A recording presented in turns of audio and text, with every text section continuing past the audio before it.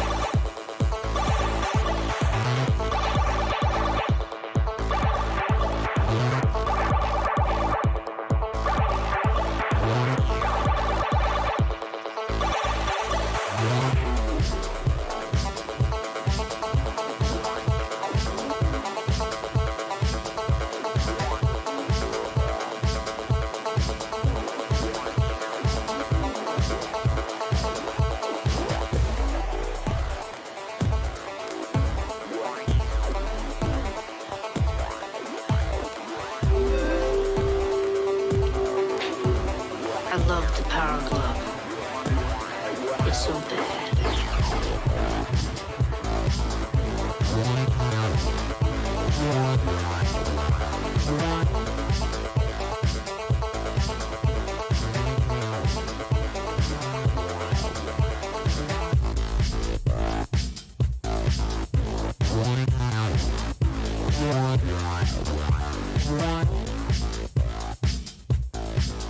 Yeah, well, just keep your power gloves off her, pal.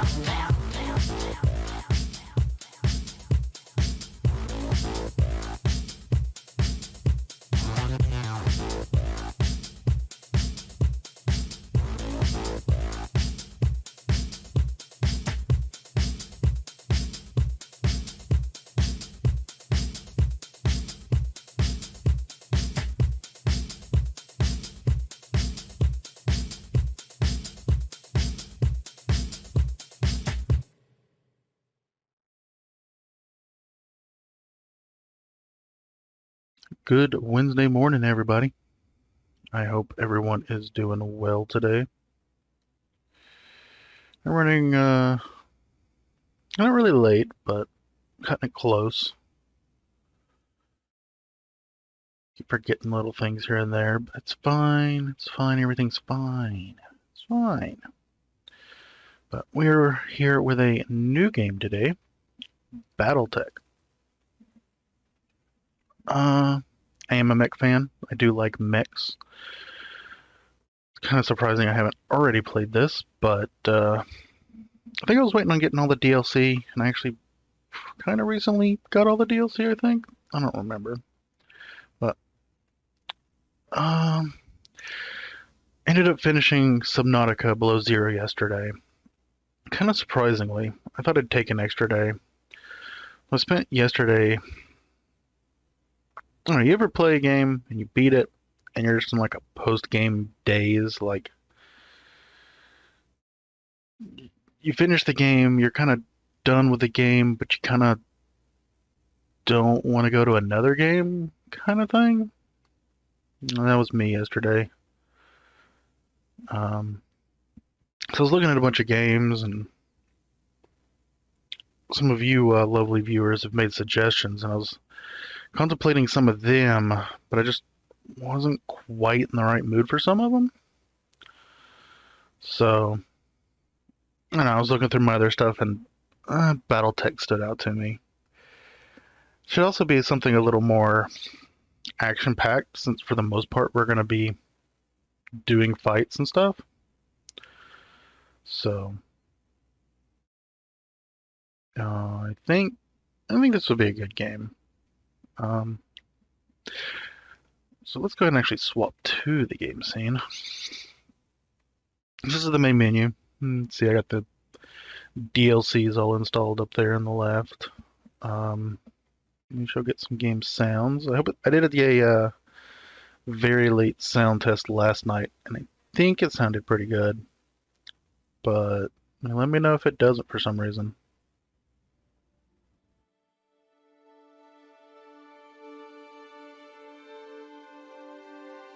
Okay. Everything's good here and there, and yeah. Oh, I need to do that, just to keep an eye on things. Okay. So yeah, this is about stomping around in mechs and political intrigue, all that good stuff. So Skirmish is just like you load up fights, and you can actually fight other people here, but we're not going to be doing any of that. I did test a skirmish. So then there's campaign and career. Campaign's like the story mode. Career is basically the same game and stuff, just without the story, I guess. My understanding is it actually starts you with like the same people and stuff. And it's just, yeah, it's just kind of, yeah, it doesn't have, there's a lot of freebie stuff apparently in the campaign as well. So I looked up the difference. But the campaign, once you beat it, will actually basically convert into a career game. So, recommendations are play the campaign first, and then future playthroughs you would do like career. There are also quite a few mods for this game, which we are unmodded, but this could be something I might play in the future, modding it. And I forgot to do something, because it's fine, it's fine.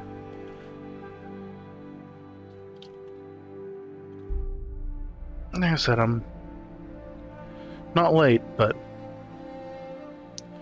I am kind of running a little behind. There we go. Nope, that, then that, there you go. Hello, Pearl. Pearl Monahan. Hope you're doing well. Welcome to the stream. We were just starting up some BattleTech for the first time. I have never played this before. I kind of went through this. Oh, I need to... Well, that shouldn't matter, but...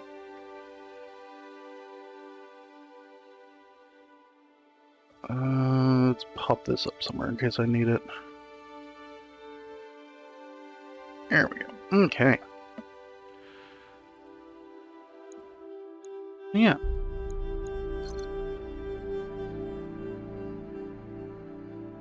Yeah, there's a tabletop game. I've never played it personally. But yeah, no, there's a tabletop game based on this, or not based on this, but this is based on, yeah, the tabletop game. when I was younger, I've played some of the Mech Warrior games, which are more like action-based video games that are based on the BattleTech tabletop game.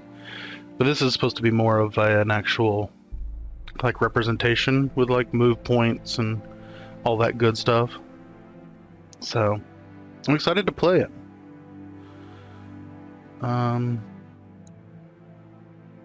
Yeah. So let's find out how it is together. Custom campaign? Oh, that's interesting. Yeah, we'll just do the standard campaign. Do it how it was intended to be played.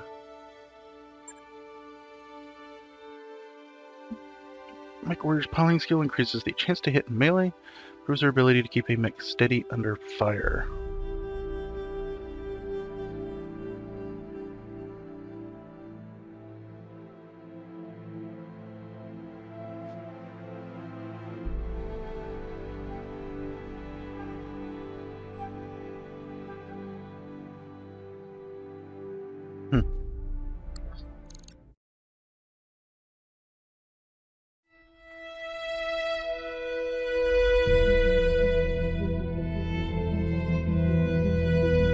I am Kamea of House Arano, High Lady of the Oregon Reach, Protector of Coromadir, and the Sword of Restoration.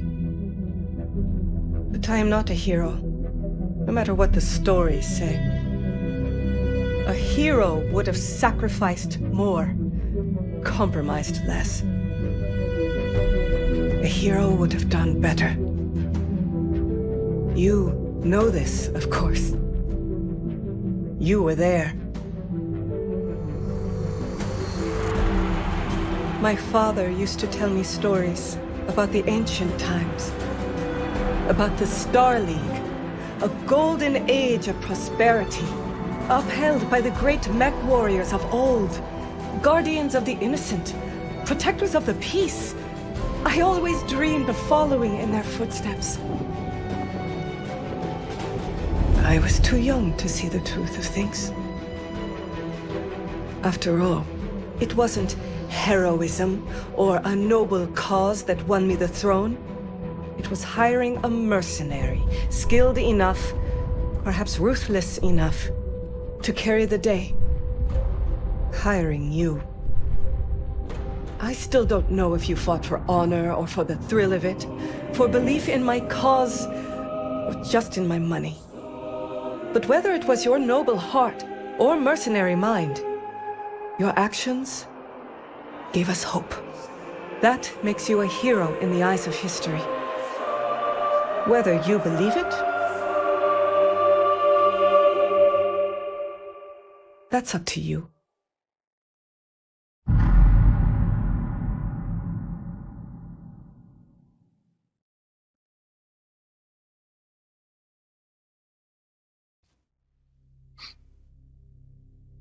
Okay, so like I said, I've never played this before, and I've not watched too many people play it.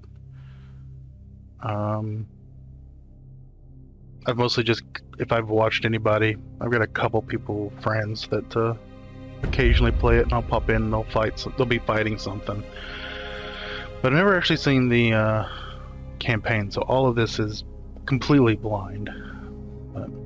Welcome to the Oregon Reach. The Oregon Reach is a small kingdom in the Rimward Periphery, a region of space that lies at the outskirts of the more densely colonized Inner Sphere.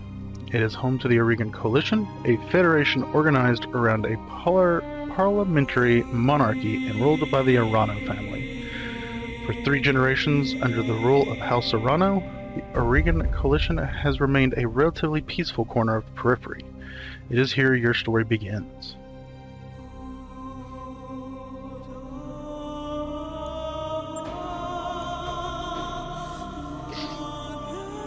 Seeing your friends play it, yeah, you know. I do welcome any, if you have any, like, beginner, like, tips or tricks or kind of things. I'm definitely open to, so So some help of that nature. Decades ago, your family came to the Reach from... Oh boy. So these are like the different groups.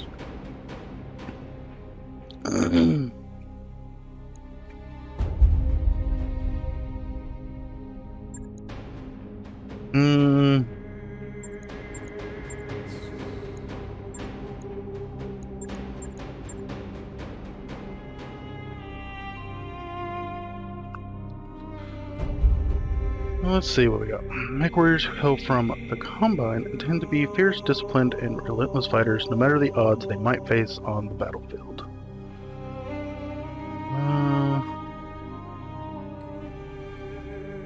So wait, these are...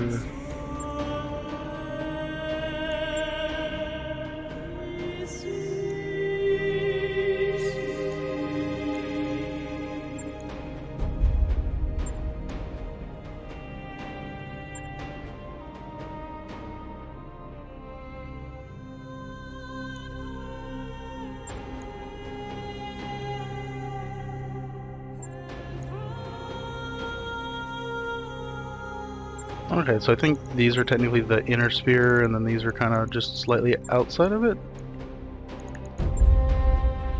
Again, all of this really doesn't have any meaning to me yet. Let's just read the first little bit of the rest. Mech warriors who hail from the Free Worlds League tend to be passionate, enduring fighters who value justice and equality above all else. Mech warriors who hail from the Federated Suns tend to possess more finely honed skills and better equipment than their counterparts from other regions of space. They often see themselves as righteous warriors and champions of liberty, sometimes to a fault. Mech warriors who hail from the Lyran Commonwealth tend to be hardy, well-equipped, and well-trained, though they have also earned a reputation for not being particularly strategic thinkers on the battlefield. Mech warriors who hail from the Capellian Confederation are dedicated and steadfast combatants, capable of holding the line and often surprising those opponents who would make the mistake of underestimating them. Kinda like them, I think? Let's see, we got the Mech warriors who hail from the Magistracy of Canopus can run the gamut of skill and fighting styles, but they often favor clever and orthodox tactics on the field. Mech warriors who hail from the Tauran Concordant tend to be stubborn and aggressive. They can be quick to anger, but they are nonetheless skilled in perceptive combats. There's no easy way to characterize mech warriors hailing from the Rimworld periphery. They can be anything from petty thugs to ruthless tacticians to skilled and honorable warriors. The nation's minor noble houses of the Rimworld periphery have long played a role in shaping humanity. The Star League's downfall began on the periphery, eventually leading to the current tattered state of these star systems on the edge of known space. The periphery is still the galaxy's frontier, where the great houses of the inner sphere still play deadly politics, petty bandit kingdoms thrive, and pirate bands prey on the minor noble houses trying to survive in this hostile environment. So this is almost kind of like non-specific. And the mech warriors that hail from the deep periphery are rare, but even rarer is the mech warrior who will admit to such an origin. Beyond the outermost edges of the periphery lie depths of space that remain uncharted and unknown to most of human civilization. Little is known about these regions, but they are far from inhabited. The deep periphery is littered with abandoned colonies and small outposts, isolated from the rest of humanity. After the fall of the Star League, General Alexander Kerensky led the remnants of the Star League Defense Force into the deep periphery, disappearing from the inner sphere and from recorded history.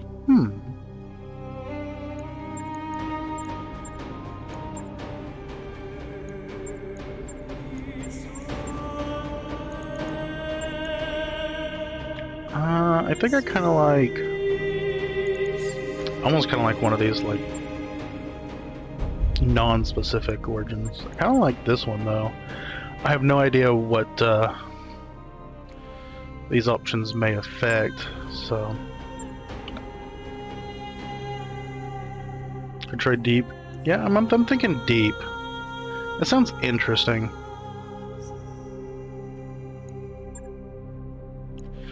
You are of noble birth. Through immigrants to the Urban Reach, your family soon established a comfortable presence in a small backwater system. The edge of Oregon's... I can't pronounce that space, but by the time you were born, your family had become the de facto ruling nobility of the system's only inhabited planet. You were the oldest child, heir to the family's titles in the ancestral battle mech, an old blackjack BJ-1. This is where you met Raju Mastiff Montgomery, a veteran of the Succession Wars, whom your parents hired on for a season to train you as a mech warrior. Raju was a strict but capable teacher, and you quickly became a skilled pilot under his tutelage. It was an uneventful life. So are all these about the same, or do they actually change at all?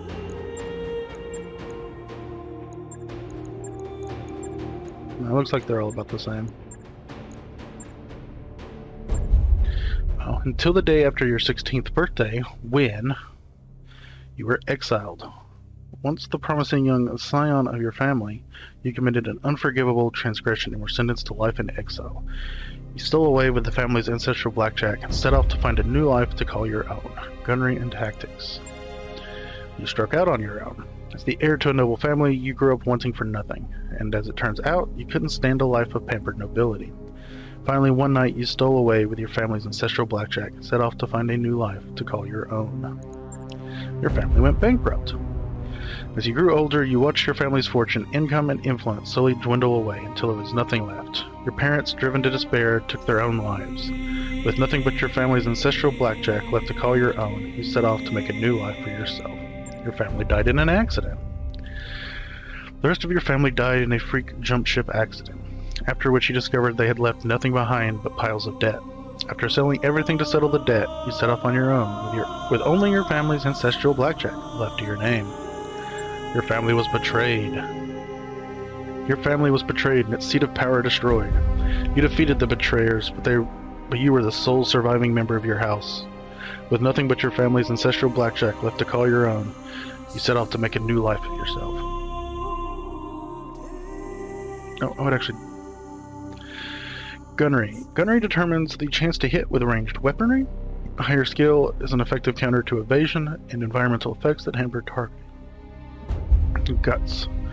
Guts improve the maximum health of mech warriors. It also reduces the penalty from weapon recoil and increases the threshold of heat that triggers overheated. So we got piloting, gunnery, guts, piloting, and tactics. Yeah, so what you got here? Piloting is melee hit, sprint distance, and the threshold of stability that triggers unsteady. And tactics is increases the effectiveness of called shot opportunities. Also reduces the penalties for indirect fire and improves the minimum range weaponry. You think accident? I'm not a fan of exiled. Bankrupt sounds a little meh.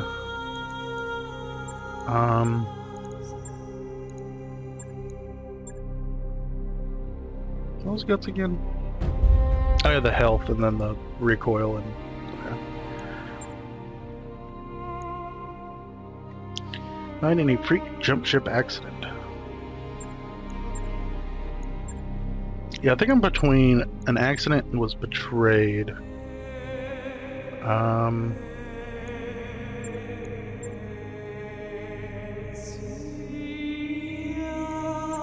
Yeah, we'll go with accident.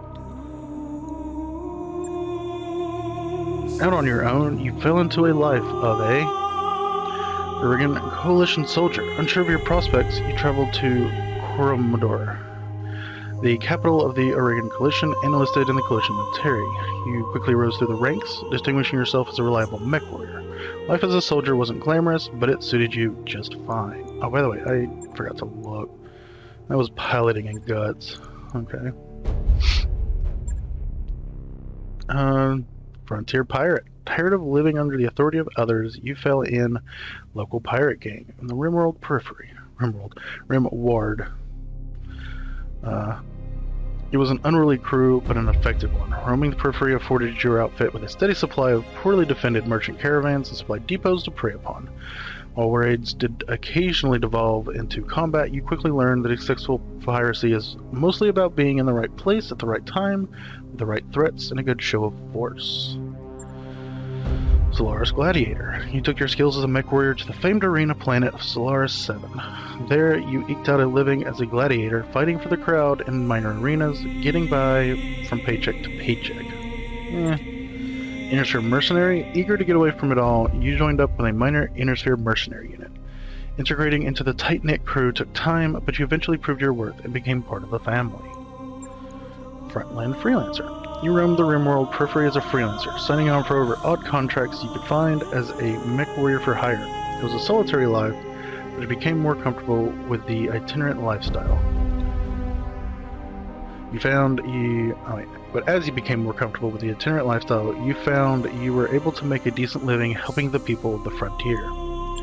And Merchant Guard. You signed on as a guard for a small trading guild, providing security as the guild's caravan made trading runs between the inner sphere and the periphery. It was a largely uneventful life, but you were able to put your mech warrior skills to good use in the occasional scuffle with pirates and uncooperative local governments. I'm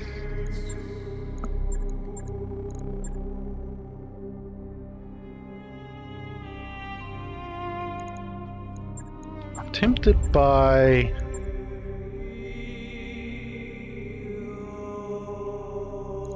Oh, the soldier's life is kind of tempting. I don't think I want to do the pirate life. The guard life sounds a little meh. I don't know. I feel like I don't like that. Freelancer is the most neutral, yeah.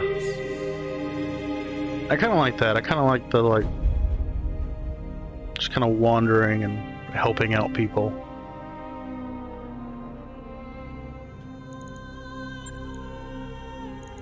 What was tactics again? It's gonna take me a little bit to effectiveness, reduce penalties, and improves. Yeah, okay. I don't like the gladiator.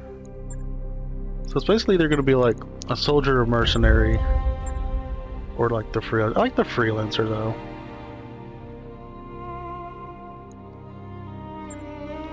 Until years later, you crossed paths with Raju Mistif of Montgomery once again. While running a routine patrol for a local government on the outskirts of the Oregon Reach, you were set upon by pirates and left for dead. Raju happened to be visiting the capital city and picked up your distress call. Upon rescuing you, he offered you a job in the House Arano Royal Guard. So it is that you find yourself reunited with your old mentor, preparing your ancestral blackjack for guard duty on the coronation day of the Lady Mea Arano.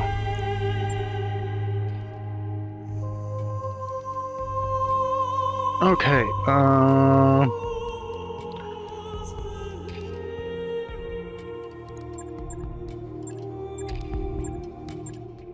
that's interesting. It also changes, oh, it just, gotcha. Just, the portraits change, but they has all. Oh, I hope this isn't too bad. So this part is easy.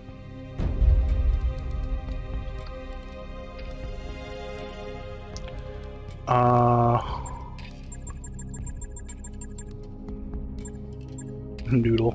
Jenkins. We'll figure this one out. Kelpie. How customized is customized?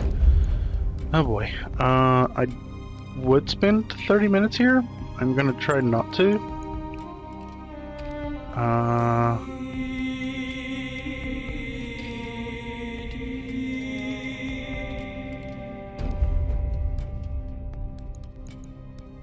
Oh, there's a lot. So yeah, let's look through here.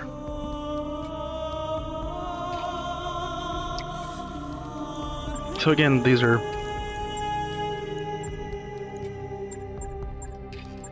somewhat customizable. Well, you have roots, you have tips, and you have the eyes, skin. lip color, makeup, which is just eyes. I have different clothing, different lighting, change the camera, and then these are... Okay, so it's not super complex. But you do kind of want like a base portrait, and then you customize that. Let's just start at the top.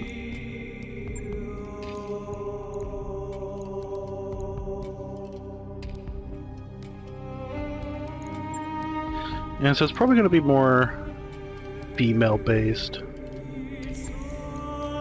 That's generally what I tend to play. Oh, that's an interesting tattoo.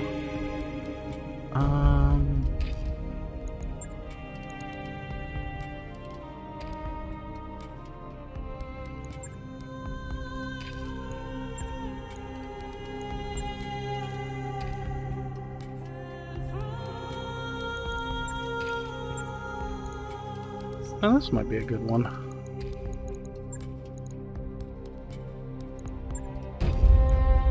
Well, that one might be good too.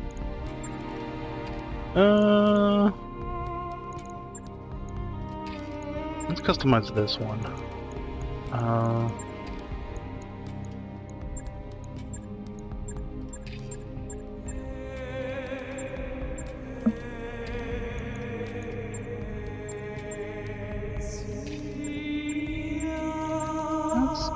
Kind of hard to... I kind of like it. It mixes. It's not just straight up that color, it looks like. It looks like it takes the roots and then alters the color, which I kind of like, honestly.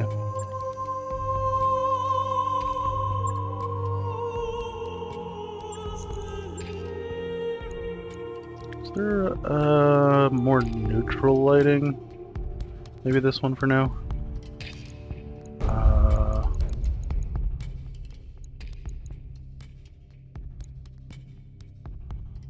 I don't like the... I think I like these clothes.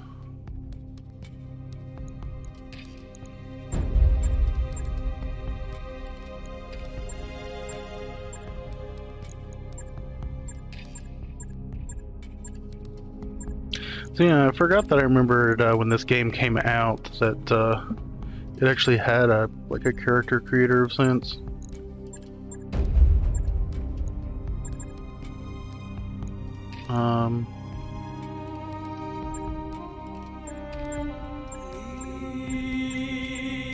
I completely forgot about that.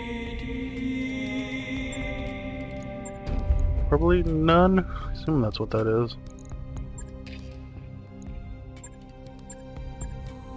And I can't even tell the difference on this for the most part. Clothing, lighting, camera. I should also look, I guess, on the left first, but it's fine. Makeup 8. I guess the makeup changes and then that would affect the makeup color, wouldn't it? I can find something that stands out a little more.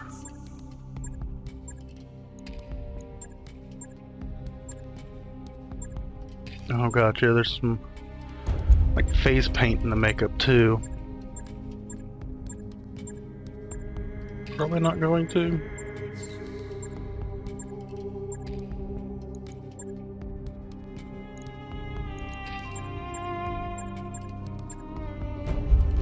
Tattoos. Probably not going to get any tattoos.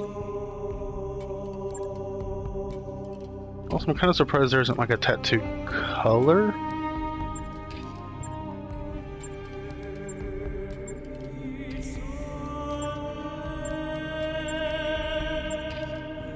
There's definitely some interesting ones, but I don't know. I've never been a big tattoo for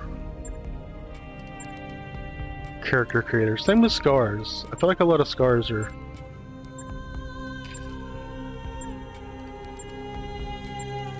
not well done. I don't know.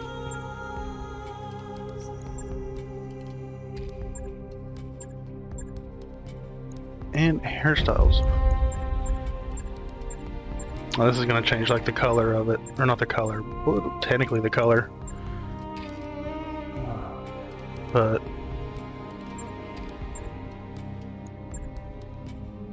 let's change the camera back to something. No, it's actually probably the best so I can see in the back. Maybe? Kinda dig that.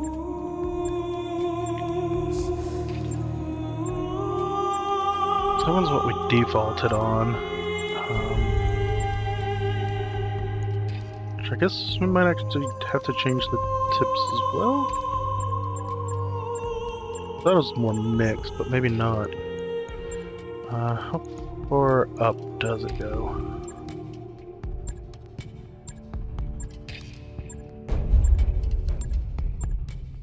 Okay, so 22. Actually, kinda dig 5 maybe.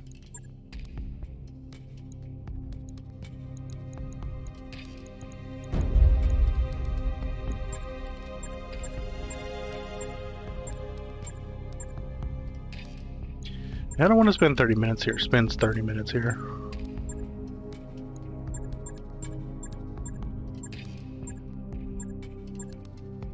I don't know. I want to go. Also, did see this hairstyle. I don't know.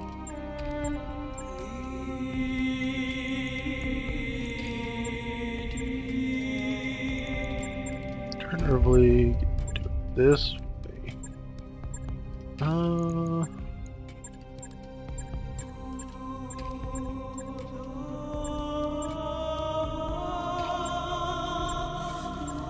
Yeah, let's just keep it all one color. Oops. Eyebrows.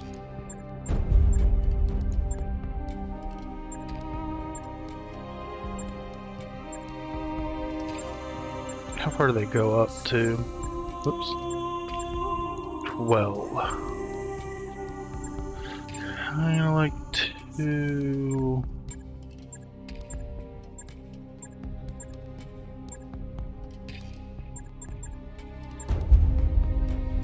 We're gonna do that though.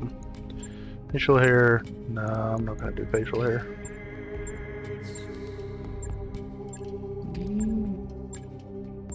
Do have some interesting facial hair though.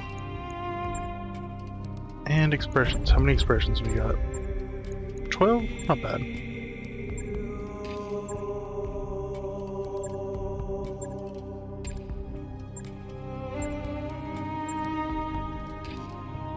Nine.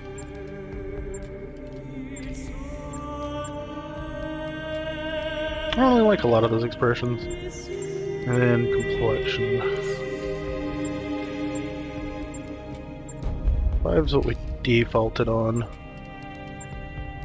Which is probably honestly what I kind of like.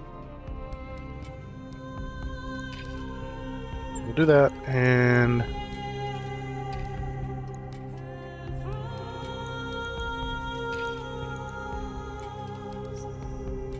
probably go with this.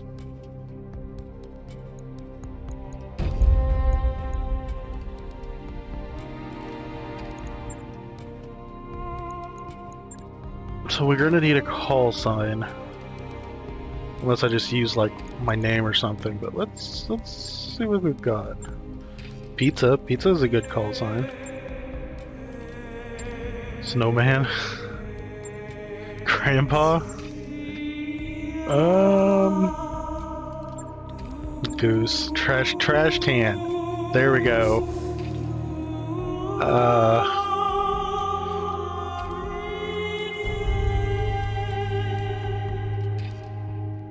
Call me the trash man. I think I'm gonna go with trash can. It came up, and yeah, if you've seen any of my other streams and stuff, or yeah, lots of raccoons and stuff generally, and it just works. We're just gonna go with trash can, I think.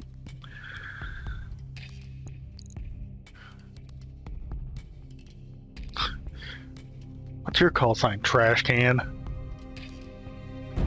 Remember, it's trash can, not trash can't. Your character background. Decades ago, your family came to the Oregon Reach from the deep periphery. The day after your 16th birthday, the rest of your family died in an accident. Ooh, day after my birthday. Oof. And out on your own, you fell into a life of a frontier freelancer. I am Trash Can, Keandra Swiftfeather. So yeah, kinda even stats. Basically you start at 2 and then these give you some kind of like gunnery, technically like all of them. But it is what it is. I could potentially like min-max maybe with stats, which I do have a bad habit of optimizing in a sense, but I also really try to pick based on what I actually like. So yeah. Let's just take this and see how it goes.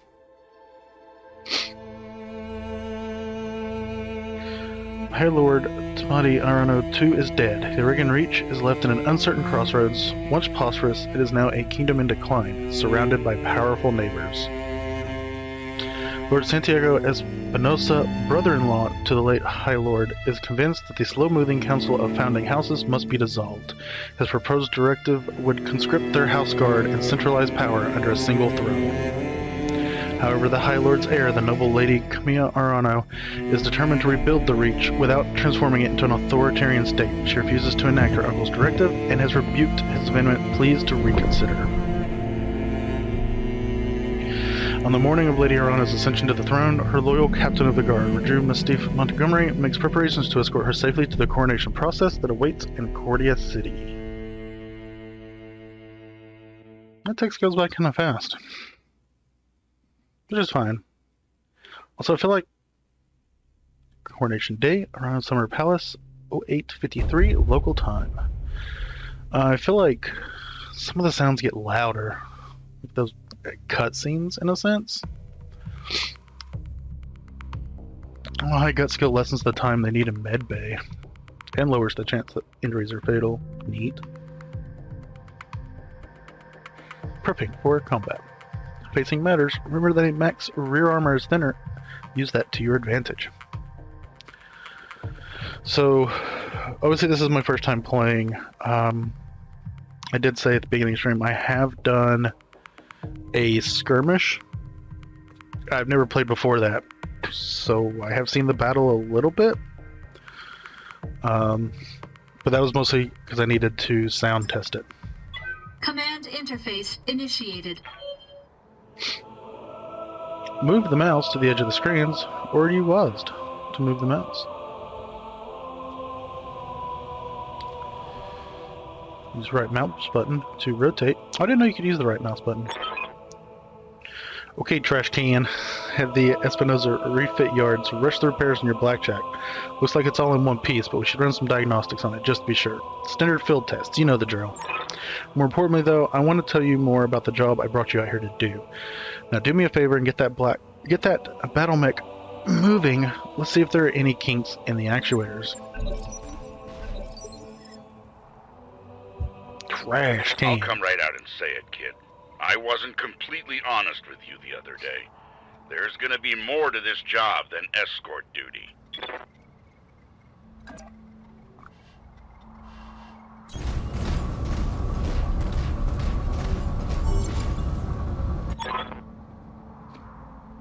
I brought you here because there's something wrong in the capital. It's been too quiet since High Lord Mahdi's funeral, and I'm worried about Lady Camilla's safety during her coronation procession. Anyway, it looks like your actuators check out. Let's conduct a weapons test. Target one of these burnt-out old urban mechs and open fire. Like I was saying, I can't prove anything. But my gut tells me something's off. And a warrior trusts their instincts.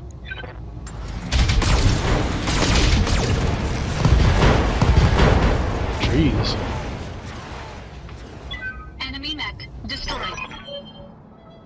Good shot. Your guns are in working order at least.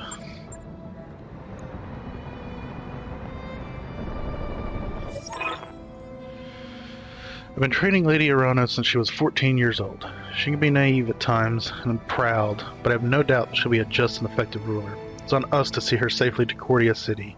I'll rest easier once she's in the capital, with her cousin Victoria by her side. Lady Victoria, well, she's only been training under me for a single season, but she's already shaped herself into one of the strongest mech warriors I've ever seen. Reminds me a lot of you, truth be told. Anyway, we should run a check on your targeting computer. See that drone over there? The one that's moving through the tree line? Put some her on it for me, and then when it turns, take it out with a rear angle shot. After it's down, we'll keep moving. Kamea's like a daughter to me, and her late father, High Lord Tamati, was a good friend. All weapons committed.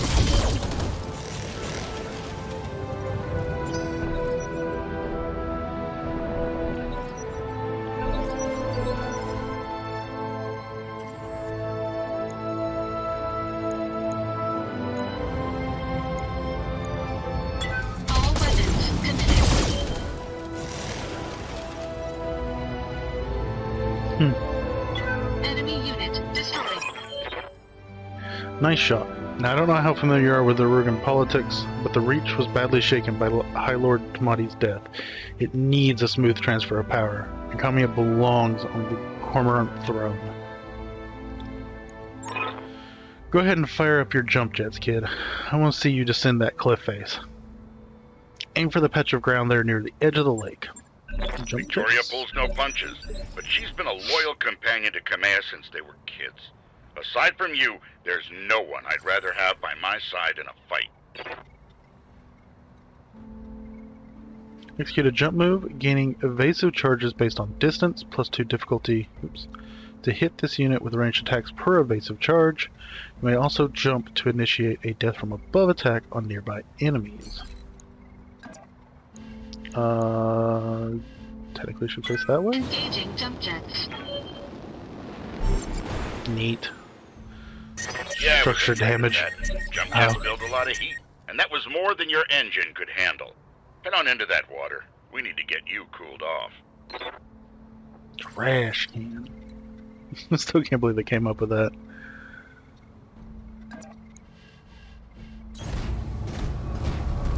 I am looking toasty. Warning, plasma leak detected. Jump jet malfunction. Jump jet systems damaged. System inoperable until repaired. Oh, for the love of all the gods. This is what I get for insisting on a rush job. Not that I had much of a choice. Espinosa refit yards were backlogged like you wouldn't believe. Looked like they were trying to process every single Royal Guard mech in time for the coronation. There isn't any time to get your jets replaced. We're going to have to make do without them. Go ahead and take that mech down with a melee attack. I want to be sure nothing else is going to break on your blackjack before we take it out on the Cormorant Road.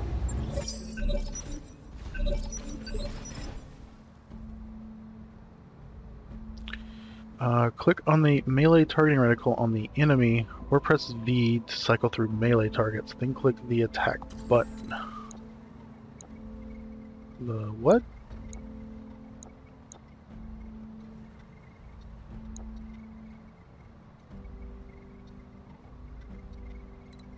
Wait, do I have V? No, I don't have V on my pad. Let me go ahead and bound to V there.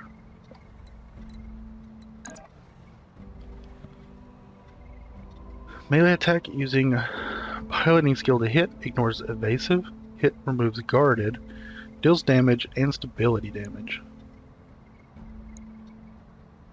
So how would I guess if I just target it, it does it? This is one of the things I didn't understand when I was doing the skirmish, was how to do melees, but I think this is okay. Whoop, weird camera. Engaging physical attacks. Jeez. Good hit. At least that's solid. Alright, one last test. I want you to take your blackjack up to a sprint and evade my attack. Push that engine, kid. If something goes wrong today, I want to know that your mech can maneuver. Click on me. Click on the sprint.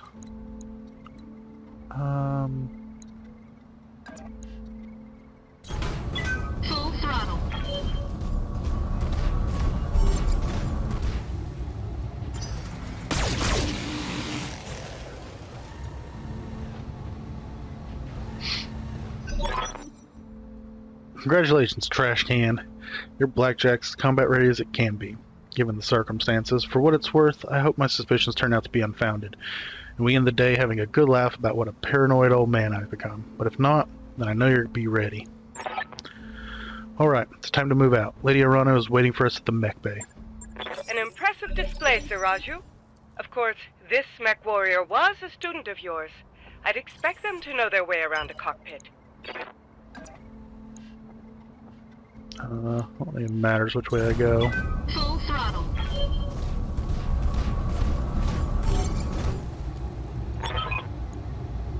Trash can, allow me to introduce you to Kamea Arano, the soon-to-be High Lady of the Oregon Coalition. Is Lady Victoria on this channel? For the time being, my father has summoned me to the Picton docks. I have a fleet inspection and a tour of the family refit yards to preside over before the coronation. Behold the responsibilities of a noble daughter, a fount of tedium that never runs dry. I know the feeling, cousin. By this time tomorrow, I'll be responsible for the entire reach. Give my best to your father, and don't be late for the tourney. The gambling dens are already taking bets on how long it'll take me to cripple that customized monstrosity you pilot. Bold words, cousin, but the only victory they'll be celebrating is mine. You may be ascending the throne today, but my Kaga is more than a match for the family heirloom that you call a battle mech. And in the arena, I reign supreme. We'll see, cousin. We'll see. At any rate, I will see you at the tourney grounds. Sir Raju, I am ready to go when you are. Overland, along the Cormorant Road, as is the Arano tradition. Alright, Kamea. We'll get you there in one piece. Trash can, fall in behind me. I still can't believe it came up, trash can. And remember what I told you. Mission successful. We did it, chat. We did the tutorial mission. May all missions go as smoothly. The further a unit travels during its turn, the higher its evasion and the harder it is to hit. That's good to know.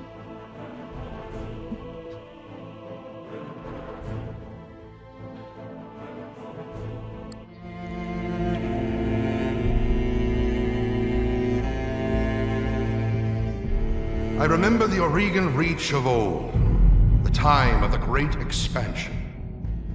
I was just a boy then. Proudly we went forth, bringing the light of our coalition to so many systems. And for what? To see our great kingdom slowly waste away? Year after year, the Council deliberates while our economy falters, and the wolves bay at every door, while covetous neighbors plot against us. Well, I say, it can go no further. We are here today because if Lady Arano will not act, someone must. I know what I'm asking of you. You will face former comrades, or even loved ones, on the battlefield. I take up arms against my own niece. But remember, today we sacrifice so that tomorrow we can return our kingdom to its proper glory, to its proper strength.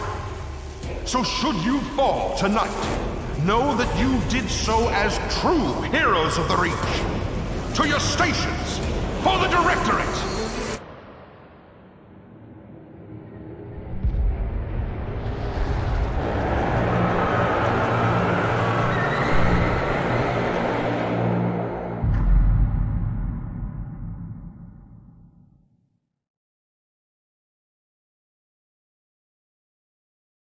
Good morning, Tark. Hope you're doing well.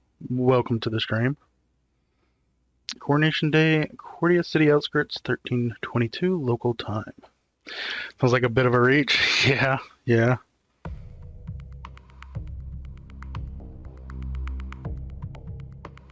I hope you're doing well today.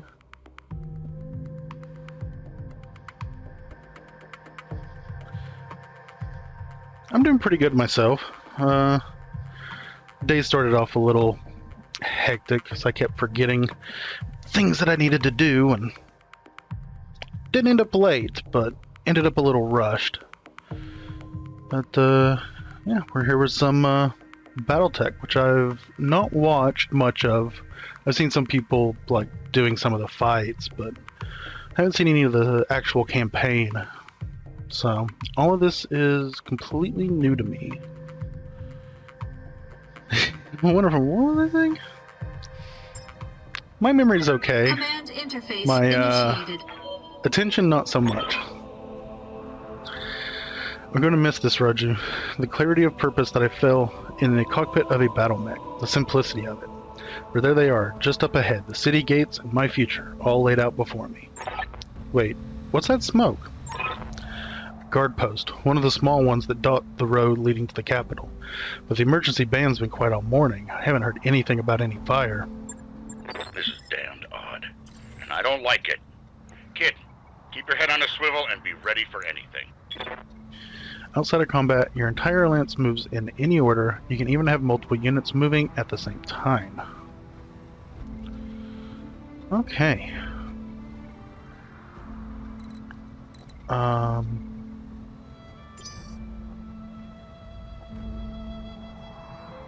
One second.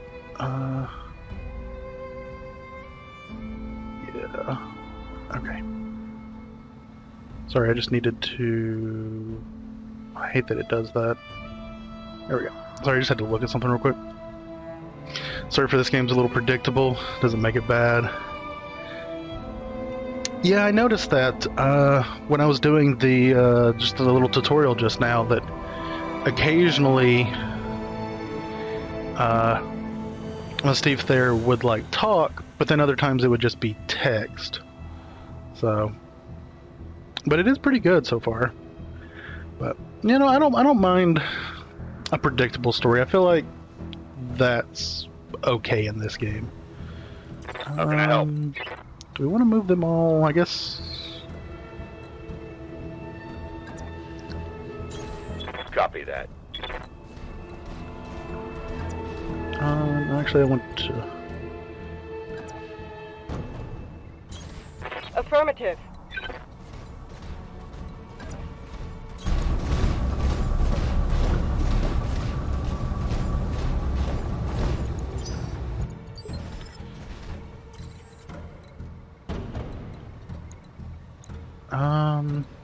So wait, what did that say about the road? Units travel faster along roads. Oh, that makes sense and good to know, I suppose.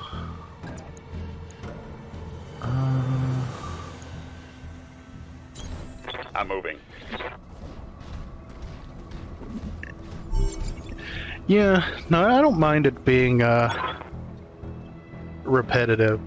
I'm mostly interested in like, I mean, each fight's going to be a little different, and I really like the aspect of, you know, getting the salvage and having to build up and, you know, gear out the mechs and such.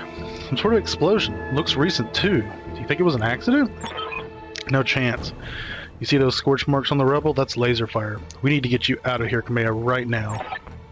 Yes, I think you're right. There's a patrol of Royal Guard mechs up ahead. We should go to them. Whatever's happening here, I won't let it derail your coronation. Your people need you. Thank you, Raju. I will prove myself worthy of the faith you've placed in me. Of that, I have no doubt.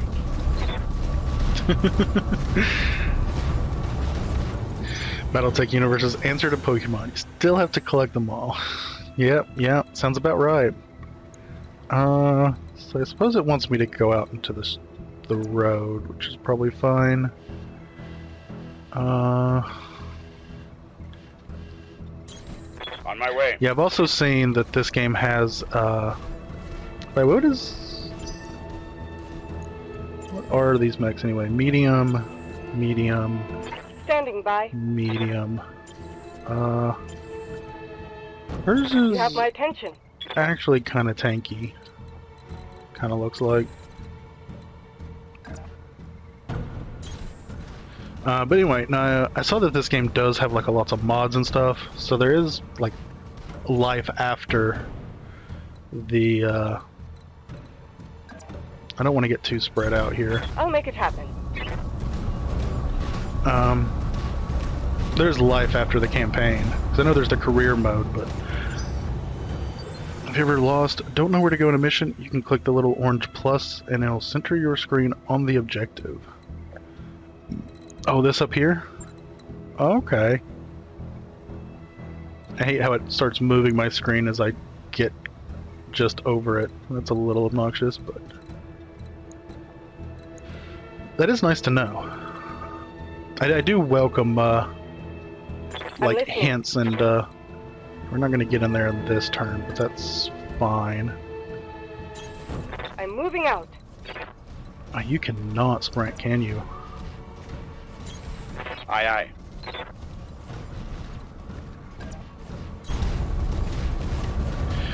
Mods are great. Make the game run like crap on lower tier machines, though. Oof. That kind of sucks. Makes me think. My computer's kind of decent. My graphics card is old, but I had recently, in the last couple of years, upgraded the rest.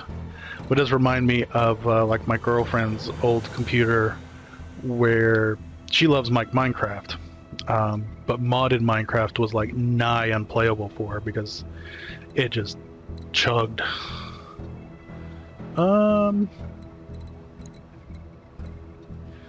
Expecting this to go bad. I'm expecting these guys not to be friendly.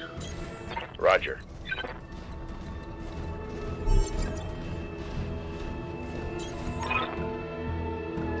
Hell, my Steve. Hell, Lady Arana. We were preparing for Lady Arana's coronation parade when we got word of a disturbance along the Cormont Road.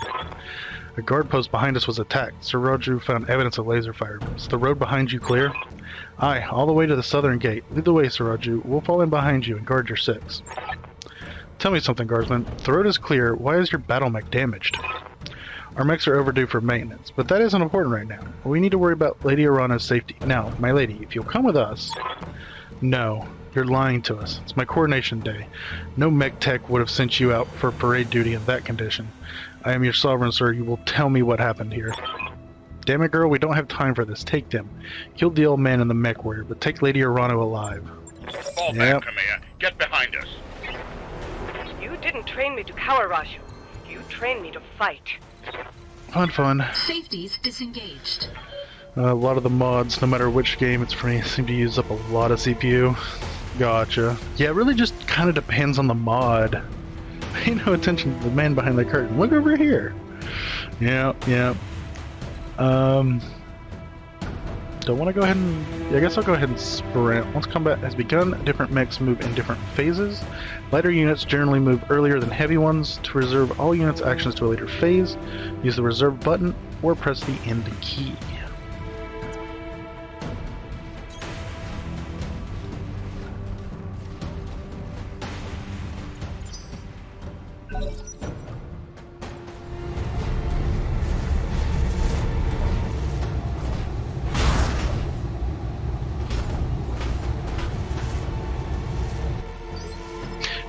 No, I knew that about the sprint. I have played a skirmish last night because I always do a test run of a game to make sure that it looks okay and it sounds good.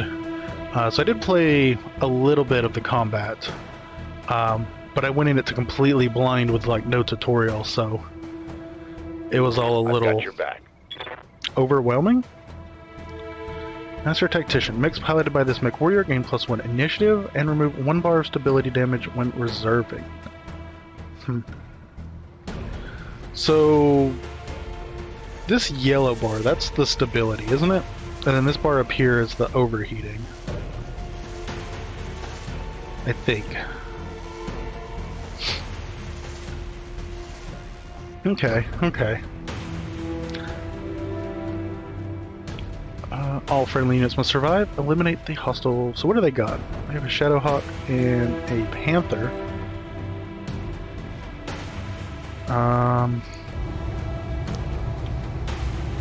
You've got a lot of weapons. Can I not target the other one? Oh, I guess the other one's off to my side, and it's not in my line of sight.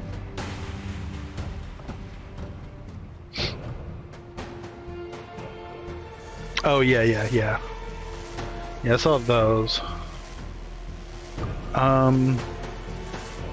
Also, are these the, like, evasion the little triangles, those are the evasion, aren't they? You get by like moving and what have you.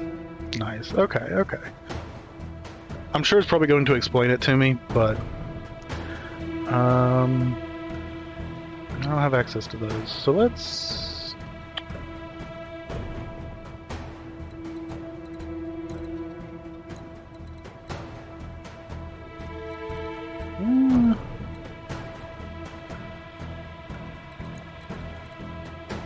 yeah, let's still.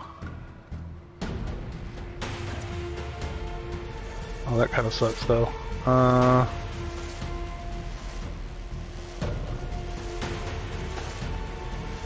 No, can we go? Yeah, that's a little better. Roger that. Yeah, I saw that about the, like each one gives you something, and then one is removed per attack. So let us attack you right here up next to us. Triggering an alpha strike. Well, that's one arm gone. Take that as a lesson.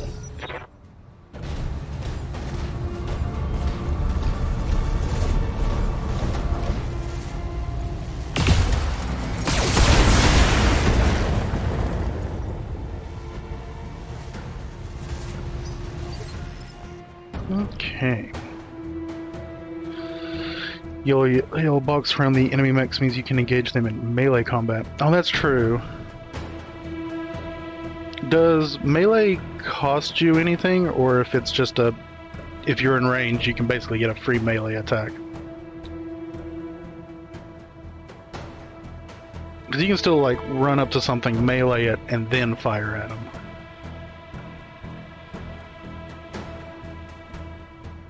Well, yeah. No, I mean, it still takes your... But it's like technically part of like the movement and not the actual attack. Or something like that.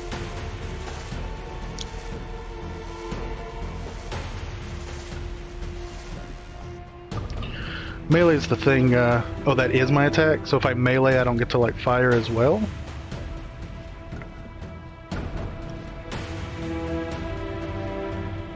That's interesting. Okay, so... Yes, I hear you. Which way are you facing?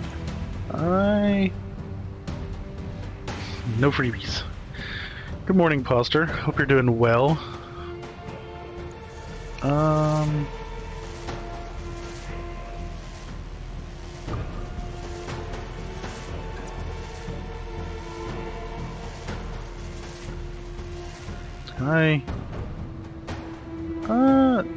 No, I can't. It's gonna be one of those situations. Unless you have small lasers or machine guns, those fire automatically after a physical attack. Oh, interesting. Okay, so if I made like more of a melee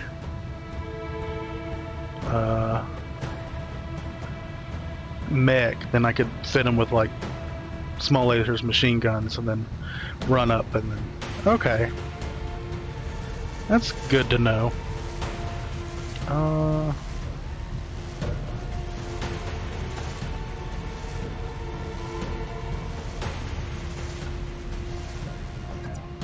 No, still not in range. And this probably be fine. I'll do what you ask.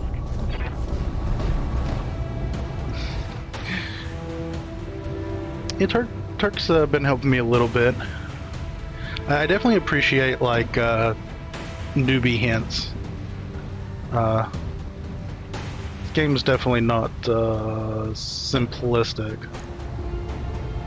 And yeah, we're gonna hit the rear.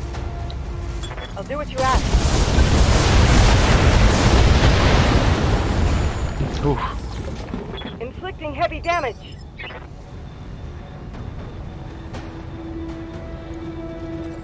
Now it's time for the crash can. So how hurt are you? You are very hurt. Oh wow. But I hope you're doing well, Poster. Hope you've been having a good day. Looks like your laser was destroyed. So you just have the SRM somewhere. Probably, yes, center. I should actually probably take you out, because you have the most.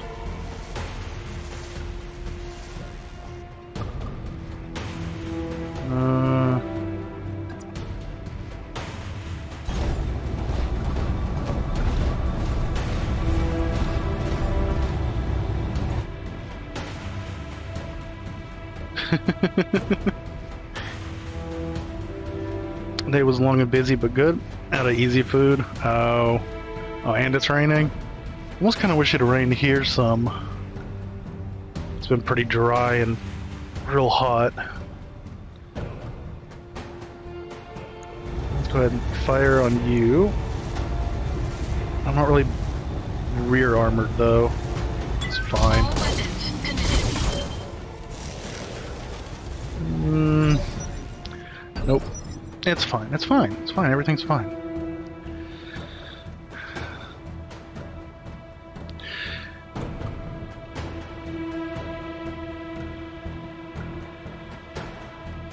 Talk to me.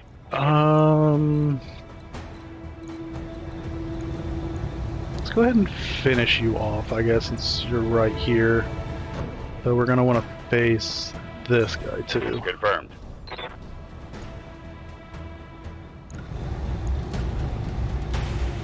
Confirmed. Damn you for making me do that, son. SRM ammo exploded.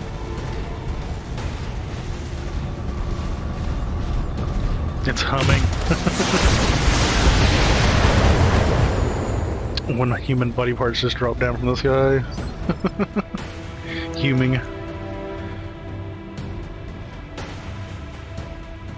And best of luck going to the supermarket. Hope you find some tasty treats. Hope you don't get too wet. Might as well. Reading you loud and clear. I want it. Let me. There it goes.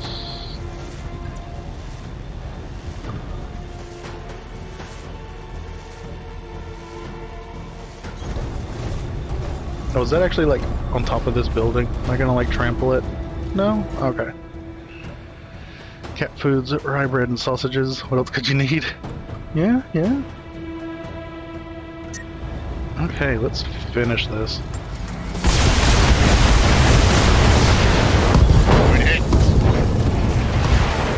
Scratch one hostile. My mech needs. Oh, I think I overheated a little bit. Kamea, can you hear me? Alexander, we were just attacked. The Royal Guard, my own guardsmen, tried to take me prisoner. It's happening here too. The Royal Guard are killing one another in the halls. Lord Carosa's house guard just got gunned down in front of me. The Turning Pavilion is a slaughterhouse. I won't let these seditionists or whoever they are steal my birthright. We need to rally every loyalist we can find and make a push on the capital. I'll take the throne by force if I must. Go to Rotorio Township, to the armory. Your soldiers are using it as a rallying point. I heard Lord Decimus send his house guard there a few minutes ago. Someone's here. I have to move. Rally what forces you can and meet me at the tourney grounds. Be safe. You heard him, Miss Steve. Rotoria Township. We'll go there, rally our fighters, and march on the southern gate with an army at our back. Kamea, I know that you and Lord Madeira are friends, but we can't take what he told you on faith. Right now, you don't know who you can trust. In this case, we do. Alexander's been my closest friend and confidant for as long as I can remember. His loyalty is beyond question. I trust him with my life and yours. Now take me to the armory. As you command, my lady. Traitors in the guard. Hope the cat food and bread aren't going to be used together. Follow me. Keep close and remember your training. Things are likely to get ugly between here and there. Oh, gotcha. Yeah, I need to... Tell me what you need. Oh yeah, she's overheating. Take structure damage each turn while overheating. Attacks with a single weapon, ignore cover, and guarded on the target. Ooh. Should probably actually look at some of these, like, abilities. Obviously, I don't have any. How can I help? He had sensor lock. One of the mechs I used in the skirmish actually had sensor lock, and that was actually really nice. Then multi-target, and then master tactician. I don't know what these are though. Standing by. Oh, is breaching shot passive? Reading you loud and clear. Oh, it is a passive. Oh, attacks with a single. Oh, so if I just select a single weapon, because I know I can go over here and like turn them off. So if I just have like one weapon selected, then it's considered a breaching shot.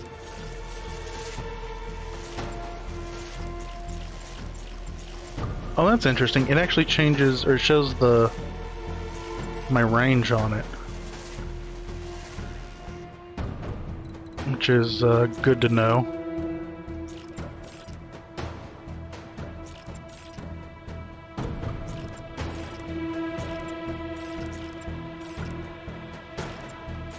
Okay. Yeah. You know, but it's handy if you don't not in a good spot to attack, or if you know you really want to focus on somebody. Okay, so we're going over there, which also doesn't look good. Can we go above? I know we can follow the road, but I feel like following the road's not always the best option.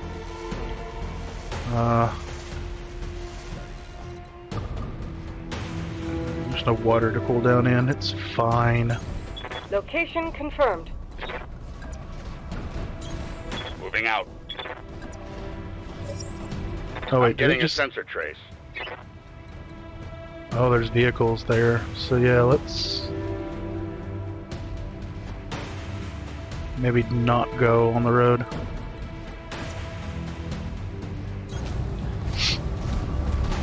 Most typical use of sensor lock is for indirect fire. Oh, using LRMs to hit targets that are behind cover. Yeah, see, something like that would definitely be. So we're actually in combat now. So Talk to me.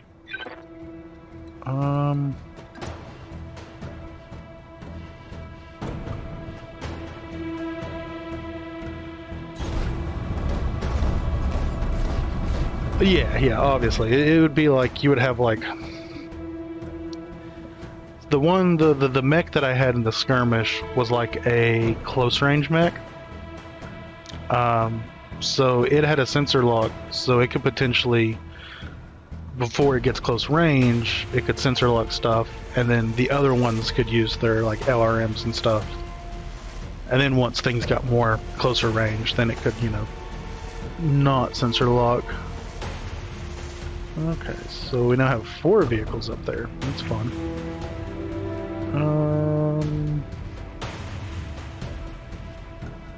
Speaking of, do I...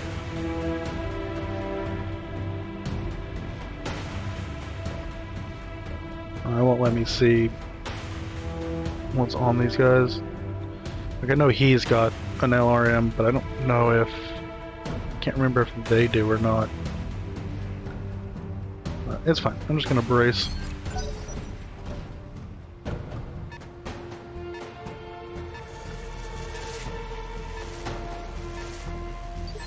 Does height play any role? Like if I have the high ground, does that incur any advantage for me? I'm listening. I need to get you a little closer. So you do have an LRM.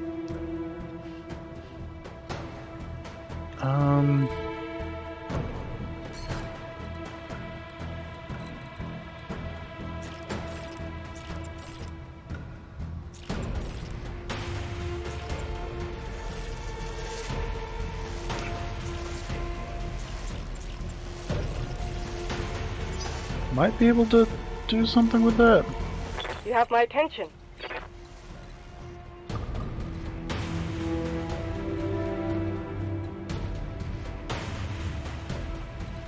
Mm.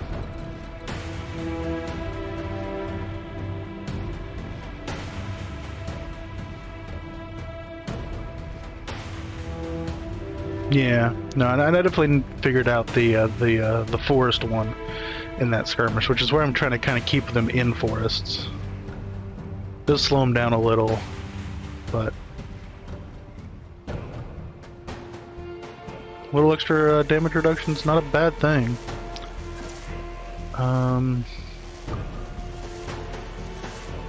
Let's go there. Confirmed.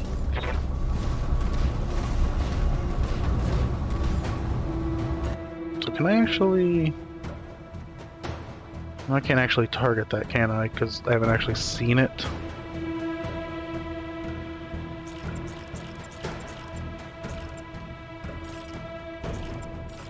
It's not actually showing my range right now.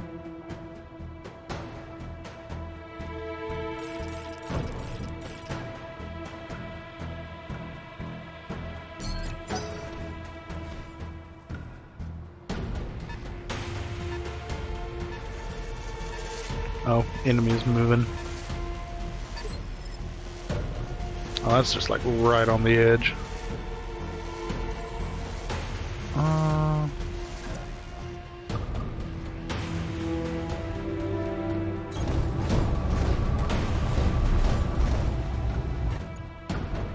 And you're all ACs and lasers.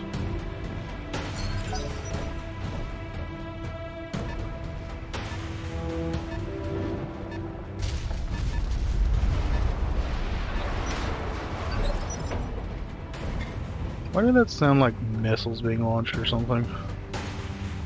I've got your back.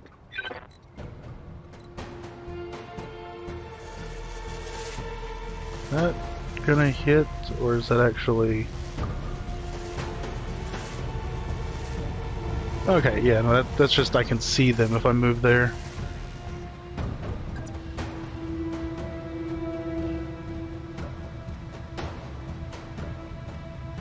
Should be fine. Affirmative. Height does affect your targeting numbers, but not so that you'd notice.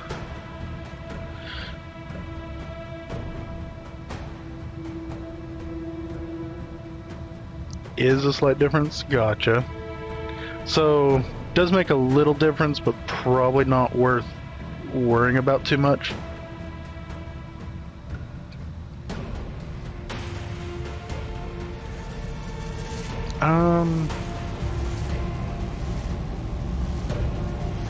I actually don't have a lot of armor. I could probably take these out pretty quick.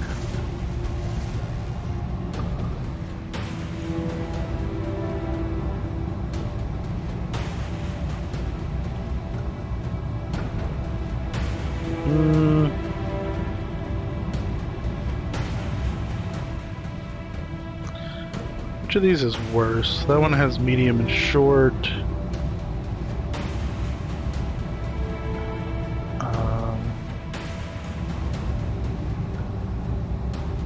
That has machine gun and AC5. Wait, what are those icons? Ramshackle. It's been kept in poor condition, barely holds together, only carries 25% of its normal armor, and weak against melee. Melee attacks do double damage to vehicles. Oh, that's good to know. Okay,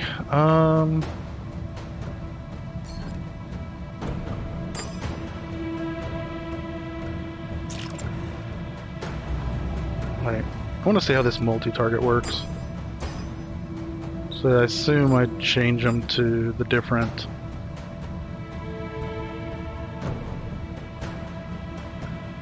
Let's do that, see what happens. Here we go.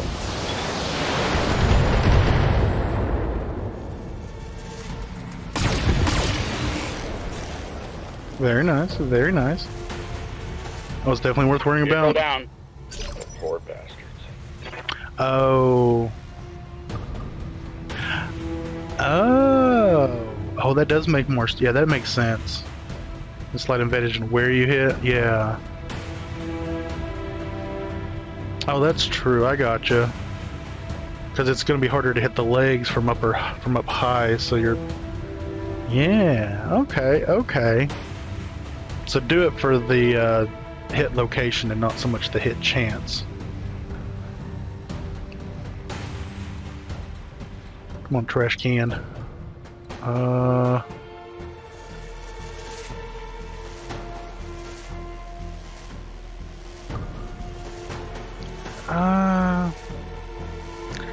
I almost kind of want to send somebody up here.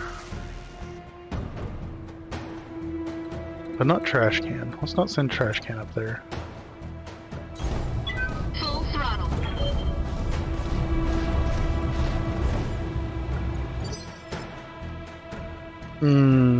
Yeah, that's true. So it's very much a risk-reward kind of thing. Yes, I hear you. How far can you sprint up here? Confirmed.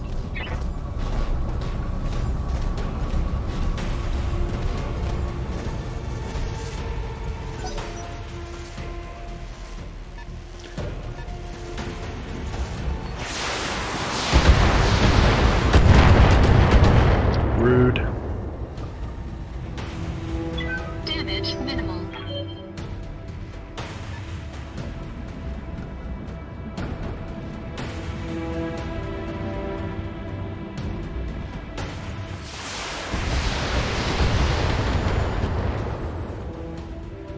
What did I just say? Damage minimal.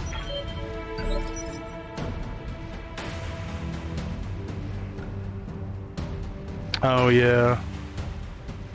I could definitely see that. The tutorial had the little jump jet. Of course, it like broke for story reasons, but you know, I can definitely see it being good for maneuvering around. How can I help? Can I reach you? Can you sprint in melee? Also, why can't I? Oh, I'm up on a cliff. Speaking of backtracking, it's fine. Can I multi-target here? Probably.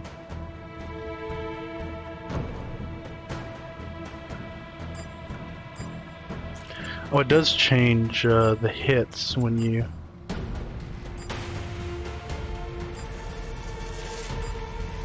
Okay.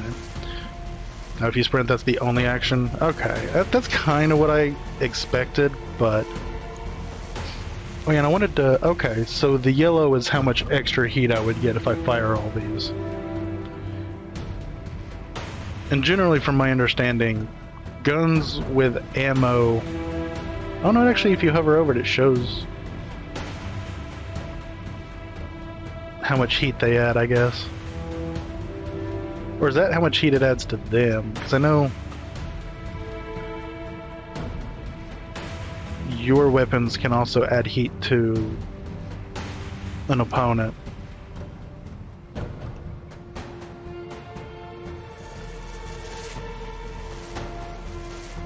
Oh, and stab is stability. Okay, so stuff with like ammo does stability because it's got a physical impact.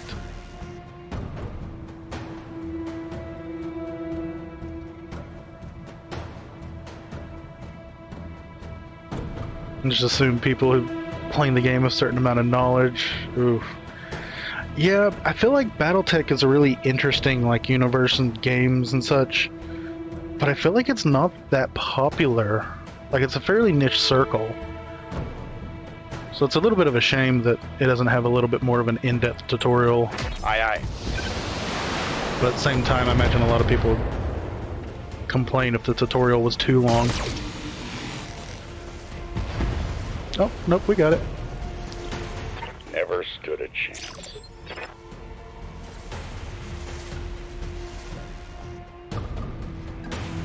Okay, Roger. so... Cooling down. I just wanted to get him around and then we can progress forward, because I assume that there's going to be more baddies. Um...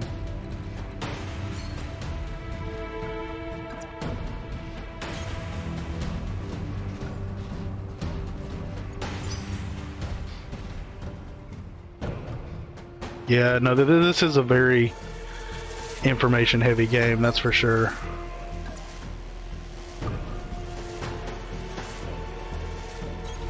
I'm on But the in a move. sense, that's kind of the reason I wanted to play it, is, I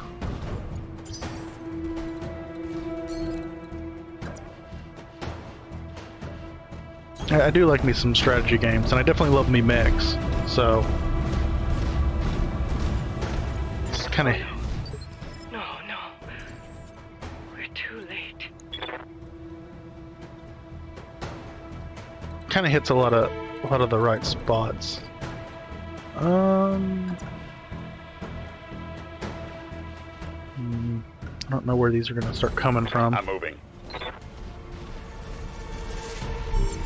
The learning curve for these games is pretty steep. Yeah. Command, do you read me? It's Espinosa, your uncle. Do you hear me? House Espinosa is usurping the throne. It can't be. My uncle, Victoria. Man, I just watched an Espinosa battle mech plow through an alley full of civilians. This is happening, and it's happening now. Your loyalists have fallen back to the market district. That's where they're making their stand. What's left of the Royal Guard are doing their best, but there's something wrong with their battle mechs. Wait, what's that sound? Oh gods. Alexander!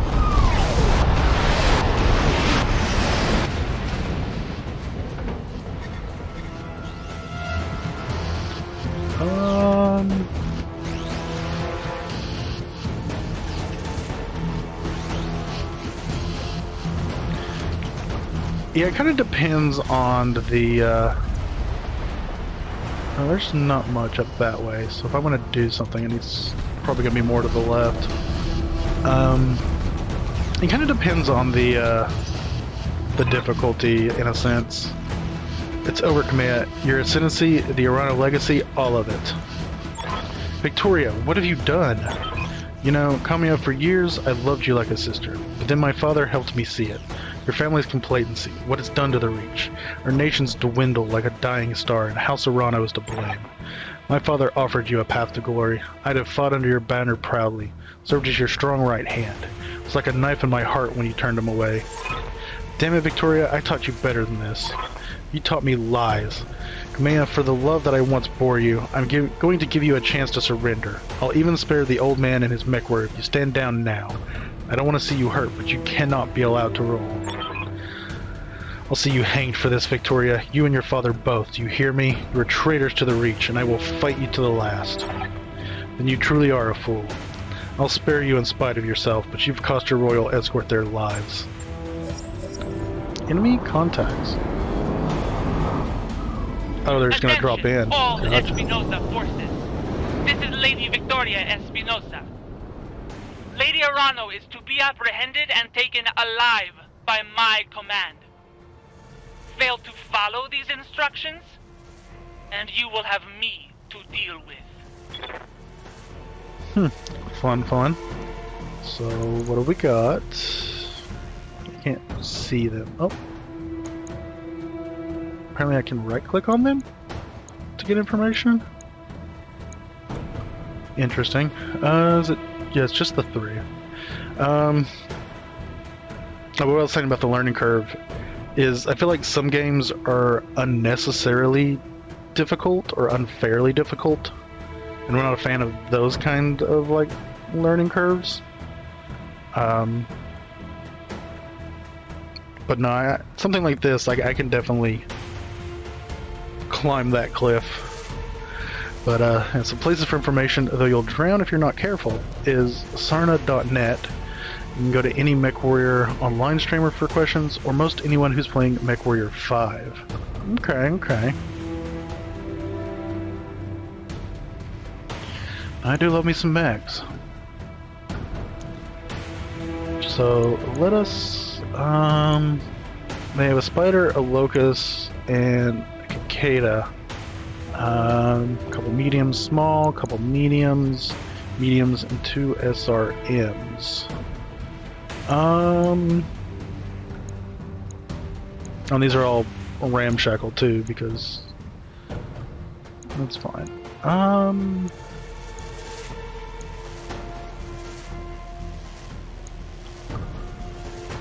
So I know you can hover over a body part and it'll tell you what's in it. I kind of wish you could hover over the weapon and it would tell you what body part it's in. Okay, so this one's the arms. It's got the lasers. That's got jump jets. I all have the jump jets. Your lasers are in the torso.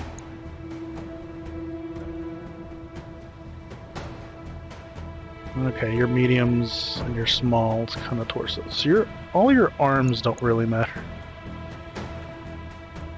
Except yours. Okay, I've got your back.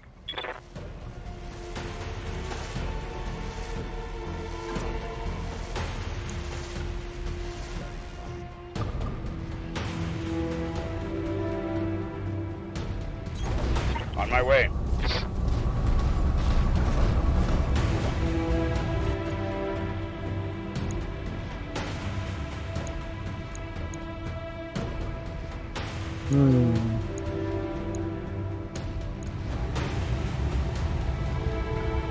So the red lines are like the sides that I can hit, right?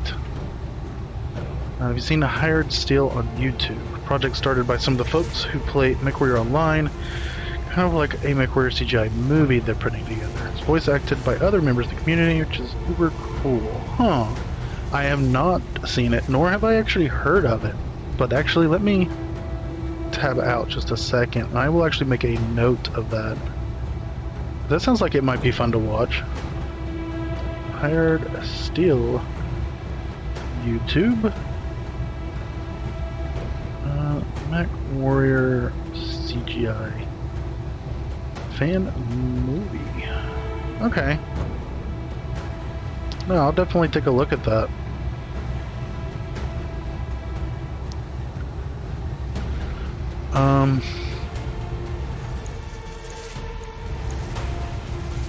Okay, so I noticed that the red kind of tells you like which sides you're gonna hit. But what I'm curious about is why is this side... Oh, it's not flashing anymore. Why was it flashing? Is that just a bug? Unobstructed line, a broken red line means there's something in the way, but you can still hit the target. Broken white line means the target is either out of range or out of your firing arc. Gotcha. Well, these were like flashing when I was first targeting it, but now it's not? Oh well, that's fine, that's fine. I'm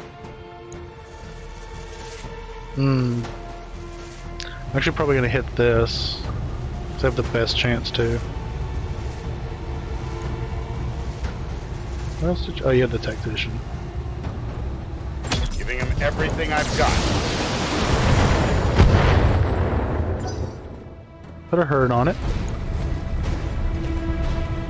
Yeah, the smaller ones are gonna move first.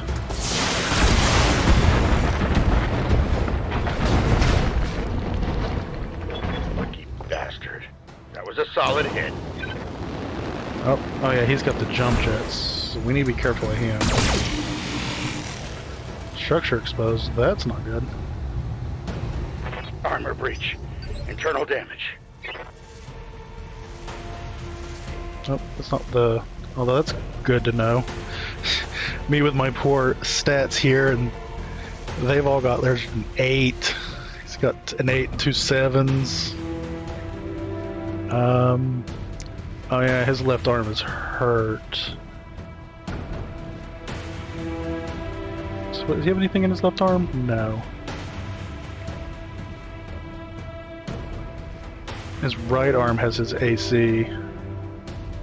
His left torso, though, has the LRM. Okay. Tell me what you need. How about you, trash can? Where can you go?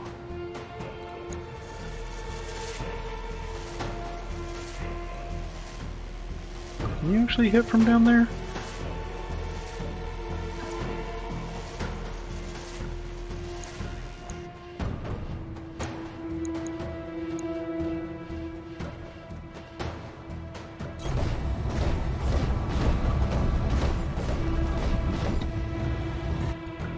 Oh, see a hex. Oh.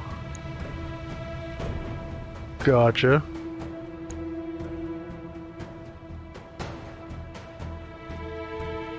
Oh, left arm of the Centurion, also known as the shield arm. Oh, interesting. Huh. So from the sounds of it, you've been around the BattleTech block a time or two. Yeah, see, this side is, or these lines are like flashing? Does that signify something important, or?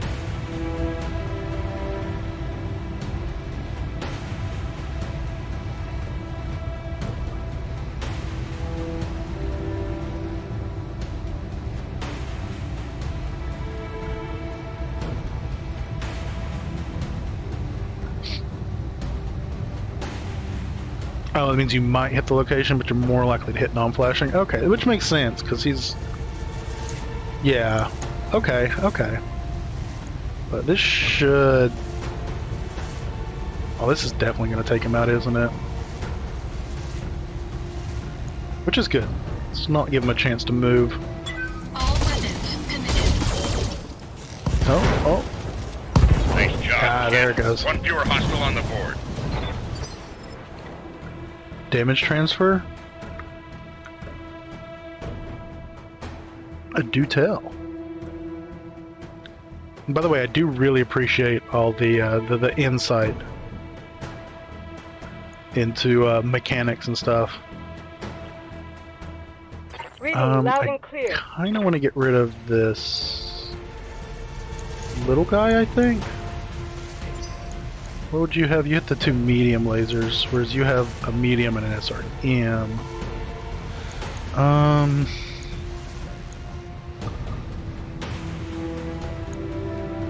And you have the least armor, so you would go out the quickest.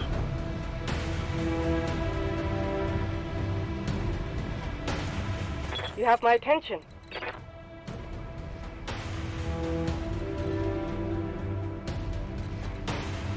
That might hit the side.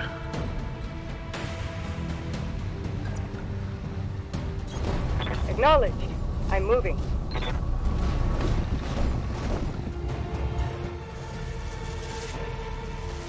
Probably don't want to multi-target. I actually don't have the greatest.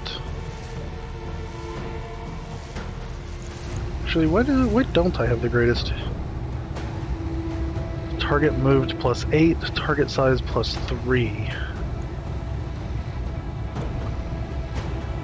Oh, so I guess because the other one jump jet, it got an even better, like, or it just gets more. Oh, it's got like 4 pips, and you've only got 2 pips on escape, or not escape, evasive, other word. Damage transfers from destroyed locations like arms and legs to undestroyed, even undamaged parts of the mech. So if you take an arm off an enemy unit, even though you haven't hit the torso on that side, if you hit that location again, that arm, the damage. Oh, okay. Oh, okay. Damage transfer moves towards the center. Oh, okay, so. Gotcha. So even though they're like missing an arm, if I fire from that location, technically in the game systems I can still hit the arm, but then that damage actually just goes to the next piece closer towards the center. Okay, okay. And technically it would even do more damage because half of it would be internal and not just armor damage. So it's not like I gotta like take off the armor and the structure of the arm and then the armor and the structure of like the left torso and then... Okay. It's good to know. It's good to know. Yeah, good to know. Let's take this one because I have a much better chance to hit, even though I'd rather take the other one out first. I'm on it. Oof.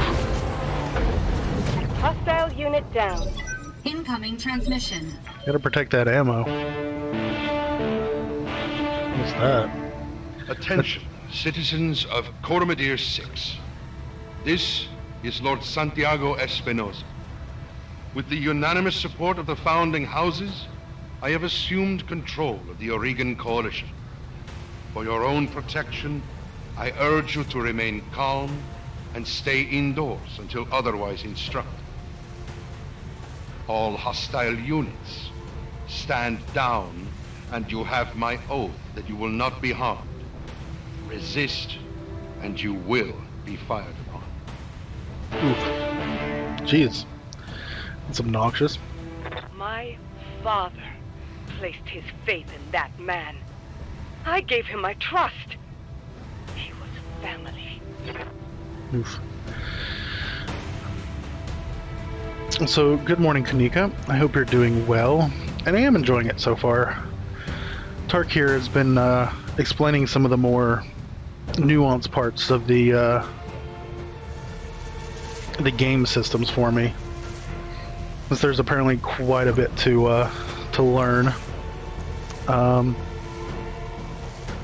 Something the tutorial really needs to explain, but gotcha. Yeah, ammo explosions are one of the most feared things in the entire BattleTech universe. Yeah, no, I can understand and definitely can see why.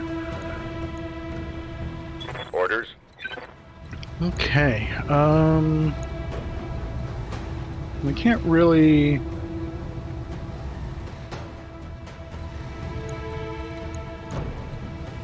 I think you had medium lasers, but they were all center, weren't they? So it doesn't really matter which way I hit. I may just stay up here and Talk to me. fire on you.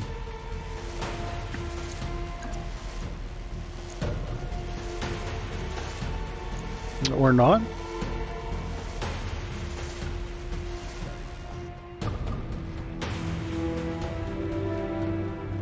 Those actually don't mention any to hit. Actually...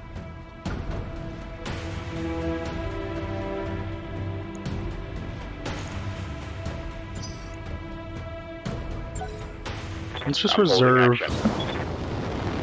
Oh, he's gonna go right behind me, isn't he? Being flanked. Meh. They punched through my defenses. That jump jet's obnoxious. It's fine. We got this, though. We got this.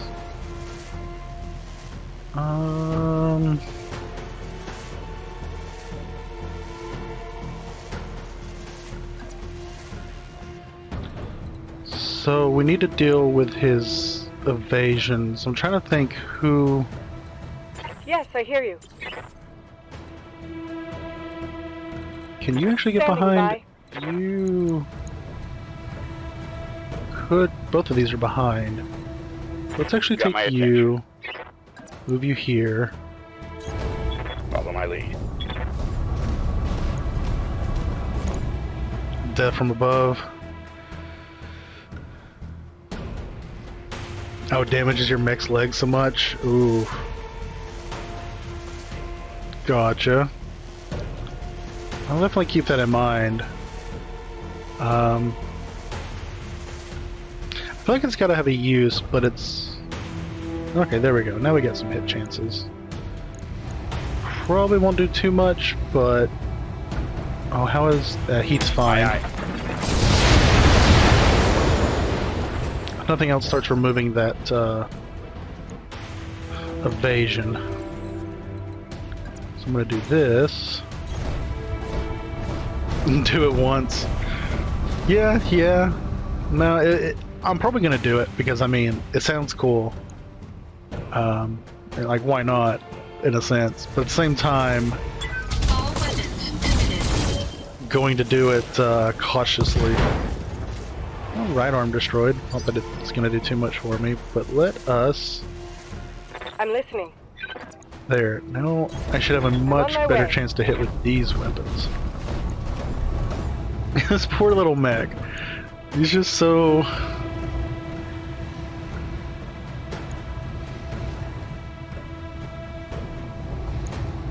Just picking on this poor little mech. Like, hey kid, give me your candy. Jump around like a little spider, but...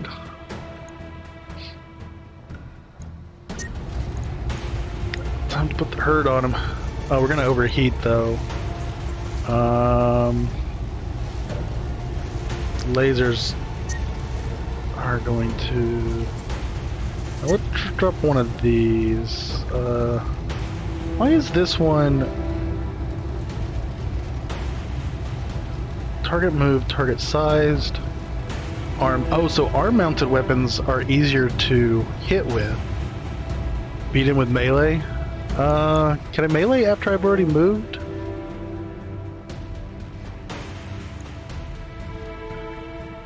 Oh. I always forget about the melee. I should.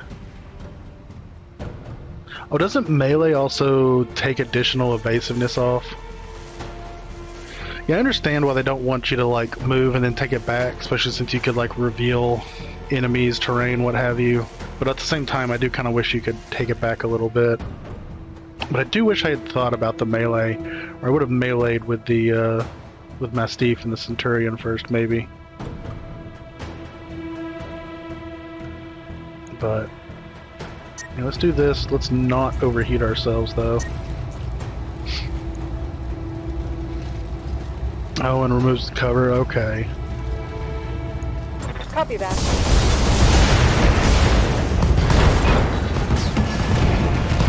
Boop.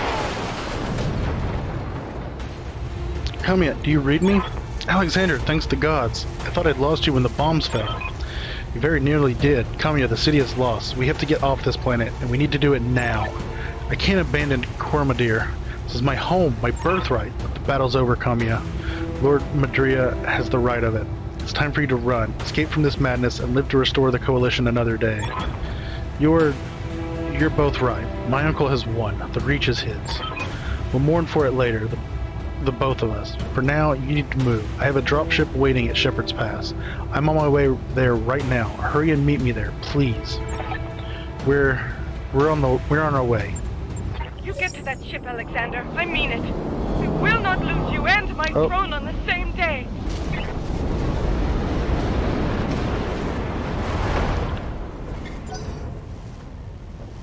Oh, that's not nice. That's just a couple of tanks. Still, he's gonna hit me in the back. Or he's just gonna miss.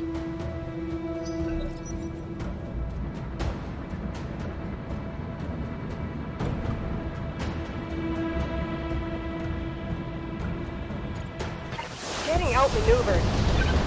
That's definitely gonna hit though. Well, that kind of sucks that Minimal damage. trash cans down here, further away.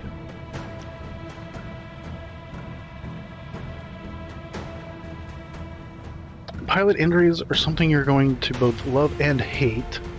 Always plan on at least one pilot of yours taking an injury during any mission. That part sucks. Injuring enemy pilots, though, will be the best way to salvage mechs early game. Oh, I got you. Yeah, like, do my best to damage the pilot and keep the mech intact so that I can salvage it whole instead of in pieces. Which also leads to the question of, oh, hello. They have a turret up there, too. Good to know. Turret acts last. But we've got another unit? I don't know what that one is. Or is that our turret? Oh no, it doesn't act last. I was just like right there or something. What is...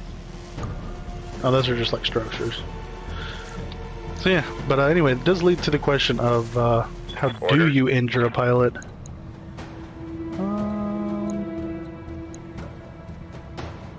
V is this button.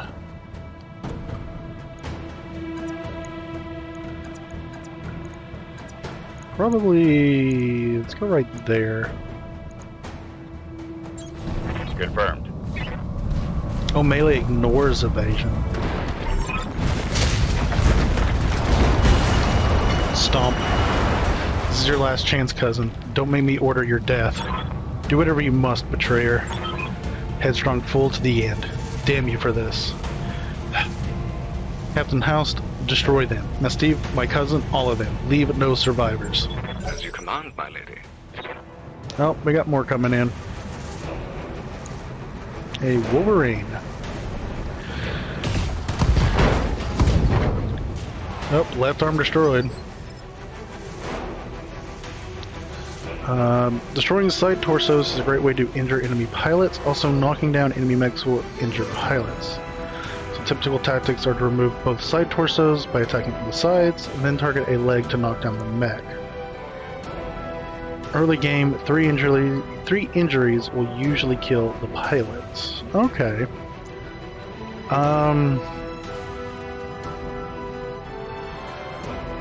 Also, something I kinda did in the skirmish that I did is I actually ended up taking out the last mechs, both of their legs. Is that about the same as well? If I ended up taking out both legs? Which are probably going to be much heavily armored than... Okay, you're just going to have to sprint to catch up, aren't you?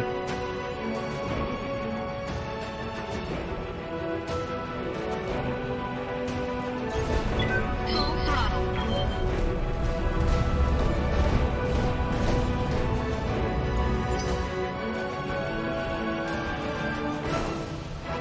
Oh, there's now 2 turrets up there. Ow. That's a little rough. I'm losing armor.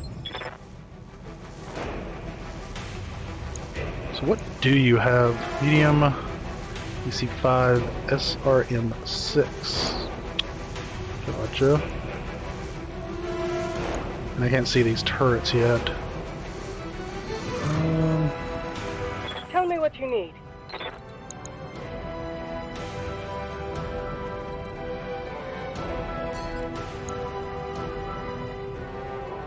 Which, by the way, I can turn these back on, sort of. Did need to remember her breaching shot. Cover and guarded.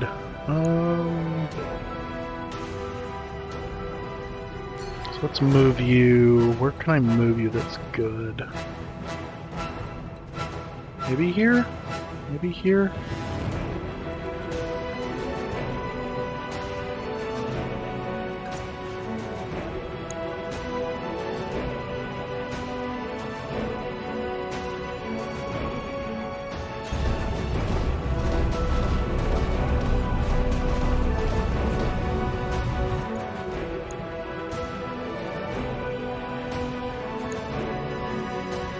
Oh, I did want to look.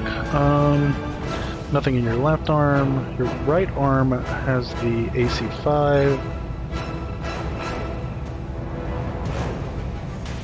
SRM is...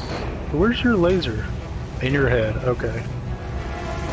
So SRM on left torso, AC5 right arm. Gotcha. Salvage breakdown. Taking off the head of a target mech. Usually always yield 3 salvage pieces. Killing the pilot through injuries also yields 3. Taking off both legs will usually yield 2. Okay, and any other way will usually yield 1. Okay, so... Head or pilot's best, legs is second best, and anything else is just... Gotcha. Which I can't actually hit with anything but this. That reaching shot, cover and guarded. It's better than nothing.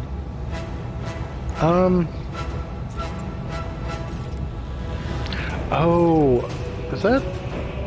Well, it won't show because, but the way that it's flashing, because it's not yellow, that's how much my heat's actually going to go down. Because if I don't do fire at all, it goes down even further. Okay. Gotcha.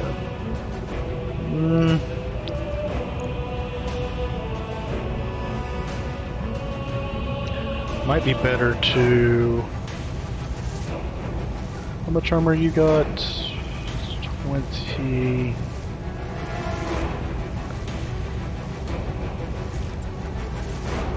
Yeah, lasers produce like the most heat, but they don't have like ammo.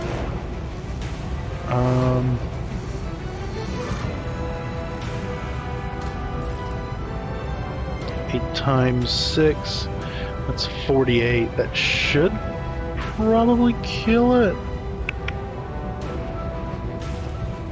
Let's just make sure we kill it though. Oh, SRMs are a lot of ammo too, or a lot of heat as well.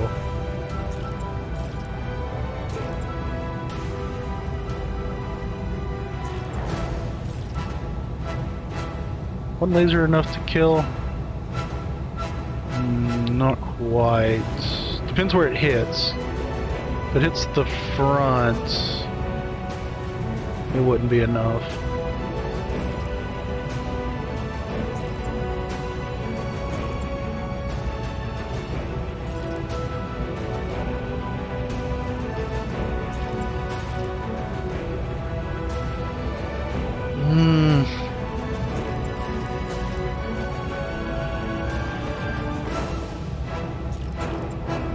Actually, you know what? Let's just do the LRM on him, and let's get rid of some of this heat. Because otherwise I'm going to overheat on the next attack. Also, he has all the evasiveness. Shoddy, 50% of armor. Okay.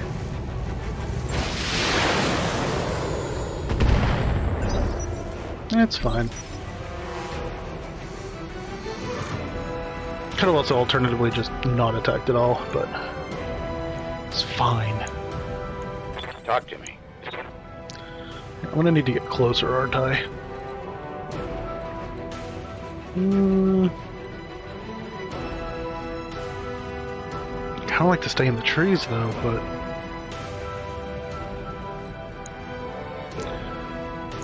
I also have to worry about these turrets. This game's set in the universe. The games set in this universe are all about trade-offs. You sacrifice some things in order to do others. You sacrifice speed in order to add more armor. You sacrifice the ability to dissipate heat in order to do more damage. Yeah, no, I definitely agree. Because otherwise you just end up with, oh, well, this is the best thing to do. Just do this. Oh, this one's actually a force tile. Because otherwise you just end up with, oh, well, these are the best, just do this. There's no downside. So we need to destroy all must survive.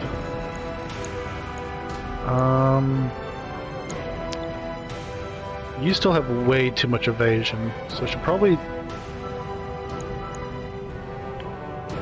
What does the turret have? So it doesn't have parts, it just has 90 armor and then 7 structure. Let's have 2 medium lasers. Machine guns aren't going to come into effect. Alternatively, should probably take you out.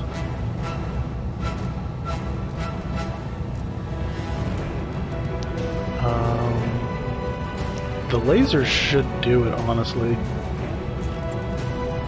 We have plenty of ammo there.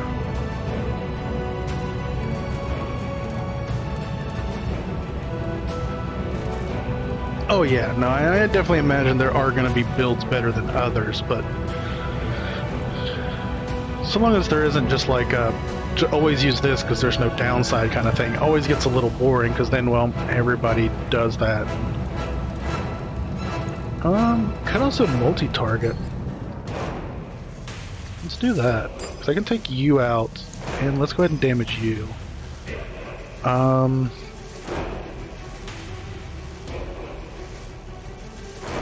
Okay, so what's going to have the best on B? Okay, those can't even hit B. That can hit B. That can hit B. That should definitely hit B. So probably just do this. 2 lasers should definitely take out the Scorpion, regardless. And then this probably won't kill, unless all hits hit. It's probably not enough to kill the turret, but it definitely put a hurting on it. Roger. Oh.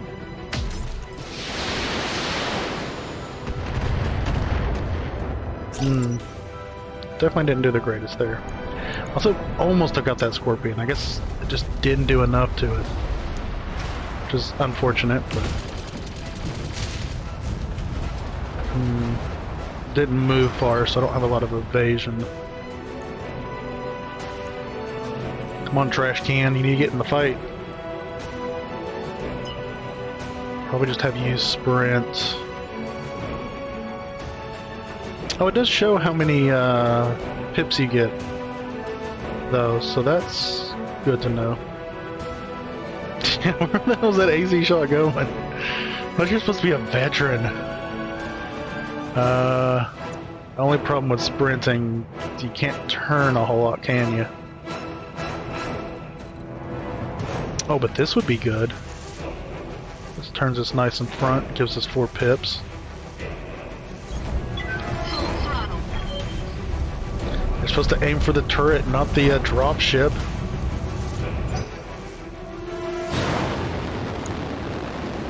Oh, he's got jump jets. That's fun. I hate those. And I have no idea if that did much damage to me or anything. See the tabletop rules for sprinting? Gotcha.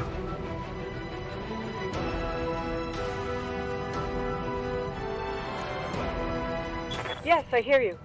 I will say, like, I have respect for tabletop games. They're really cool. But I really love computer games for sort of simplifying all the like calculations and stuff.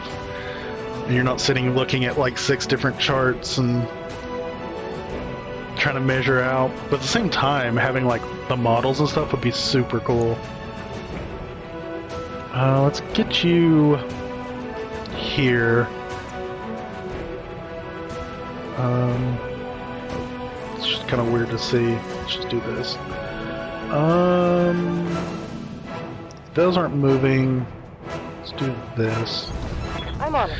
Miss a piloting check while you're sprinting, and you'll regret ever making the decision to. Oh, is it like tactical or like piloting error? You just trip over your own shoelaces. Oh, you have multi-target as well. So you got lots to hit there. You can actually do quite a bit of damage to this Wolverine, though. Potentially. How much damage did you do? 46? Oh, he will potentially overheat, so we do need to watch that. Okay, so we're gonna multi-target. I think we're just gonna target everything. You'll be A, you'll be B, and you'll be C. This will go up to B. We're not gonna fire... Wait, which one of these is on the arm? It's this one, so we'll not fire this one. Much simplified version of the tabletop game out now. Let's put out oh, gotcha. So it's like a simplified, like, kind of like for beginners, but like an acceptable version for like beginners kind of thing. Gotcha. That's neat though. It's a good way to help. Wait, what does that do? What did I just right click on?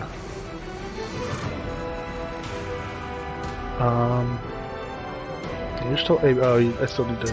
You're still C. Also gonna hit the front. Which is what I'm worried about. I do need to do some structure though. I was 1 point off from hitting that. It's fine.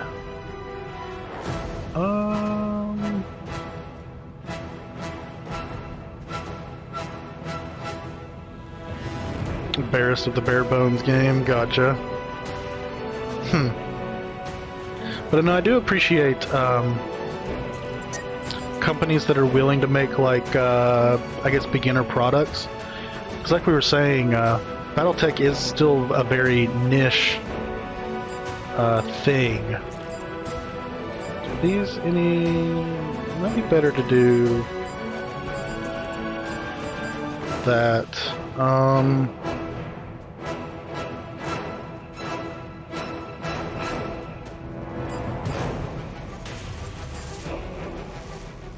Let's try this and see how it works.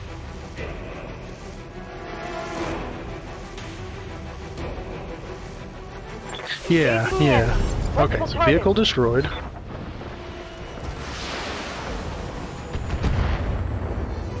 Little more hurt in the turrets. And a little bit of hurt on the enemy mech. You know, I definitely feel like Damage minimal. you gotta make those, because like you said, there is a very steep learning curve. So just getting somebody kind of hooked with just a little bit can kind of go a long way, I think. You've got my attention. Those LRMs aren't going to hit you, but I don't have that evasion anymore. So let's still want to keep you in the woods. So I am going to turn a little more to the left now that I lost my left arm.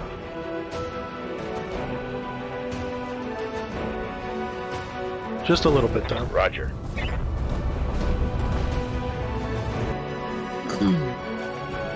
Let's multi-target you. So we're gonna try to take this one out again. You go to B, you guys go to A, and fire. Roger that. Structure exposed. And... oh, almost on that turret.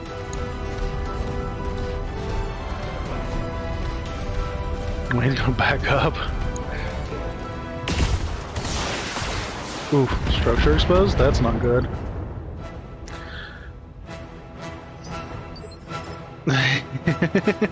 Get people playing until they say, man, I wish we could. There are runes for it in this version. Why don't you take a step over here? We'll show you what we can really do. Oof. They hit armor on my center torso. That's not good. That is not good. Yeah, sure. I'll take some tips. I'm listening.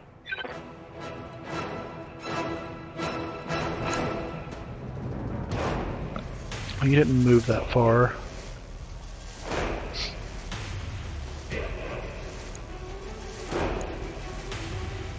How much did you have left? 5. 5 hit points.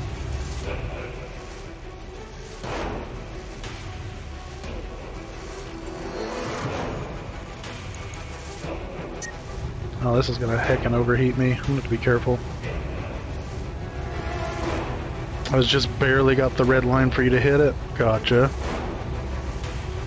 It'll make it more likely to hit your side and then instead you're saying, yeah, no, that's true. I mean, I do worry a little bit about them getting behind me, but I guess it's sort of a payoff. You don't want to hit them, you don't want them to hit you straight in the center. So you'd rather take like arm shots, but you want to balance it so they're not also getting behind you. But I guess that far back, they're not getting behind me either. So, no, that is a good point. That is a good point.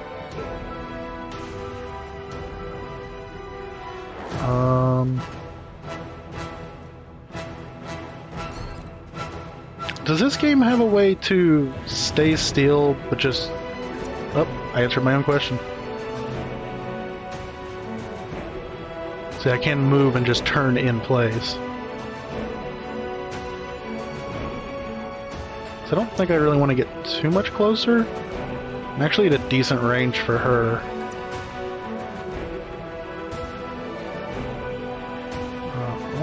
No, I still want to hit that one. Just slightly.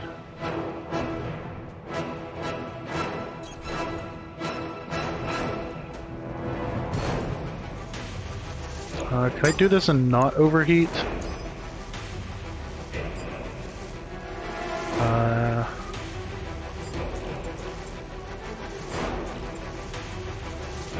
Okay, looks like I can fire the LRM and 2 SRMs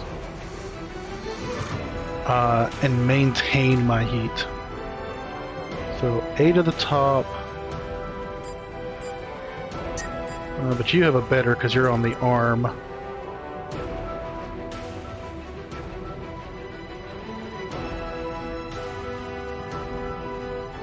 Yeah, let's do this.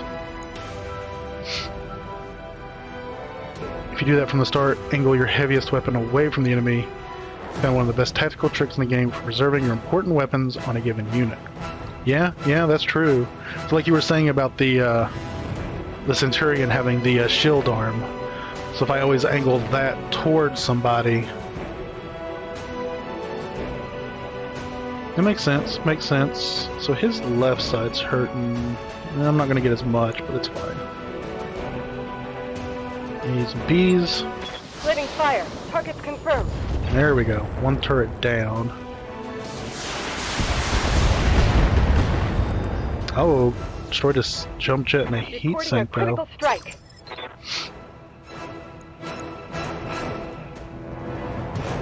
Nice, nice. Almost got rid of his AC though. Trash can. Let's move you.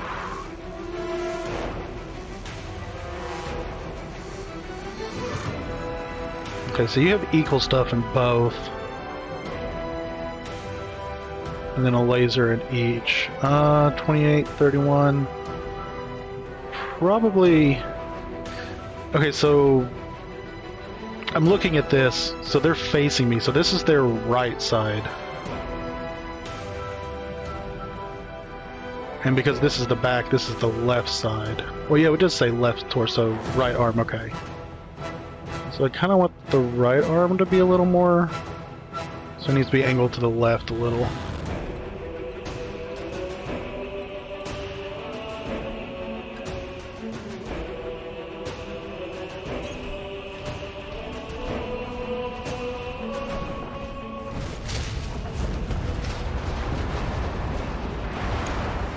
Okay.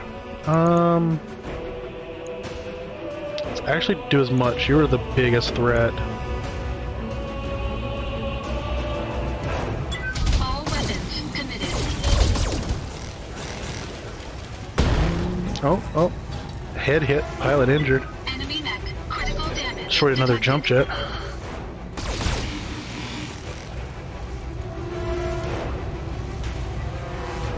Warning. Turret in that case. Internal damage. Yeah. You're probably right. I don't know, I worry about him deciding he's gonna run over here and fire on me. I mean, it is most likely to hit, but... Yeah. Though in theory, I think the best bet would have actually just taken Trash Can and parked him back here and just let the other two mop this up. And just not risk it at all. So... Talk to me.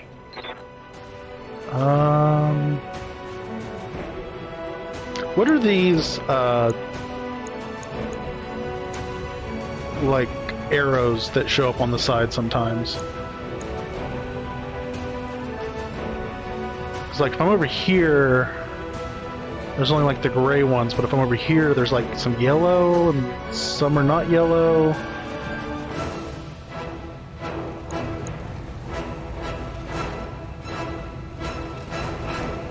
I'm not really sure either. The only thing I can kind of think of is... Because if you look at the line right here, it's arced, so like the LRMs can hit. So maybe it has to depend on how well your weapons can hit. Maybe it's like a range thing? So maybe like this is close enough for all your weapons to hit. But it's a little too close for the LRMs. But like right here's the sweet spot. and all three are lit up, but like right here, only the LRM can like kind of hit.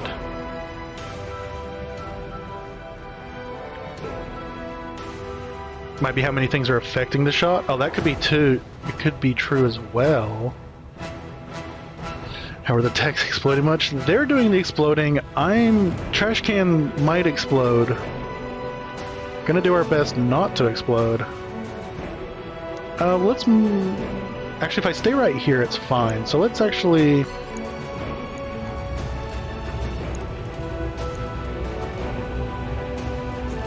Oh, here's just something. Okay, so it has to do with your weapons. Because if you disable certain weapons... Yeah, you can see like right here I'm still in range for my LRMs. Out here I'm still in range. But as I get closer, they kind of gray out.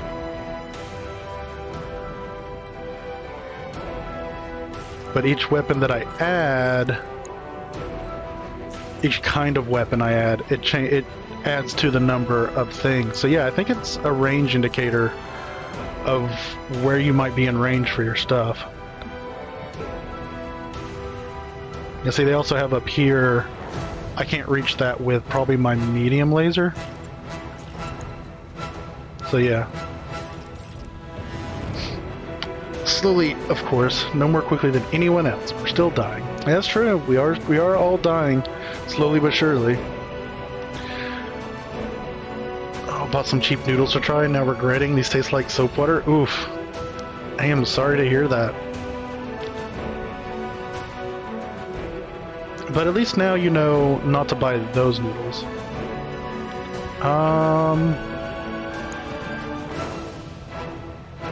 Yeah, we're actually gonna multi-target again because the LRMs have a terrible... Wait, why did...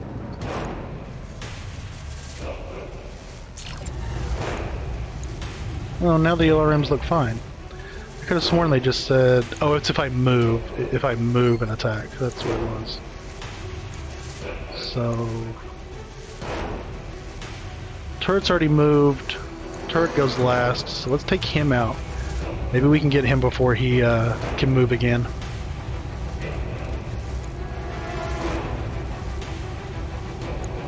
Although, theoretically I should move just to get some evasiveness.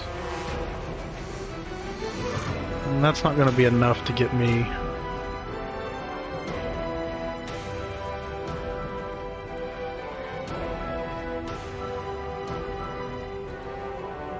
And if I go in these trees, I can't hit him very well.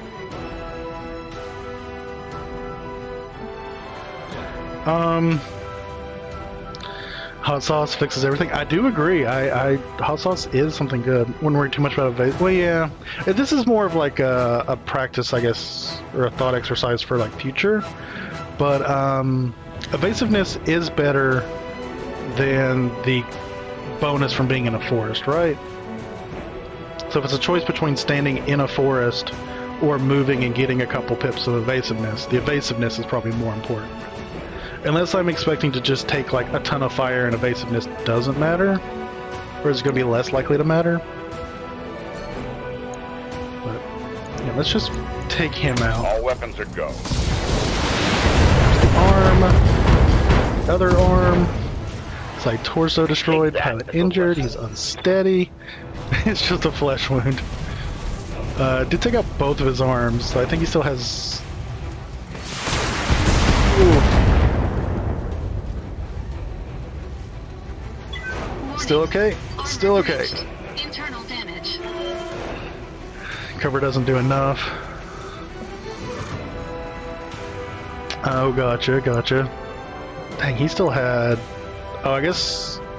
Oh, it's his other side that has the SRM.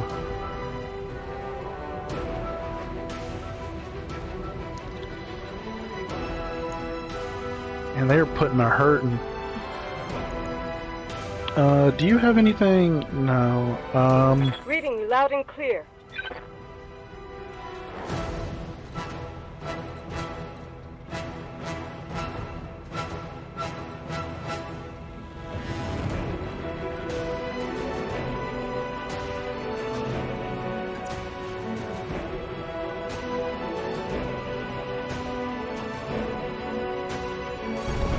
Sounds good. I'm moving.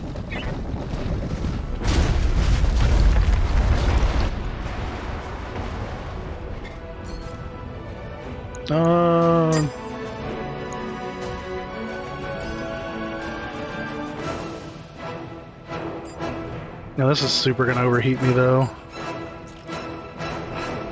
So let's actually just do this. How much do I need to remove? A lot. That would take me to the brink. If need arises, eject your pilots. Yeah, I imagine losing a pilot is worse than losing like the mech and the pilot. I did see that button somewhere. I don't remember where. Oh, it's like right here. Yeah. Its head location will be destroyed. Oh, gotcha. Okay. But of course, then, yeah. Okay, good to know. Good to remember.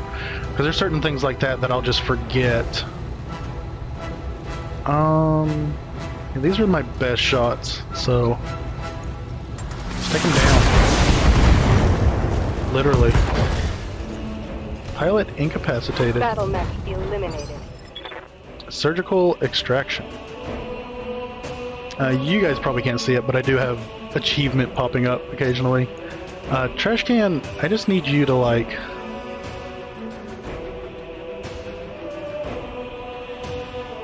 not. I need your right arm. How can I move you out of range of this? Oh, this would be out of range because it's no. Can I see their range on my stuff?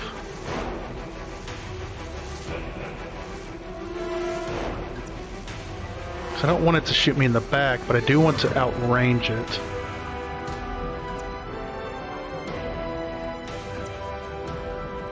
I guess if I go not one...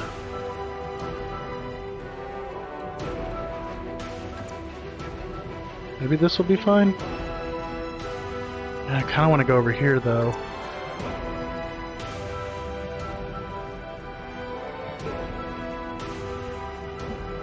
Draw from a mission 2. So we paid for the part of the mission you completed, so you might not be out everything for that mission. You may, depending on how much the mission you complete, take it to your rep, though. For the faction you're... okay, so it's not necessarily an all or nothing kind of thing. It can be like a partial success. That's really nice. Let's do this and...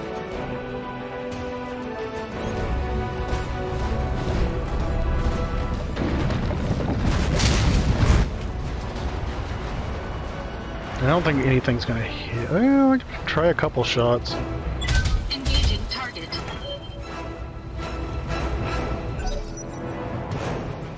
Okay, good. Yeah, just target her and miss. That's fine. I do really like that. I like it's not like an all or nothing. Also just realized we have to go up this way to get up here, so... You've got my attention. It's fine.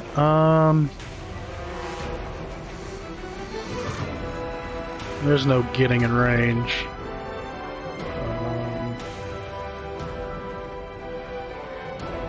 So I kind of want more rightish, but...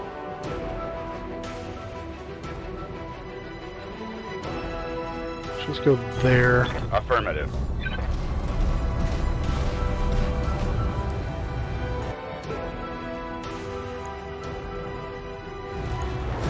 And it's not going to overheat me, so can we finish this? Oh! That was a heck of a hit. Target destroyed. Okay, so now we just got to get everybody here.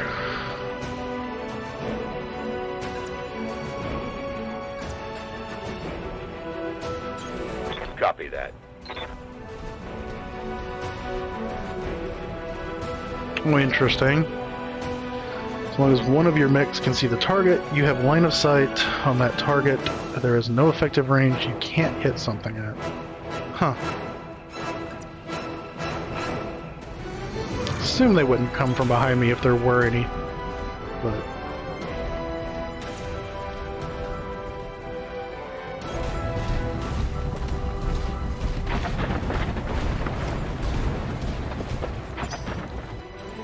Okay, that was a little rougher than it probably should have been, but at least on my poor center. Thank the gods you made it, Kamiya. Captain Havorson's prepping the engines now. In another 5 minutes, we'll be ready to depart. 5 minutes is a long time, trash can. You see Lady Arano to the docking ramp. When she's aboard, come back to me. We'll hold this pass against whatever comes. Thank you, Sir Rashu. Oh boy. Thank you both. I won't forget what you've done for me today. I promise you that.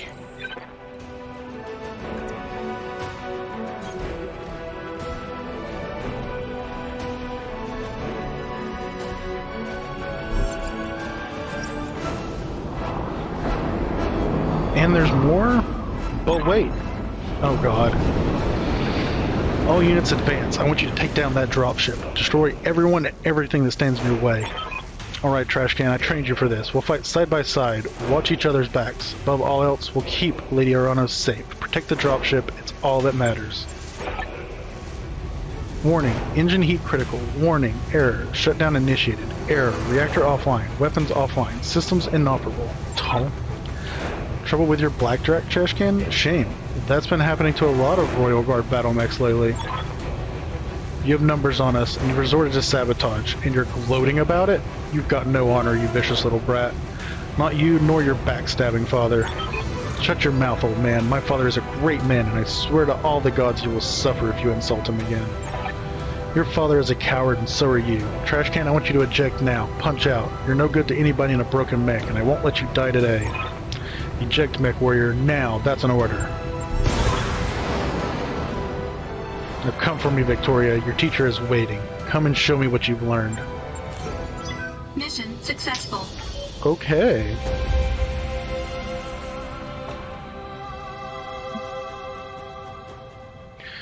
So that was effectively no range limit AC-2's gauze rifles. So long not the only advantage AC-2s have. Okay, so they'll basically just go forever until they hit something, basically. So yeah, mission successful. A little rougher. There was a risk of me actually dying there.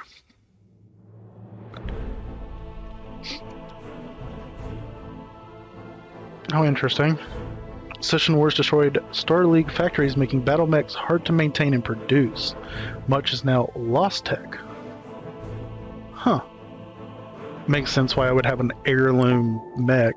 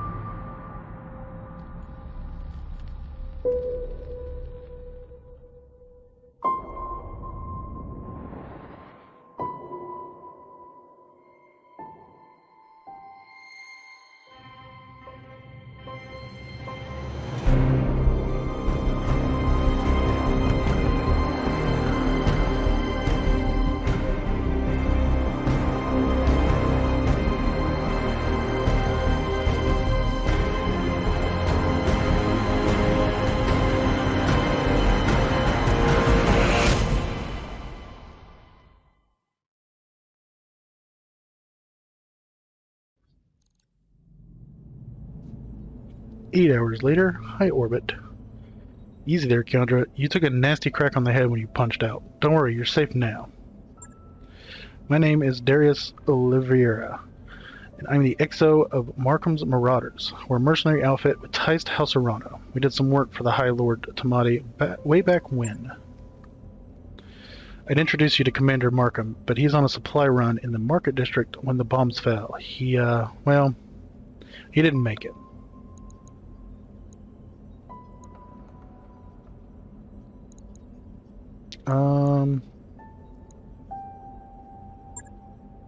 Sorry for your loss. Yeah, I am too. He was a good man. A lot of good people died today.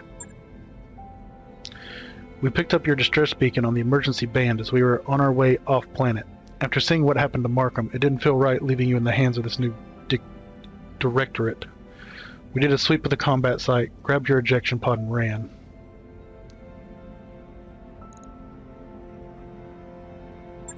What about Mastiff? We found his mech. It was completely cored out. Nobody survives a hit like that. For what it's worth, I'm sorry. We supported the Royal Guard on a handful of deployments, and Sir Raju earned my respect many times over. His death is a loss for us all. Oh, so I've already selected that, so I can't again. Were you able to recover my blackjack? Yeah, our mech tech hauled what's left of it to the mech bay. It isn't pretty, but if you give him enough time, Yang can fix just about anything. Try not to take the loss too hard. Yang said that your mech shows signs of deliberate sabotage. Whoever you had working on it really did a number on the reactor. Punching out was the right move. So what happens now? Well, things aren't looking so hot around here. What with the coup and all. House Espinosa's directorate is the new de facto government of the Oregon Reach. I'm sorry to have to tell you this, but Lady Arano is dead. Her dropship was destroyed on takeoff. It's all over the news. Then Mastiff died for nothing. He died doing his duty. From what I remember of the old man, that's exactly how he'd wanted to go. Speaking of going, we're getting the hell out of Oregon territory. We're heading to a nice, quiet stretch of independent space all the way across the frontier, on the Canopian border. Now, according to the info on your blood chip, you've got family in the deep periphery. I'm afraid that's going to make getting you back there difficult. There aren't many freighter captains who are willing to travel that far from the inner sphere. So the way I see it, you've got a couple of options. You could stay here with us for the long haul if you wanted. That's option A. When we get where we're going, we can drop you off. We can drop you at the nearest planet. Maybe you can make a place for yourself there. Of course, I'll need you to pitch in for your share of the fuel, plus food, lodging, and repairs on your mech. Fair is fair, after all. Alternatively, you could find a place for yourself in the Marauders if you wanted to. Wouldn't take you long to work off your debt, and you ran with Mastiff, so I know you've got the chops. Think it over. Sleep on it. You've had a hell of a day, and we've got a long road ahead. 3 years later, you're Korean Rim Ward Frontier. Interesting. It's a 3-year jump.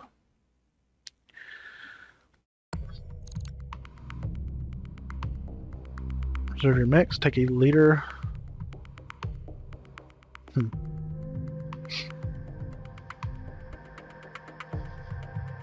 Okay. See, I saw you typing, but I wanted to get through all that first. Small quality of life tip. If you go into your options, you can make the movements in combat take less time. Yeah, I saw that. I left it default because I kind of wanted to see how bad it might be.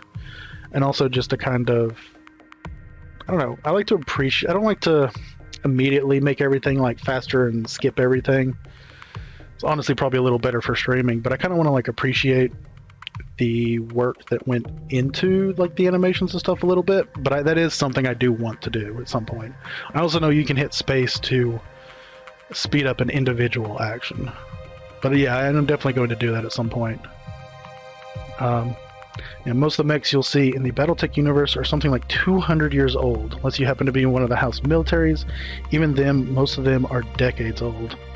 Yeah, and I can understand. One of the worst things that can happen to a mech warrior is to be disposed, be left without a mech. Yeah, I feel like for a lot of these people, like the mech is an extension of them.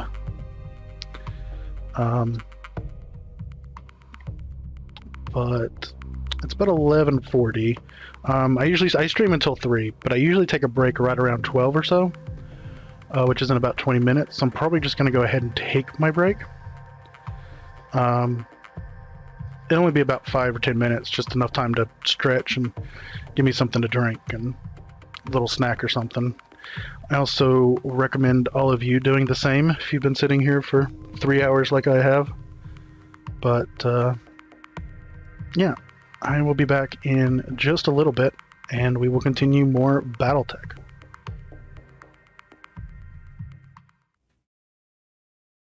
Worries, catch you on later. One of our friends is about to come on. Okay, all good. Well, thanks for stopping in, Tark.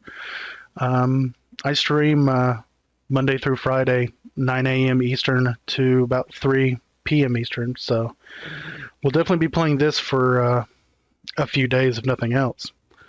And yeah, I'd like to see you back if you find the time.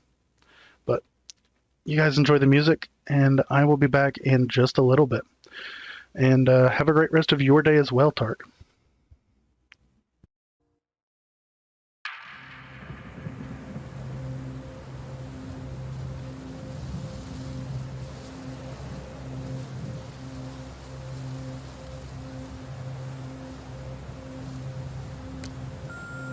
Hi, this is Tim at the bakery. The cookies that you ordered should be delivered by now. The list of ingredients are included. Make sure that you read them carefully. Hello, it's Mark from Miami Drop-Off. Looks like you missed your delivery last night. Please drop it off at Southwest 107th Place. Our clients will not tolerate further delays. This is Thomas from the Methadone Clinic. We've scheduled a short meeting for you tonight. We're at Northwest 184th Street, Department 105. And, don't worry. Your discretion is of importance to our clients. Good evening. This is Blake speaking. We have a job for you.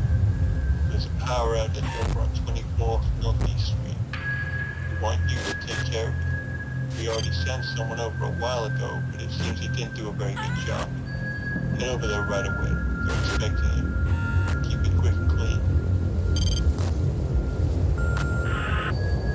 Hi, it's Ben from Miami Funeral Parlor. I'm just calling to tell you we have the tombstone order done and ready to be delivered. With a little luck, you should be getting it before the weekend.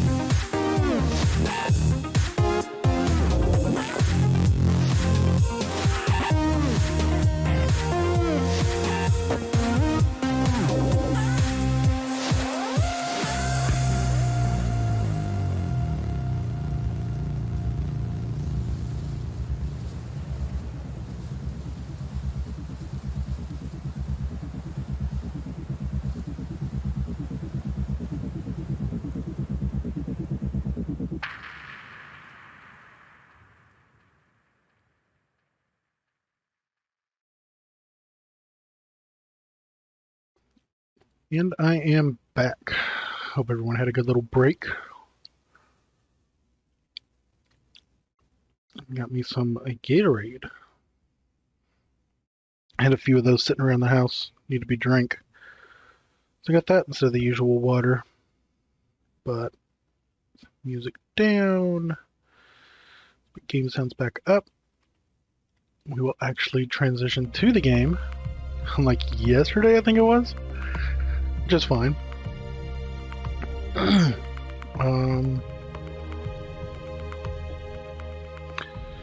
Okay. Get all this back up. And it's still a little high, but not too bad. And let's begin this mission. Well, that's interesting. If you reserve a light mech until a round's final phase, it can then take action in the next round's, I think it's a beginning phase. Basically taking 2 actions in a row. Broken alliances cannot be reforged until a year has passed. Command interface initiated. A trash can. The Independent Prospectors League. Thanks you for your assistance, Commander. We're miners, not soldiers. We can't fight these bastards off on our own. That's what you're paying us for. Don't worry, we'll get your platforms back. This isn't just about reclaiming what's ours. Majesty Metals killed hundreds of us when they tried to jump our claim. We want you to make them bleed for what they've done here. Commander, the OPFOR is holding 2 of the IPL's mining platforms. The first, designated Alpha, is where they're keeping their turret generator. Move in fast and take it out. Those turrets hit hard, so you want to neutralize them ASAP. Platform Bravo is the site of the OPFOR's corporate security tower. Engage and destroy it. If they bring in a mech to protect it, take that out too. Then circle on back and we'll collect our pay. That's right. I'm ready and willing to authorize the transfer. Now go on, Commander. Hit these corporate pigs where it hurts. We'll be watching the action from here. Okay. Your lance's resolve, the blue bar next to your pilots, increases in each round of combat. When it is half full, your pilots will be inspired, +1 accuracy to all attacks. Okay. Lance gains 15 resolve with each round of combat. When the bar is at 50%, become inspired, gaining 1% bonus. Okay. It says Badlands biome. Units in the Badlands sink only 85% of their normal heat. Oof. Okay, okay. What can I do for you? Waiting for orders. Oh, so what do we got here? You're light. What's up, boss?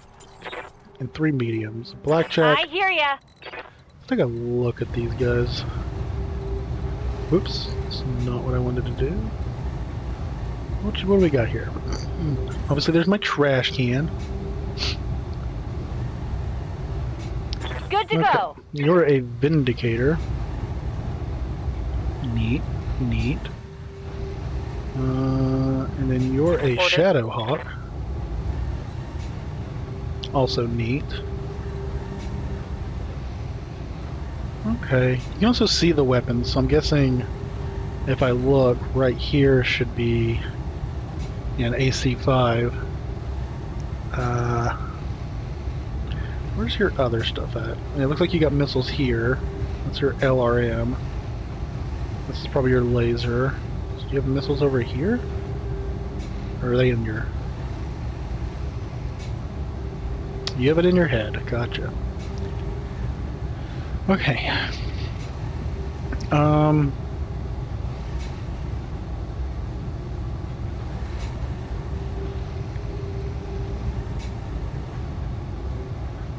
have to be careful of that ammo, but you don't have anything on your left arm, so you're...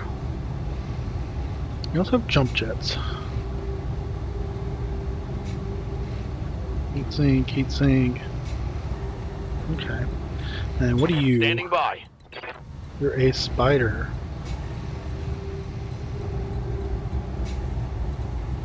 Neat. Oops. It's jumping around a little bit. That's fine. Why is it... I don't know. Oh, it's because it's doing that whole thing. It's fine.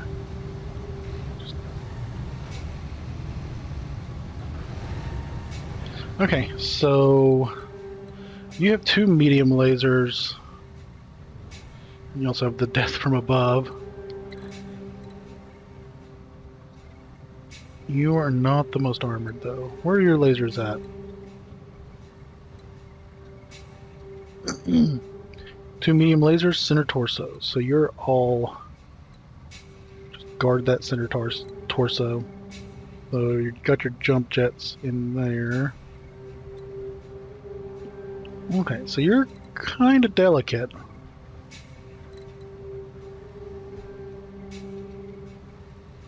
Range standard.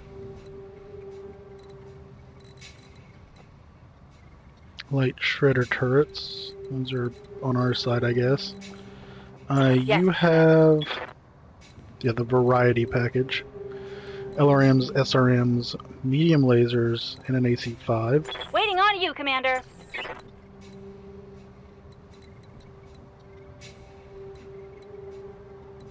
Why is it having issues highlighting?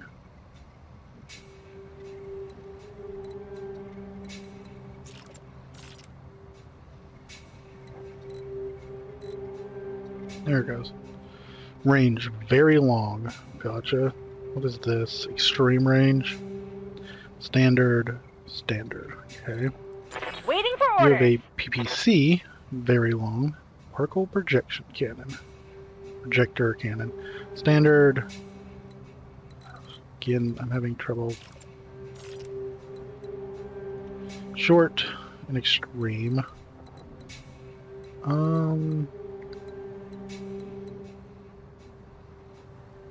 Plus 35 heat. And then me, I've got the 4 medium lasers and the AC2s, which have extreme range.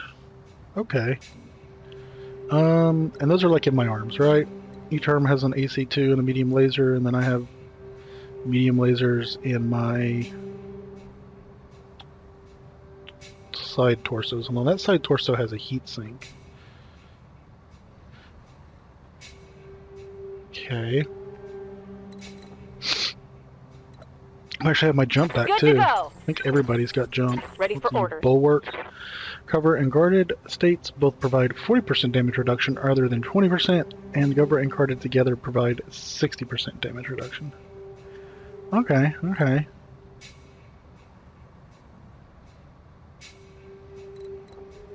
What's Now, up, let's boss? see. Oh, what do you have? Oh, you've got multi-target. Commander. So. Waiting for orders. Okay, okay. We need to destroy that turret generator. We can already kind of see a little bit. It looks like they're going to have turrets there and there.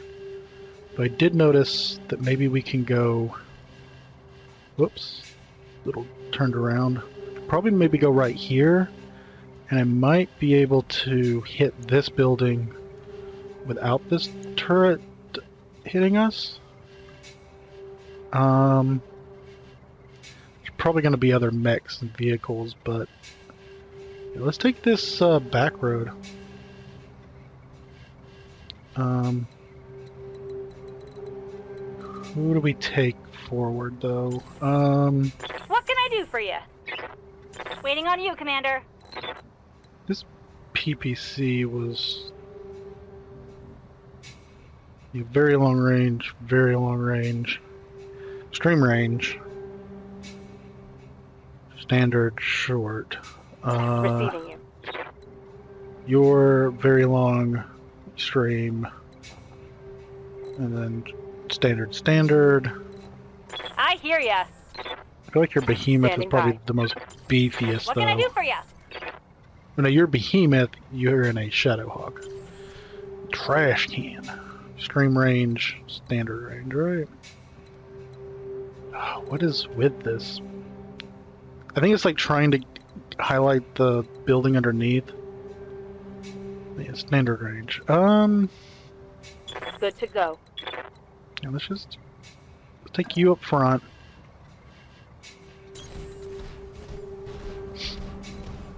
And take me behind you. Good to go. Which goes behind us. Uh-huh. And Decker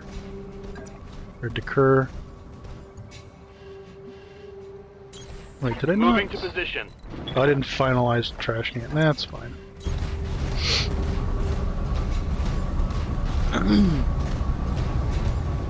I do kind of wonder if there's like AoE weapons, though. That's something I worry about a little. Waiting for orders.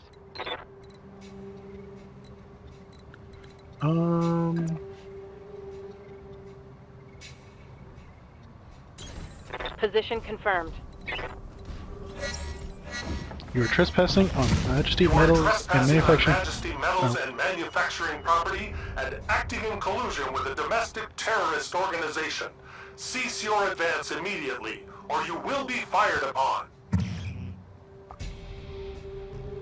Armor and internal structures. Displays the total armor and internal structure of a unit. Is displayed on status bar. Hovering over an armor section reveals the specific stats. Yeah. White bars is the armor. Orange bars are the internal. It risks a critical hit and the loss of components. When a section of internal is destroyed, its components are destroyed too. Attack angle. Depending on the angle of attack, only certain sections of the mech can be hit. Focus your fire on the same area over multiple attacks. Maximize damage. Backshot, shooting the rear. Ignores guarded and cover. Armor is notoriously weaker in the rear. The ring around the target unit glows red to indicate the arc of the attack. Flashing lines in the targeting computer at the top of the screen shows which sections are targeted. Okay, okay. Wait, why did you move? I didn't tell you to move. That's fine, whatever. Unknown targets, these are probably turrets. So again, if I can get... Coordinates received.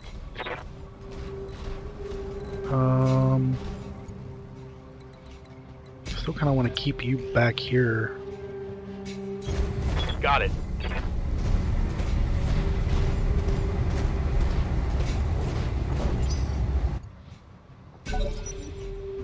Enemy turn. Oh. Unknown mech.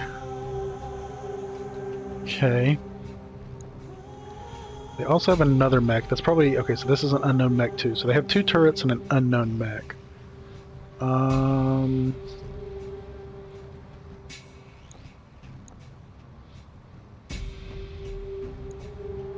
Orders? So they're probably light. If they're moving in this phase with me, they're probably light. I don't know what... The allied is probably these turrets back here. The blue. So I'm actually just going to reserve. Let this other mech move. So I have a feeling this is going to come this way. This might come this way, but this might come this way. I still want... I hear ya. Kind of want trash can to... But you don't have enough Waiting on movements. you, Commander. Standing by. And so like right here... Not even right here. It's like right here. I can kind of have an angle on it.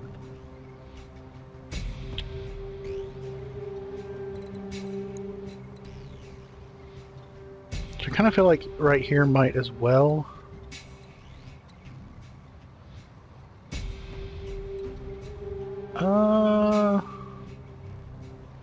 You know what? We're gonna do this. What is in your arms? You have left arm is good, so we want you to face away if we can. It needs to be within the firing arc, but just enough. Roger that.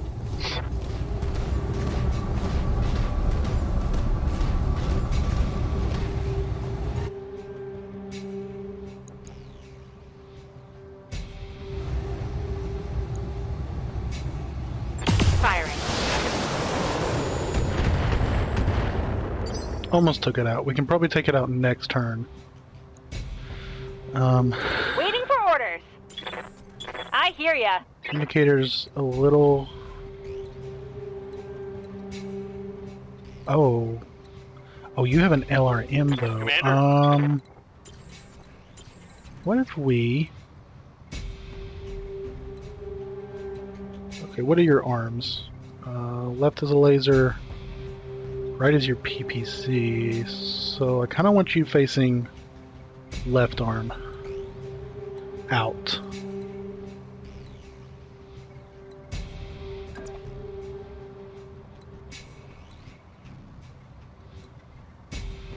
They're gonna have to come further to hit me. Can we move everybody over here? Waiting for orders.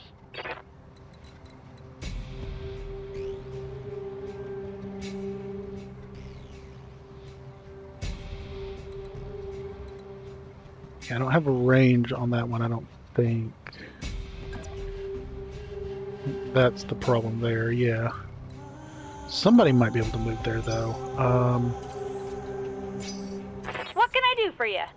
No. Good to go. Thinking... trash can only go there.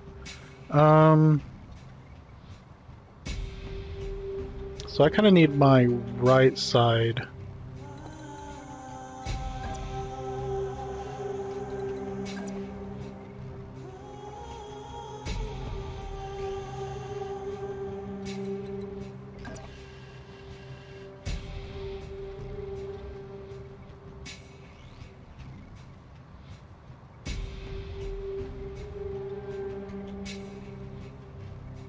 Let's do this.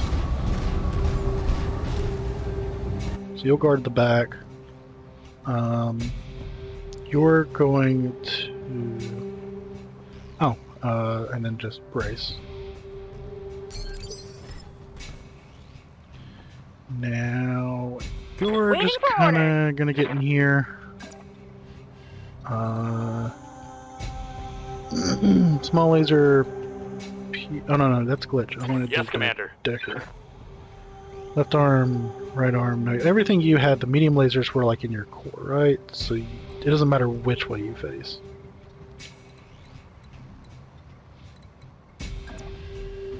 Just, set that way.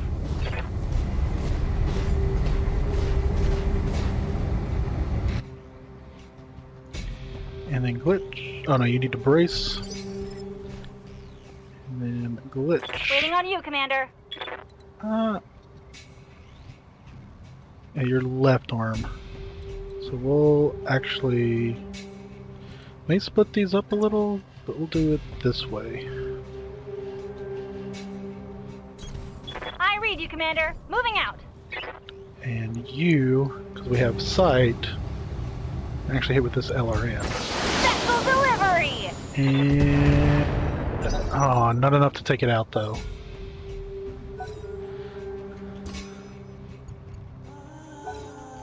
Sensor's impaired.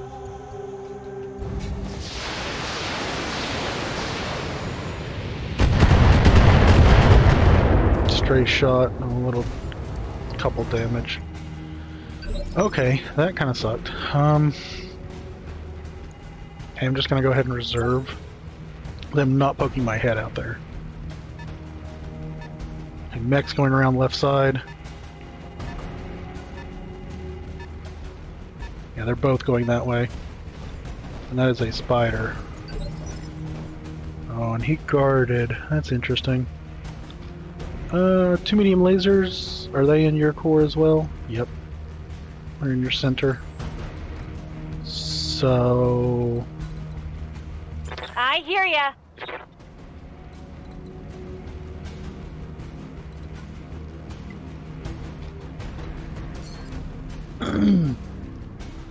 Why is this so bad? Is it just because of the... they moved, so they have a lot of evasion. Oh, my sensors are impaired, so that hurts. And just their size.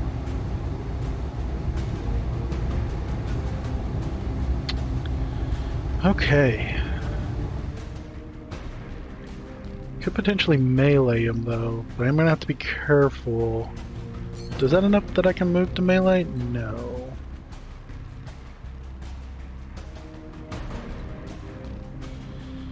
Take a called shot against a target at -4 difficulty. The target's next initiative is reduced by 1, but it costs resolve. Gain guarded and entrenched and remove all stability damage. Next initiative is increased by 1. Okay. So this kind of sucks a little. How much? Oop. Oh, there it is. Okay, 15.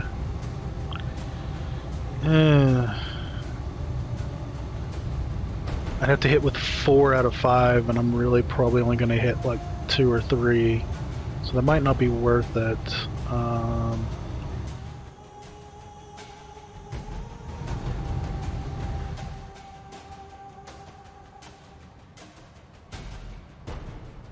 How do I...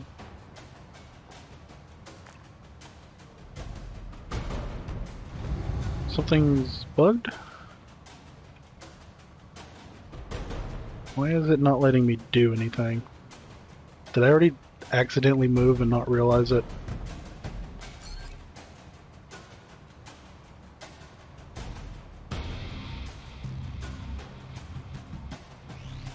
No, it's being weird. Why is it being weird?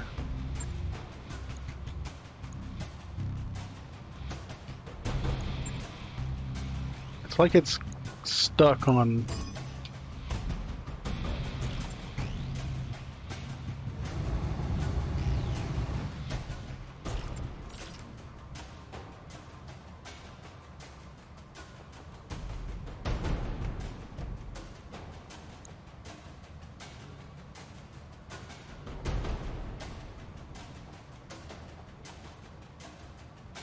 Injuries 3, injuries 4, injuries 3, injuries 3. Well, that's interesting.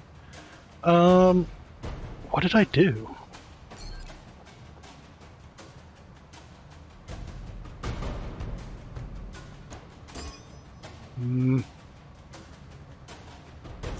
Something's bugged and I don't like it.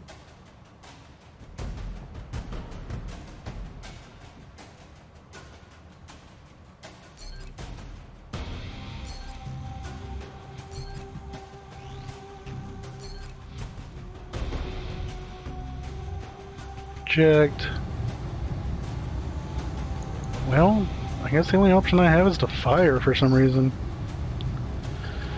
I don't like it, but... Got it! Get lucky? Oh, we got lucky. Brought it down, Commander! Okay, so turrets are good. Commander.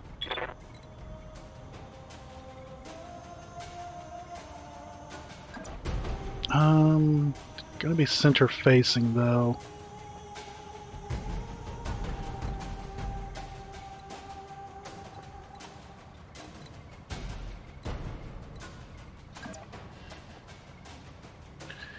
Why is that AC so bad? Oh, I guess it's just all that evasion because they have those 4 pips of evasion.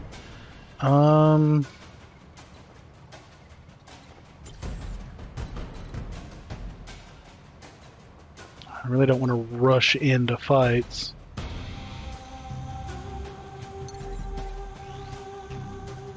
Oh, interesting. Oh, interesting. I could even potentially get somewhere that they couldn't, like, physically reach me. Ready for orders.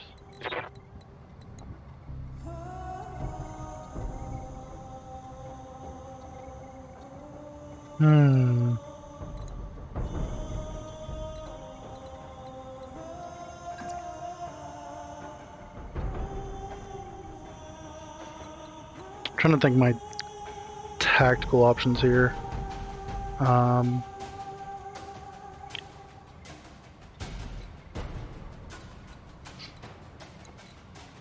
it's just a spider, which is what I also have. But what else do they have? They're covered. They're guarded. I probably need to melee, because meleeing is countered by melee attacks and ignored by breaching shot. Yeah, it's only got 50% of its own armor, so... Who is good on their right?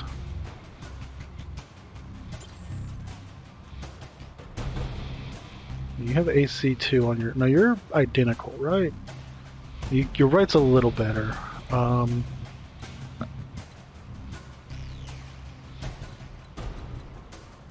Good to go. I think this is what I'm gonna have to do.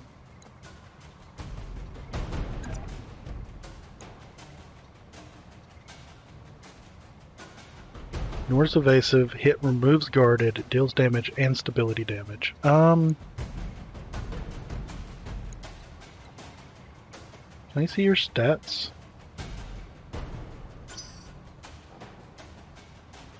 Piloting is 4. Is everyone else about the same? You're piloting in guts, not tactics. I'm still really low. So you still probably have one of the better piloting. Receiving Okay. you. We're gonna melee attack you right there. Heading out.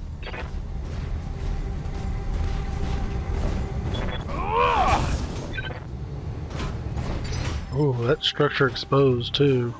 What did I hit? Leg. Ooh, interesting hit. Interesting hit. So that removes his guarded. And it removed one of his evasion pips.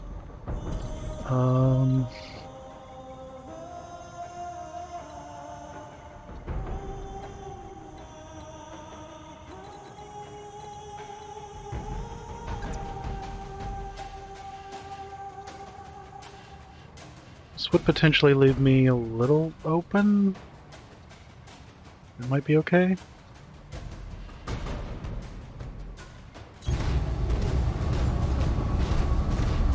Also, will this show me what that other one is now? What are you? Commando. Short range. Your SRM's on that side. The laser there. Is that your 6 or your 4? That's your 4.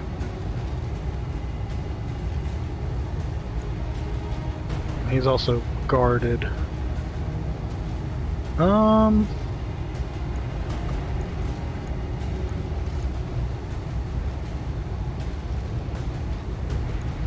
Do you have jump jets or anything?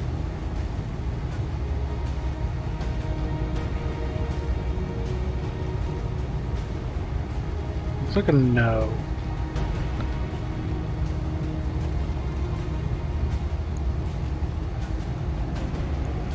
Tempted to work on you.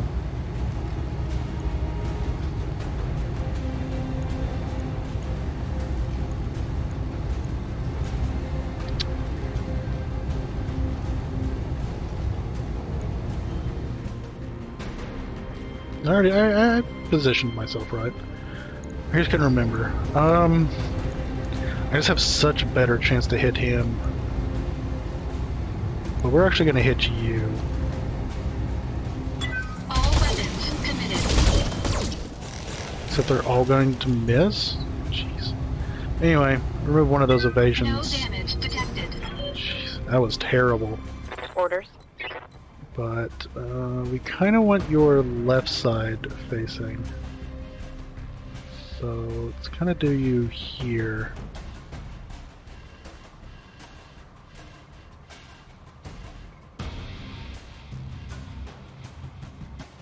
See, it was your left side that was like, you had nothing in your arm.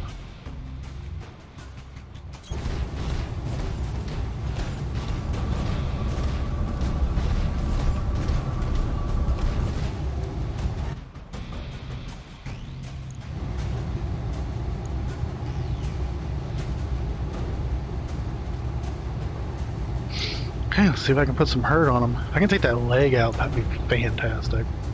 Let's see how you like this.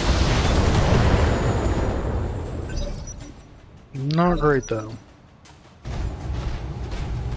Here comes the commando.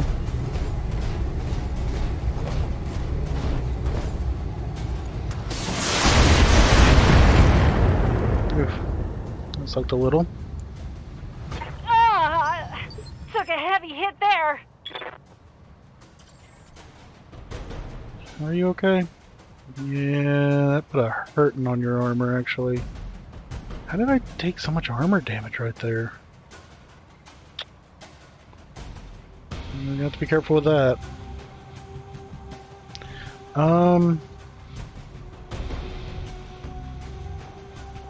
Yes, Commander. So, what if I got in behind you?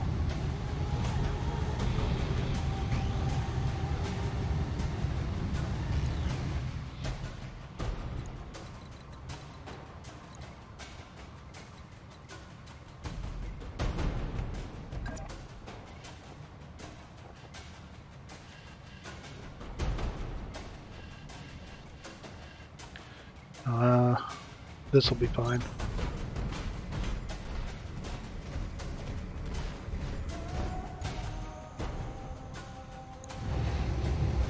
Come on. Got it.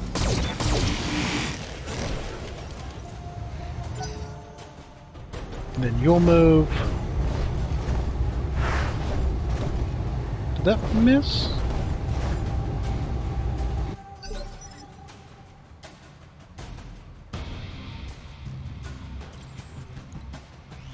I think that might have missed, which, if so, excellent. Yes, Commander. You didn't move much, so I could definitely take you out.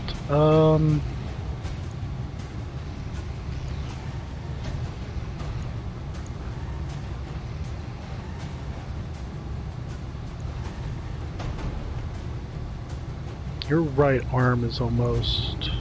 That's this arm, though. I'm not getting that. Trash can might actually be able to...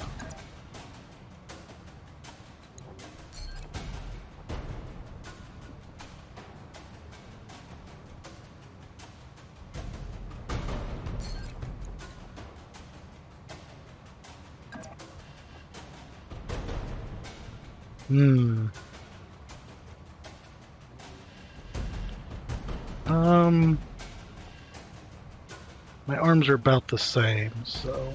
Can they get behind me?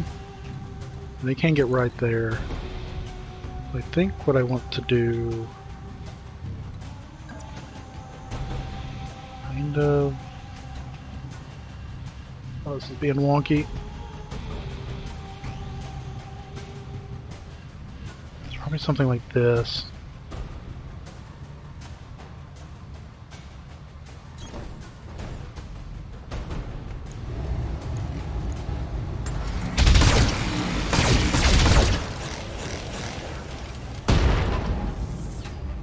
Ooh, did I take out his SRM-6? Critical damage detected.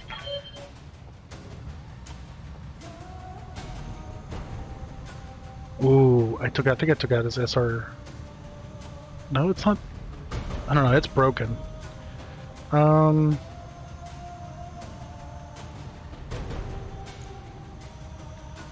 Your left side is still... Right torso and your left leg. Good to go.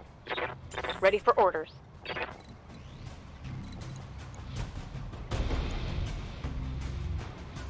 Currently 85 damage with melee. Waiting for orders. Which probably would have been better on him.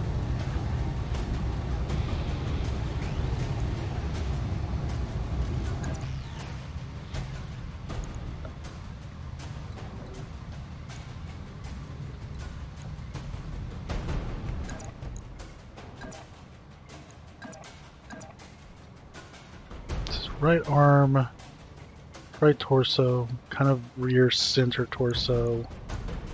Let's just do here, I guess. Should have done this first, but that's fine. Putting my weight into it. Oof. Critical hit, Commander.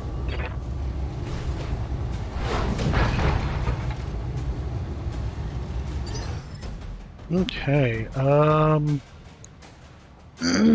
I took out his leg. So all he's got's a laser, and I don't think he can stand. Cold shots can be made against this target. Commander?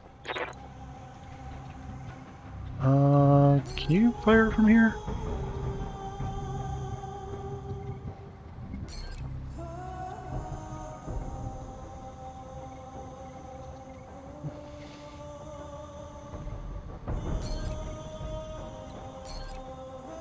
Oh, they're not in your range, though.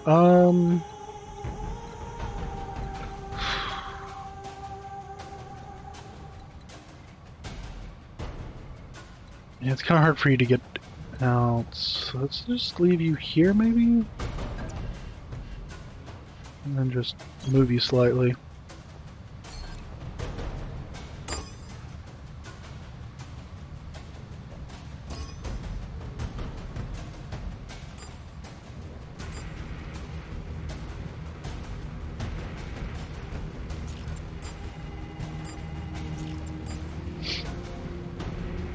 Maybe do this. Got it.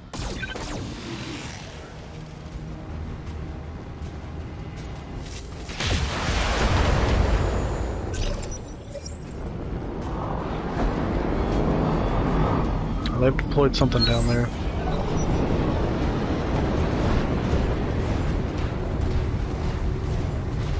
You're gonna get behind us? Watch the flank. Ow. Gonna hurt a little.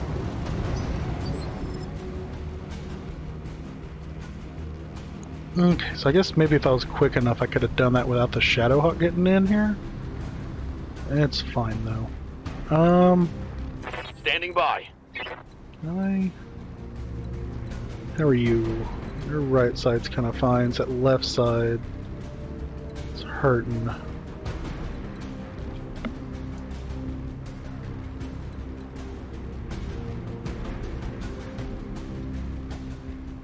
Your right side's fine. Your left side's hurting a little.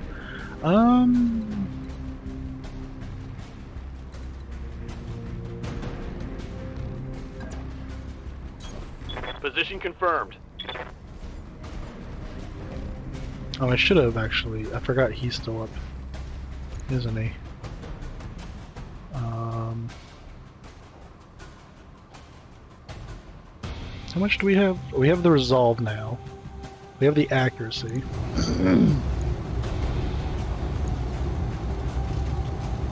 Here it comes. Hits. Right arm destroyed. Perfect for whatevs. You can actually stand up. Oh, okay. Though I can't see where you're going.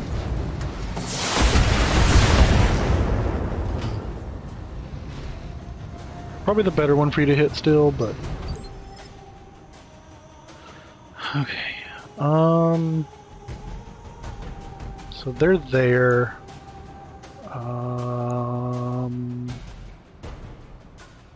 Don't know what other forces they might have. Still probably want to go down this way. I don't think I want to come down straight. Unless I want to work my way around.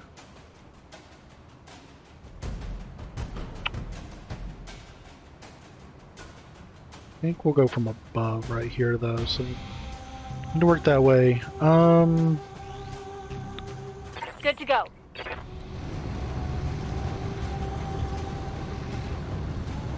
Where's your... Both of these are back.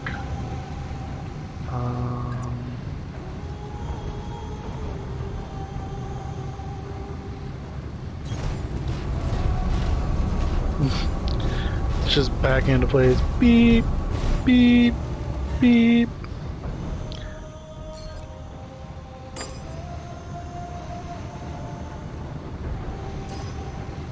B basically can only be targeted with that.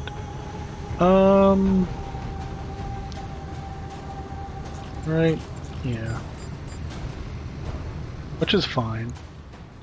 Let's do this. They're gonna... No, it's not too hot. Right, Commander. And I'm just gonna miss with most of it, which is unfortunate. Can this take him out, though?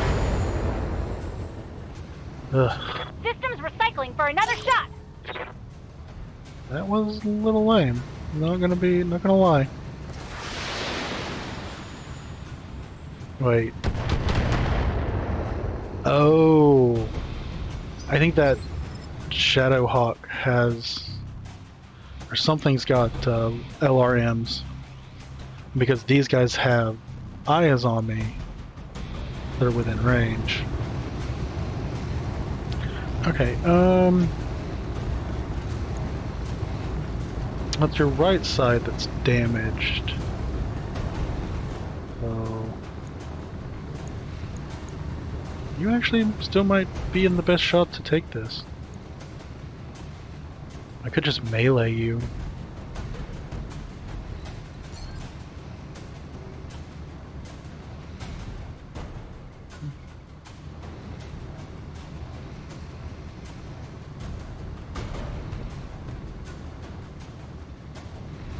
Oh, but I'm gonna need you to move.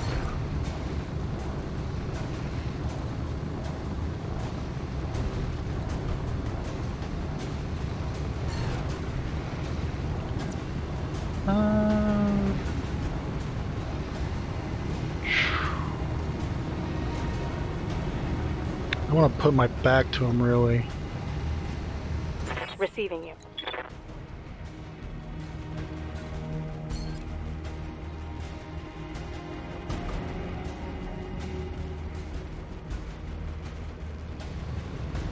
So if I do that, and I take you, move you, does anything change?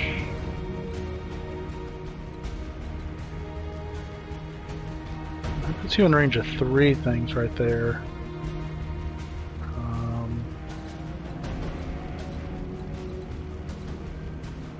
The rest I can't turn. Okay, so what we're gonna do, I think, is you're going to move right where you're at. You're gonna turn just enough to hit, I think. Now we attack you. Oh.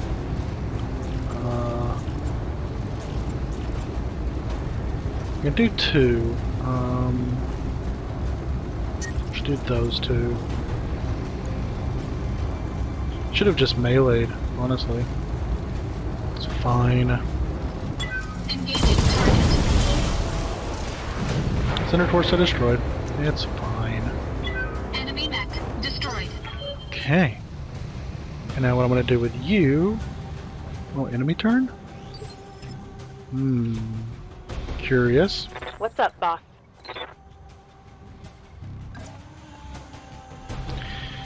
Which arm was it? Your left arm? So turning like this would be...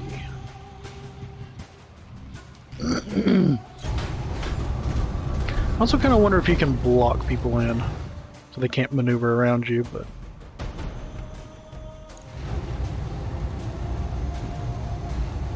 okay, everything should be fine. This won't overheat or anything.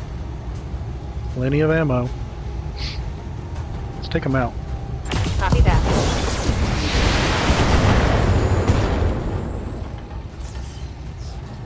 Scored a critical hit. I don't think they got much left, do they? Heat. Gaining heat is built up by firing weapons or other effects. This is shown by the red bar in the mech readout. Heat buildup can cause internal structure damage, can shut down a mech at higher levels. It's firing on me while I'm reading a tutorial. Way to go, game.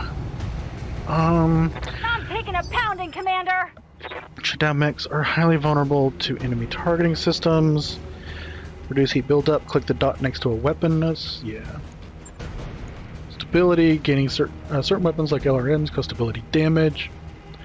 Taking stability damage causes a mech to become unstable. Unstable mechs lose their guarded state, are unable to sprint, may even be knocked down. Falling mechs injure their mech warrior and temporarily set them back a step in the initiative order. Yeah, so... who took some damage? It's probably you. Are you okay? I'm getting a little thin on this left side. Would you even... Jesus. Oh yeah, you still have your lasers because they're in your torso. Jesus. What is your pilot? Does it say how injured you are?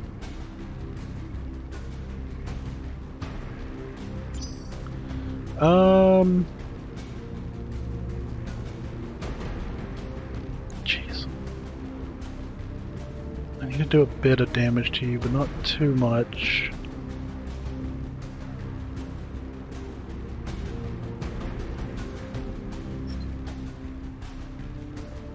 Actually, Orders? can you melee?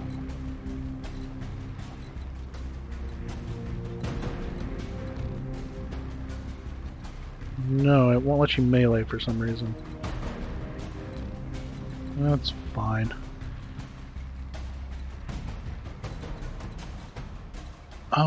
It won't be too hard for you to catch up, so... Is this enough? Can I turn enough to hit them? No.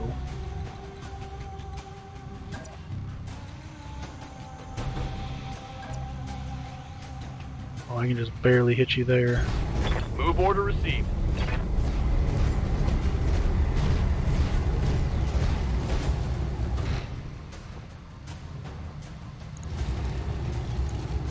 Come on, just a little bit. All weapons are go. If it wouldn't let me melee, I would have just meleeed. Negative damage.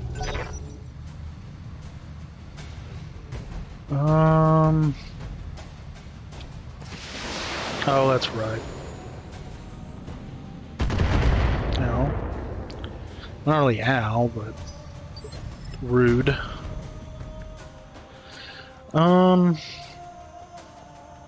Good to go. Commander? What's kind of the best shot of just taking them out? Waiting actually for orders. If I move there, what is your best position for being in range? Anywhere? Give me long range, but yeah, it doesn't look like I can be in range for everything. I think you're left arm, so do it like that. Affirmative. Okay, let's see if I can just finish this guy off already.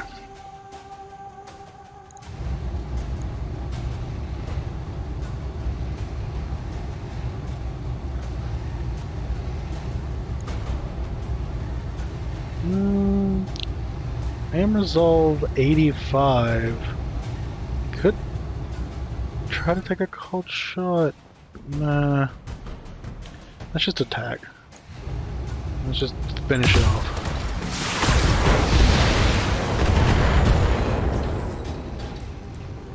I think I hit something good.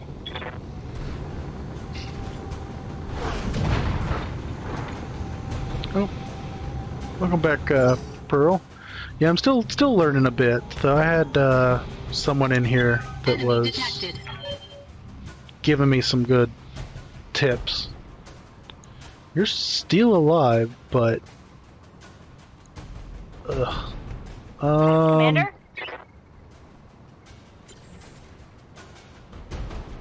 Waiting for orders. Let's just do you, I guess. Can't really get in a good range for... Well, I guess the PPC and the LRM are... so let's just put you... Honestly, just hit from here. Actually, I don't need to precision strike. Because... Why won't you let me attack? Oh. Oh, because I'm not actually in range. Heck. Well, not in range, but not in the firing arc.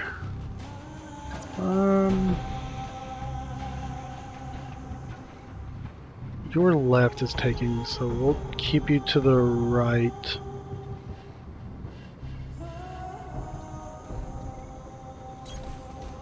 Yeah, there you go. Turn you around a little and then...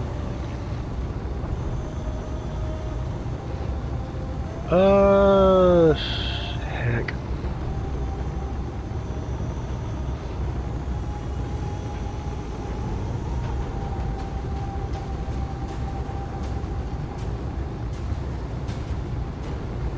And 2%. Okay, so I still have a chance to hit everything else. It's just it increases the chance on the part that I select. And sort of like adjacent parts.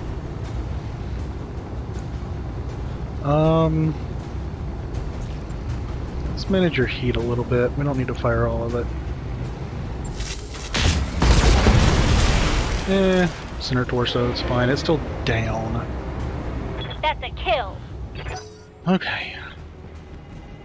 So they do have something coming up this road.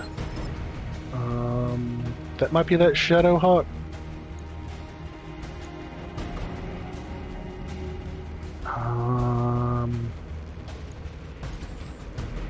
Kind of wanted to just move.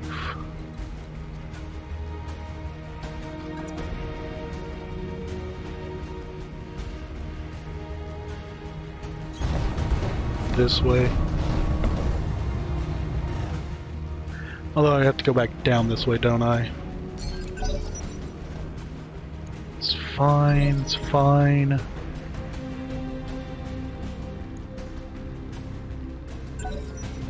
Reserving action.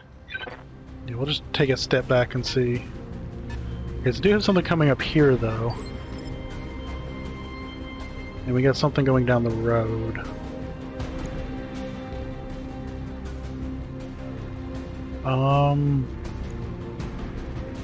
I'm just gonna move these all up and let them move closer, I think. Okay, so it's just a vehicle. Well, I say just a vehicle, but... Okay, let's get, I want to come up top, because I think this is that, Shadow Hawk. The vehicle can come around to us. There's a trash can. You're completely unharmed at the moment.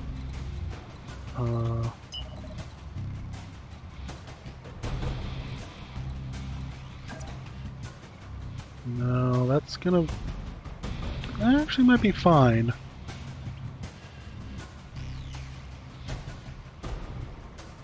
Still not the back.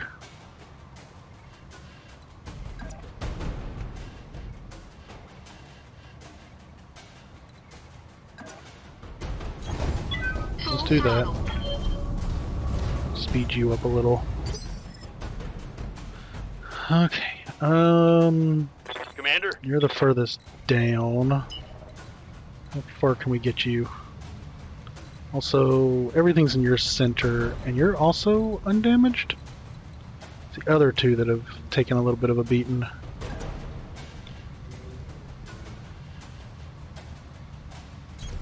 Aye, aye.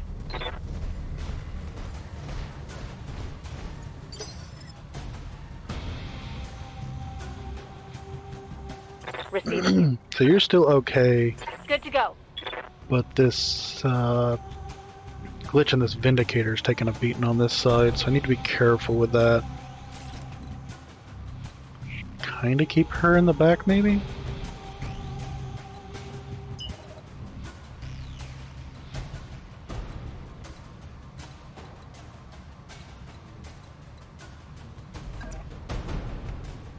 I need to keep her left side kind of away.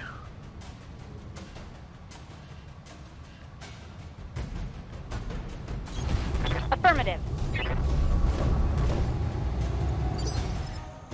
Okay, this will also get my heat down on everybody too. Good to go. So yeah. And your left arm is... Yeah, so that is the mech.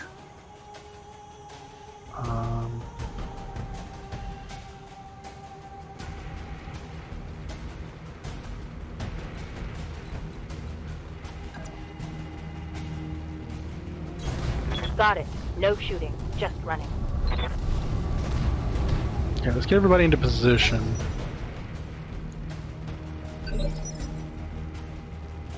I'm gonna reserve. Waiting for the shot. It moved a little bit, but not close enough. So they'll probably move, come up. We'll just go ahead and let them move. Just. Are they gonna get range that I can see them though? No. I was hoping my allies seeing them might be good, but alternatively, if it comes for that turret generator, I may need to go help it. What's up, boss? Let's actually, you know what? Let's do that.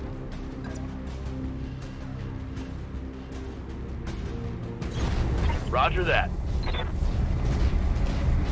So I didn't think about them potentially attacking my allies.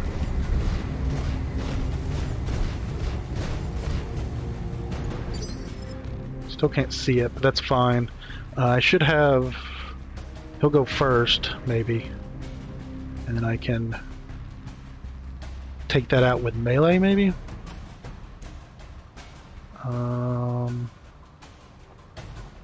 Yes, Commander.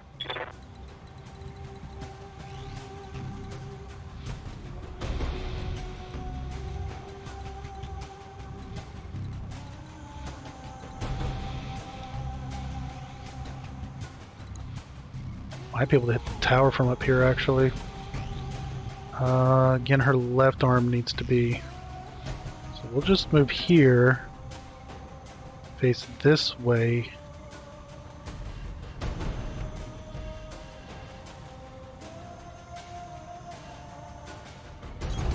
Move order received.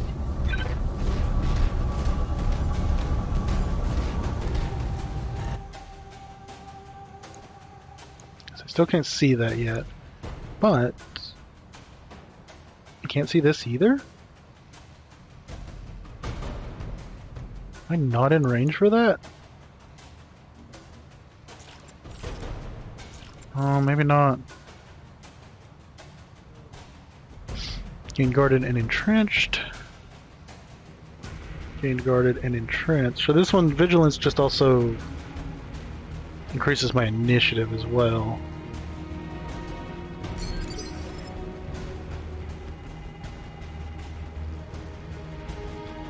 Waiting for orders. Yeah, I'm still not in range.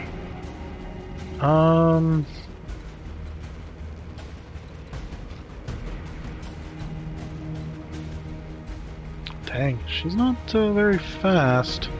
Again, I need to keep my left side away, so...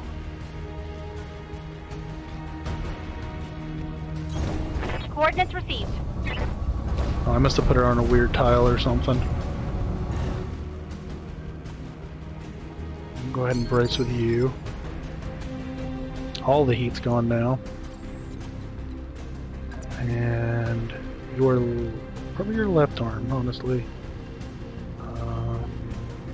So should be fine.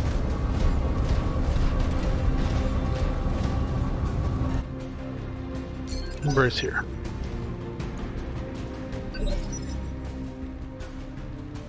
Okay. Waiting for orders. So I should be able to... Oh, I can't see it, so I can't melee it? Oh, that's unfortunate.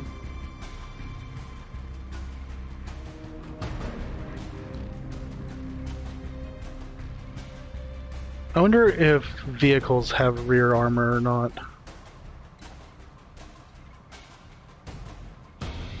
Oh, that's unfortunate.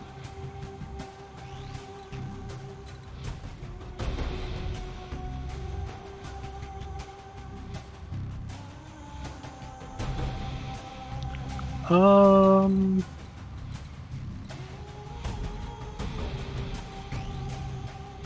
know what? Let's just move and get maximum evasion.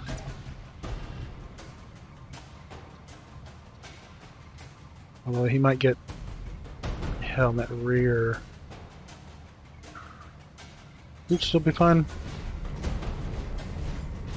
He's just a scorpion. Or I say just a scorpion, but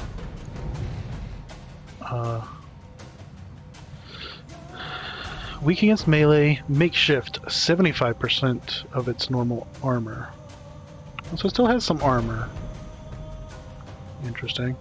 But yeah, we'll go ahead and attack it. Let's see how you like this. Structure exposed. Oh, here comes that shadow mech in range. Did it just... No, it didn't turn its back to me. Oh yeah, I almost took out its turret. It's fine.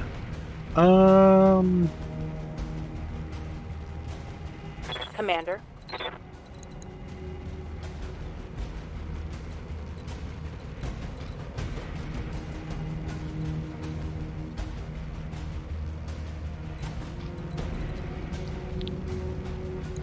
Let's take a look at this Shadow Hawk. Yeah, he's kind of mixed as well. His left arm, so I need to hit him on the right, get rid of that laser. Perhaps that LRM. AC5 is on the left torso. And that's in the head. So his right side's what I need to hit.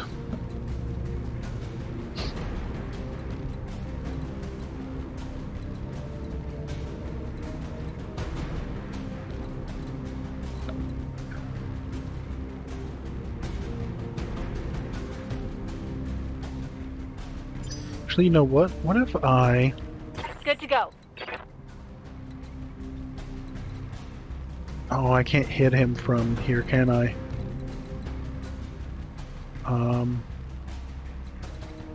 It's too angled.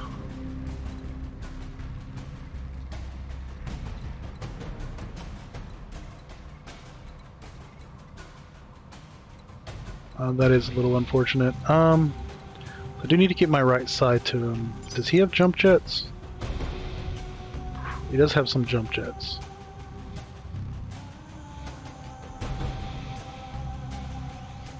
So he could potentially jump behind me. Let's do this. Can he get behind me right here? Can't get behind me right here. That's not enough movement though to get 2 pips. I don't think he can get right there. I'll do this.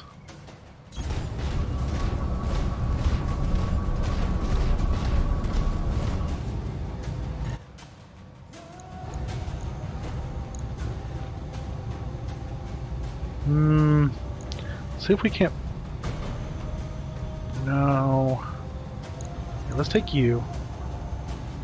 Got it.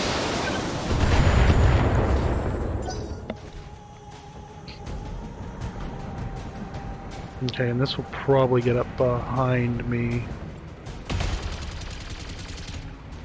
And take just a little bit of damage. It's fine. Reporting. Minimal damage. So... They have another one? Oh, there's another vehicle back there. That's fine. That's fine. Vehicles are fine. It's the mechs I need to worry about.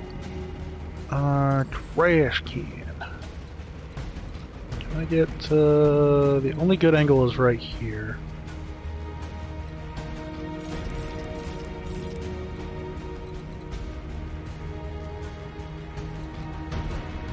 It's not enough to get any... Okay, but can you... Ready for orders. Okay, so I can... And again, your left is where I need to go. Okay, so we're gonna take you, we're gonna put you here.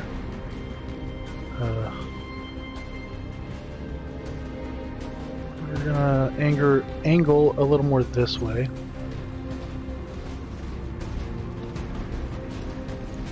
But then we're going to fire on you. Full fire. Let's hit them. All weapons committed. Structure exposed. I did something. This vehicle's moving. Gonna go on this road. That's fine. Order. So we exposed both that arm and that leg. I wanted to go here. That's your right arm. I don't really want to put your right arm out there. It's your left I'd like to.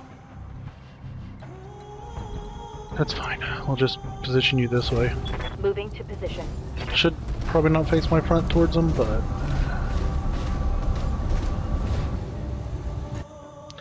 Now, can I precision strike?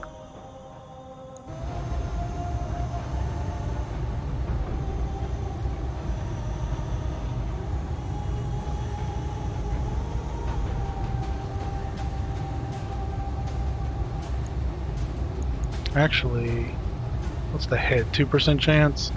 Yeah, not great. So let's get that leg out from under you. On it. Oh? No?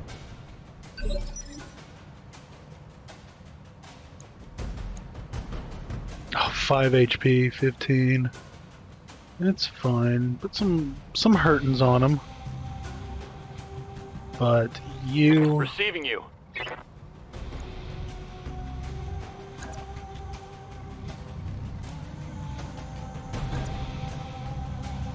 Attack you.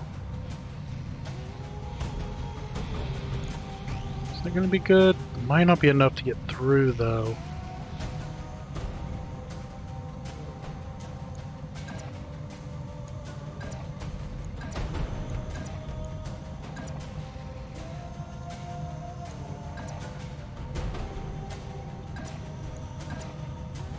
Let's do this, I guess. Moving out. Targeting for physical attack. There we go. Pop. Reporting. Enemy vehicle eliminated. So I don't know if a melee is a guaranteed kill on those or not. Okay, he is coming down this way though now. It's fine.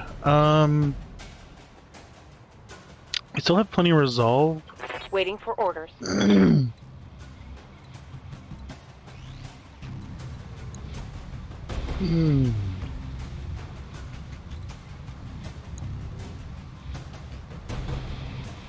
Could melee him.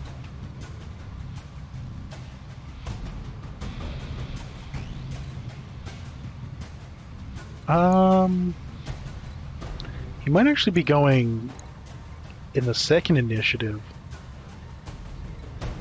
It's called shot. Oh, and the rendition. Okay, so we've kind of got him.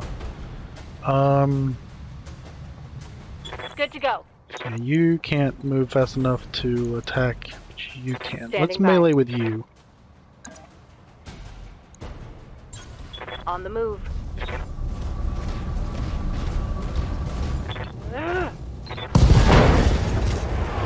Right leg, right arm, right torso. Take that. Knockdown, pilot injured, -1 initiative. Okay, so I also took out his LRM and his medium laser. So...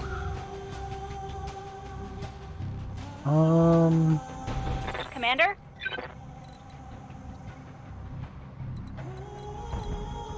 Let's go with trash can. Crash can. Let's just go right there. Angle your arm this way.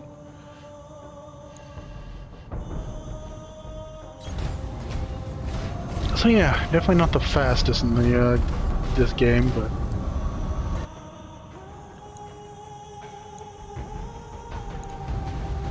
let us call a shot.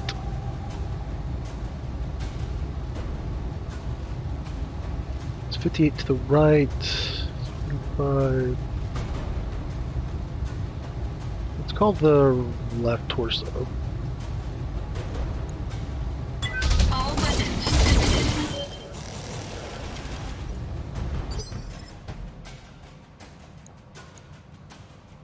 limited. Definitely did some hefty torso damage though.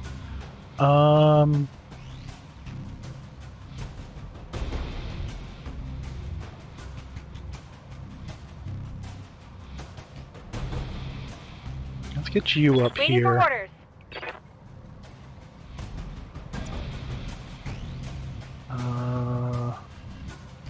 I need to avoid your left side's the problem.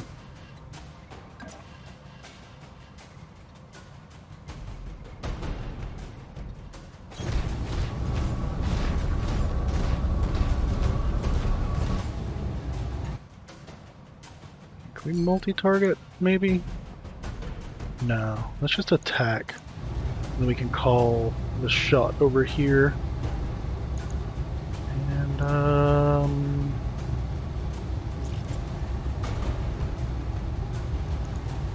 screw it. Let's just finish him. Sensors impaired, heatsink destroyed. Critical hit. So it should get up now. Doesn't have much.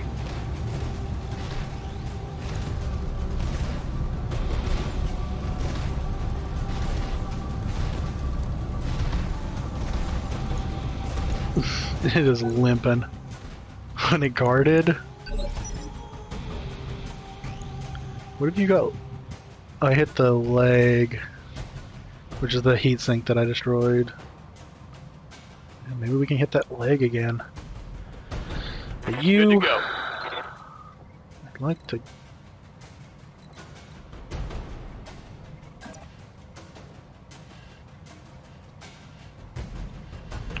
Screw it. I'll just go Location confirmed. straight.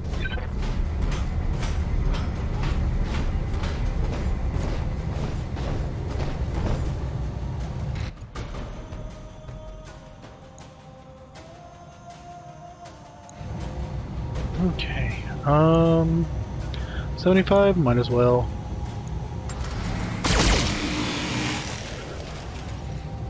Structure exposed. I did some damage.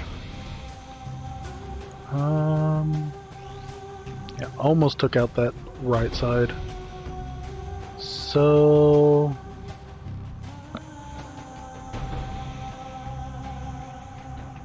What's up, boss? can I call shot on the melee? I'd assume I can't.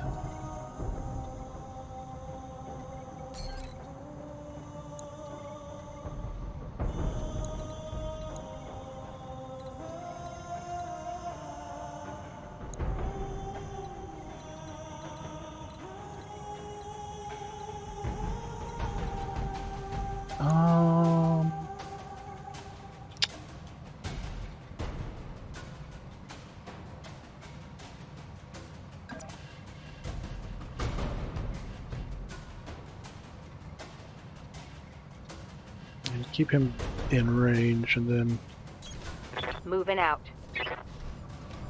Shadowhawk on a Shadowhawk.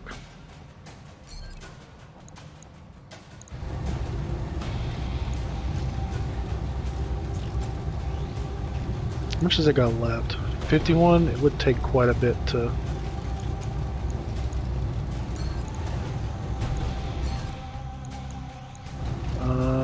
48 there.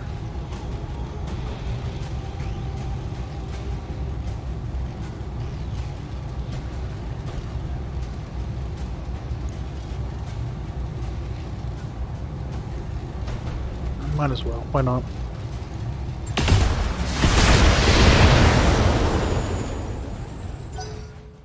Did I really not take him down?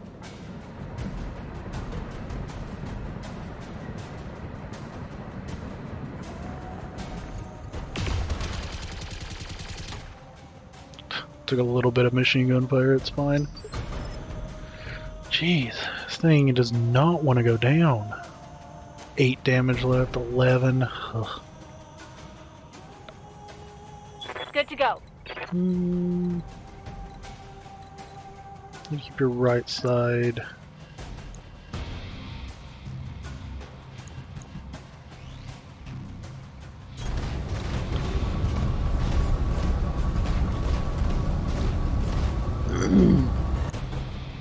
How much does this have left? 6. So yeah, we'll try this.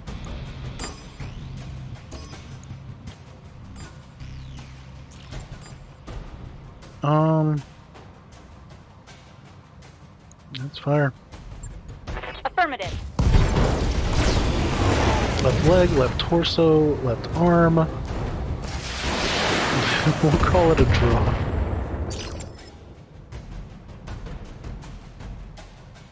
See, I destroyed everything but the, like, center torso in the head. It's fine. I think this will give me range. So let's kind of keep it like that.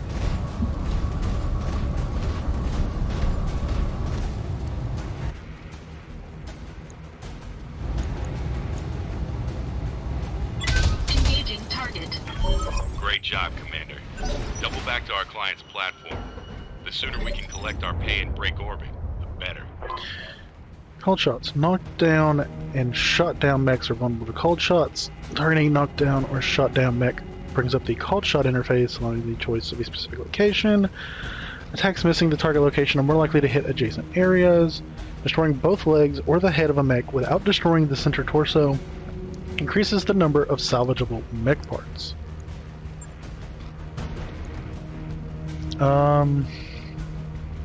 Ready for orders. I do need to kill you though.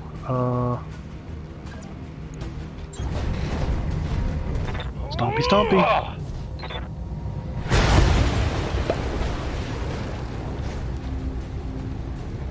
Vehicle down.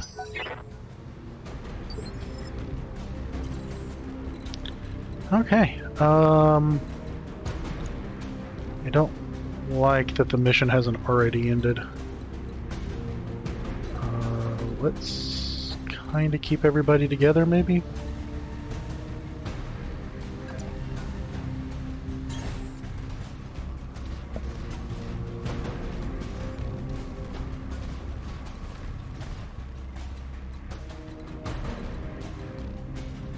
You need to keep your left arm.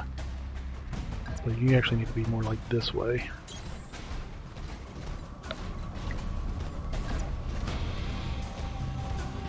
And I think you're... Yes, I already know about the resolve. Incrementally. Half full, gain accuracy. Your company's shipboard morale directly impacts your lance's starting resolve. That's good to know, though. Oh, did it do that stupid thing again? I wish these tutorial pops up during the other mission and not like this mission or something, or at least not when I'm selecting a unit. Standing by. I don't know. I don't want to bring him in quite yet. On my way.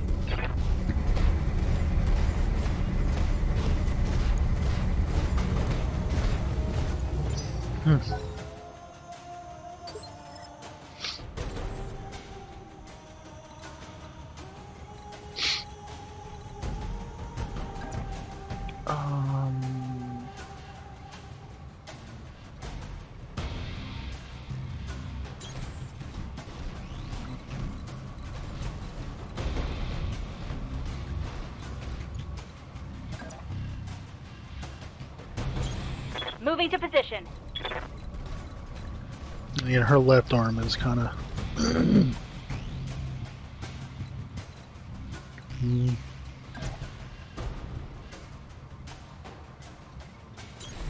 Heading out.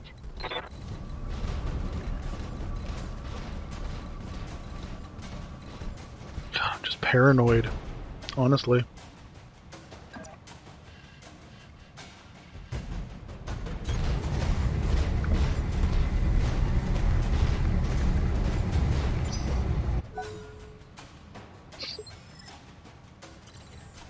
I'm just expecting I get here in the middle and all these turrets decide to flamer?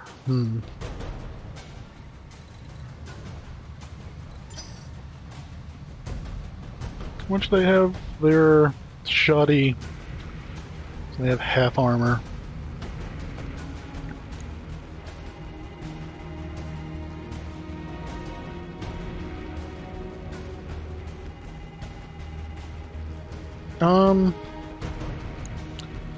I think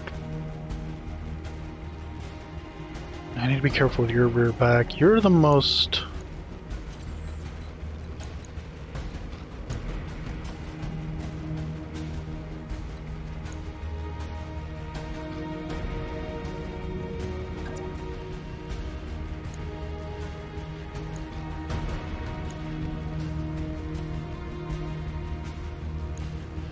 I feel like facing my back towards one of these is the better bet, rather than trying to split it and two of them being at my back. Let's put you in the middle, see what happens. Oh, does everybody have to be over here? Oh boy.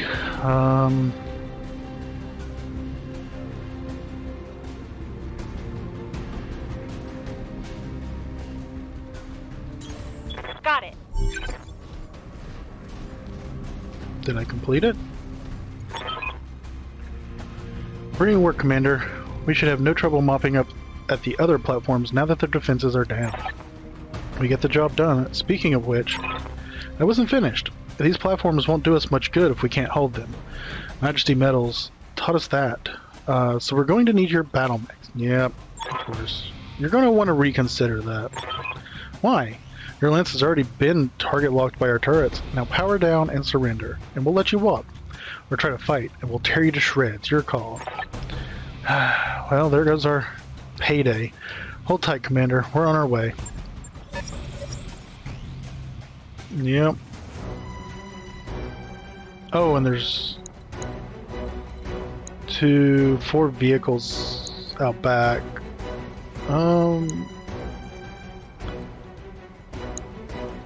No, the 3 vehicles out back.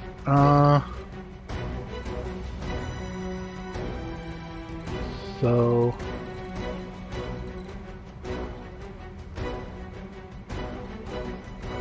I guess fighting hasn't actually begun yet.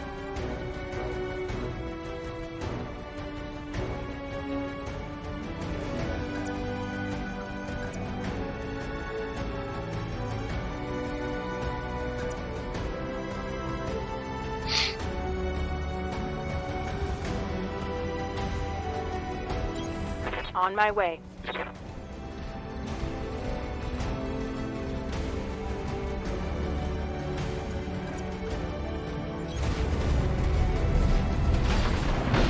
Oh, now I don't feel so bad running through your base.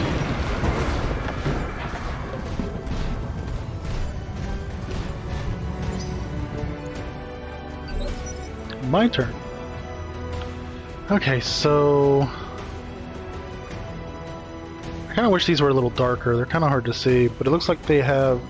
I'm guessing their turrets go last. Their vehicles will go... That's a galleon. The others are still unknown. Still, What's up, boss? Yeah, let's do that. Let's go around the back and hit you.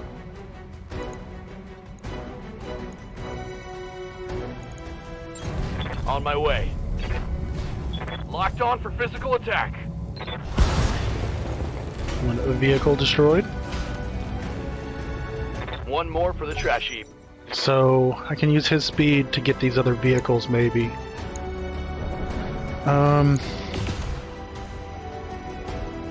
Is that the ship? Or must have been one of the vehicles. Might have been you. Scorpion, you have a machine gun and an AC-5. I kind of want to get these turrets out of the way, though, I think. Waiting for orders.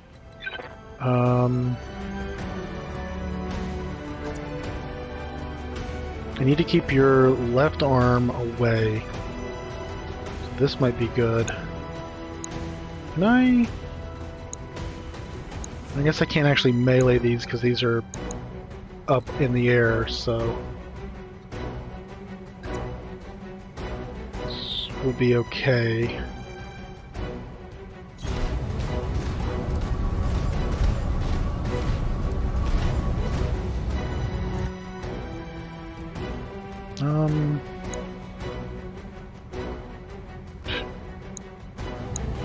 Interesting.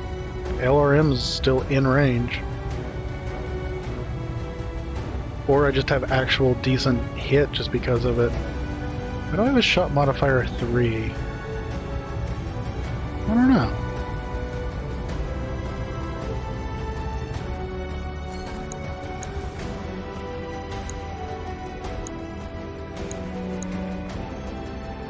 How much armor do they have, by the way? 45? So they have about 52 health.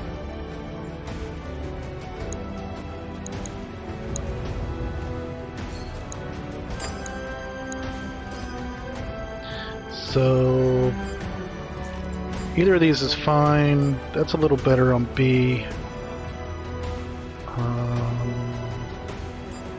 Hit that to B. This won't be enough to kill A, but this might be enough to kill B. Firing on target. Good on that. No structure exposed. Destroyed it. Target destroyed. Okay.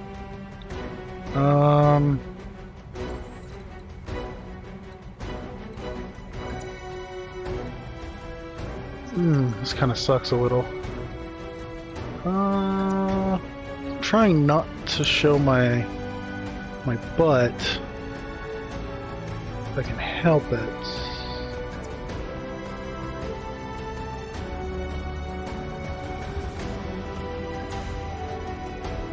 Well, maybe this will be fine. And it'll still be right side, but it's gonna require Orders. you to take this out.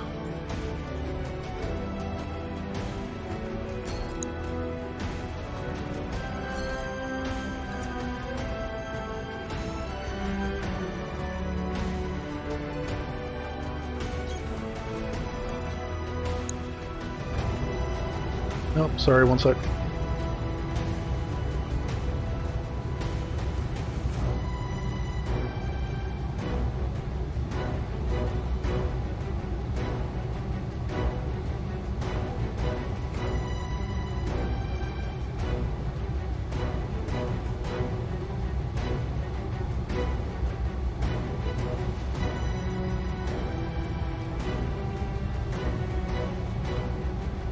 Apologies about that. Had to answer that phone call real quick. So this should definitely be enough to take it down.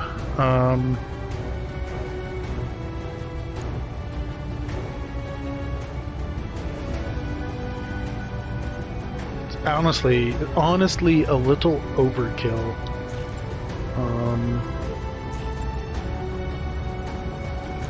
So let's just do that. I am kind of curious if ammo matters. One left turret. Like, am I gonna have to, like, every ammo I use is gonna cost me money, kind of thing. So let's yeah,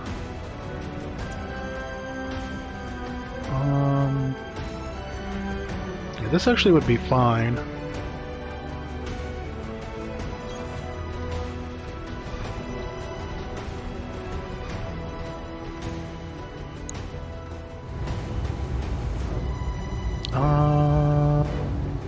Let's assume 2 of these miss. I need 3 to hit. So let's just go ahead and... All weapons committed. Yeah, that was enough to kill. Okay. Target destroyed.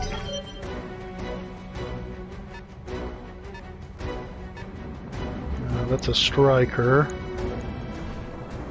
Going through its own buildings.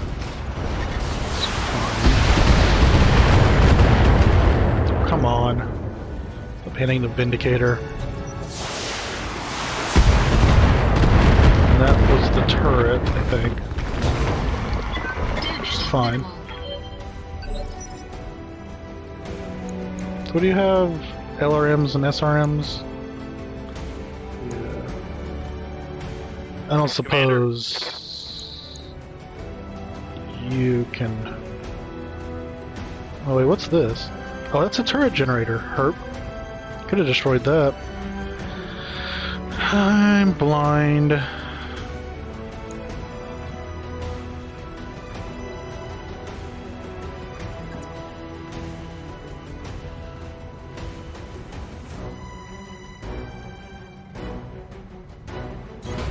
Affirmative. So I don't think I'm going to be able to run up and stomp that one, can I?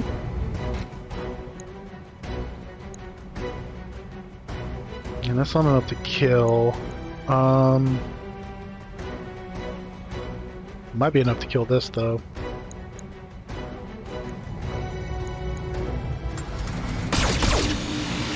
Not if I miss though. Not if I miss. Oh yes, drive a little closer to me.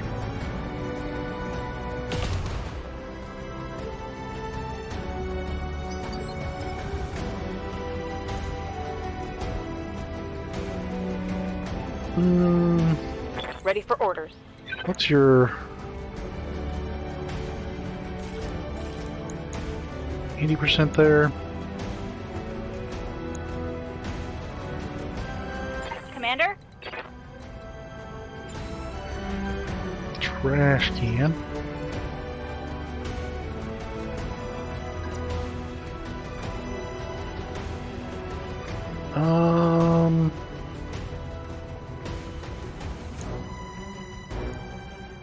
I actually hit the turret.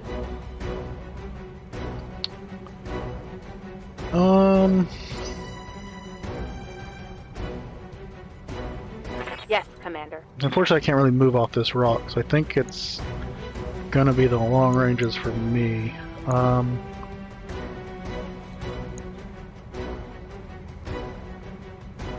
What I could do actually is let's target you.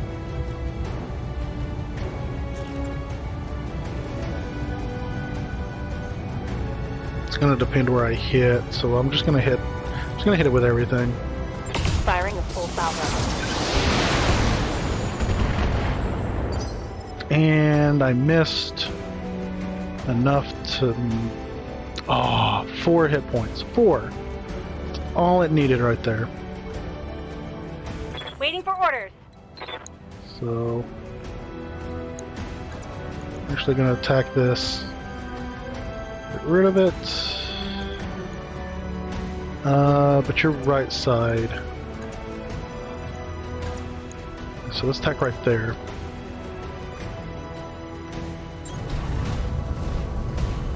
And this should pop the tank.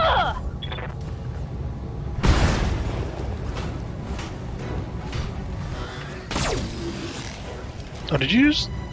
Oh, you have a short laser. Move her down. Oh, that's right. That's what Tark was talking about.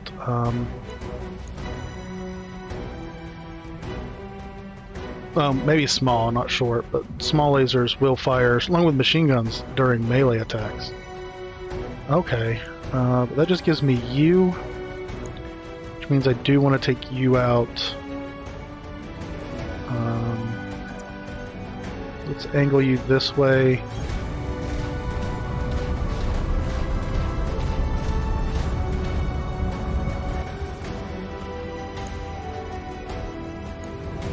I'm not gonna waste those. Engaging target. Is that enough? Thank you. Enemy unit destroyed.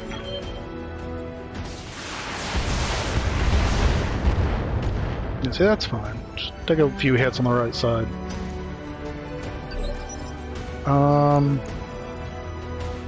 Receiving you.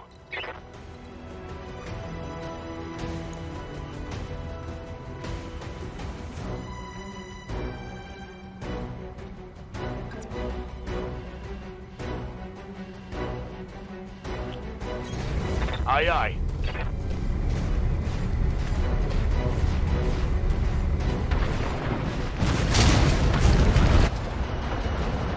Let's see if you can't finish this off.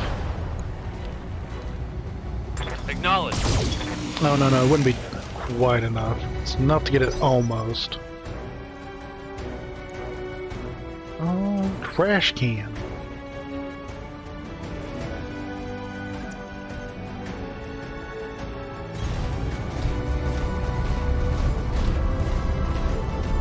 "19 rounds.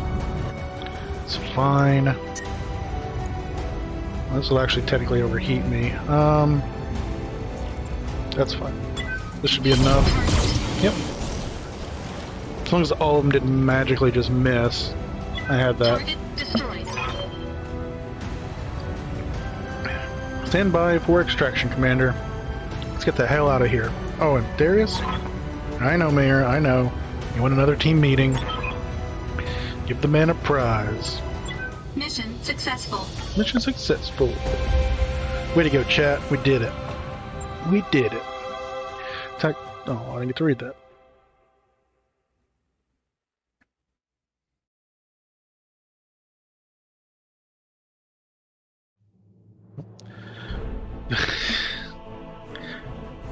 Mission complete. Morale steady. Review board. What is this?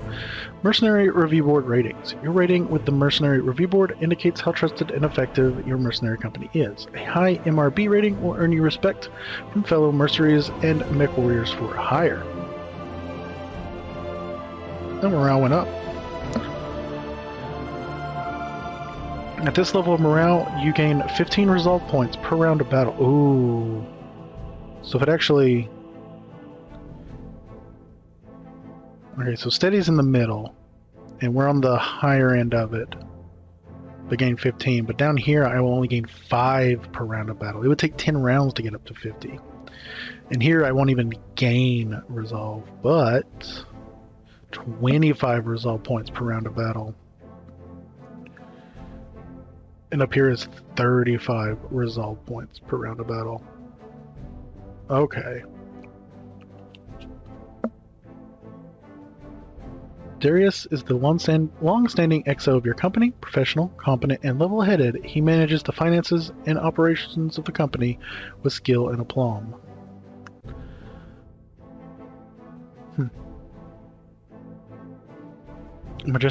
Majesty Metals and Manufacturing is the oldest military manufacturer in the Magistry of Canopus, with facilities on the capital world of Canopus, as well as the Nunionshire.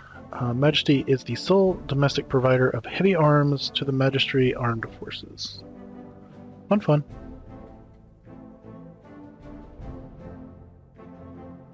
Okay, so 3 years later, priority mission. Well done, Commander. You made the best of a bad situation. Here's hoping we don't run into another job like that. Narrator. They indeed ran into another job like that. I have no doubt, but... Okay. Kills. So Shadowhawk actually got the least amount of kills. I kind of wish it showed... Everyone's uninjured. Ronin? Wait, what is... I guess that means that's me, and then what does the Ronin say? This mech warrior is a unique character. You may only hire this mech warrior once. If you fire them or they are killed, they will not reappear in any hiring halls. Rank regular mech warriors show some competency in combatability and have begun to demonstrate greater compatibility or capability in one or more skill areas. So what's recruit? Recruits are fresh mech warriors who are relatively unskilled, with no abilities available to them yet. Okay.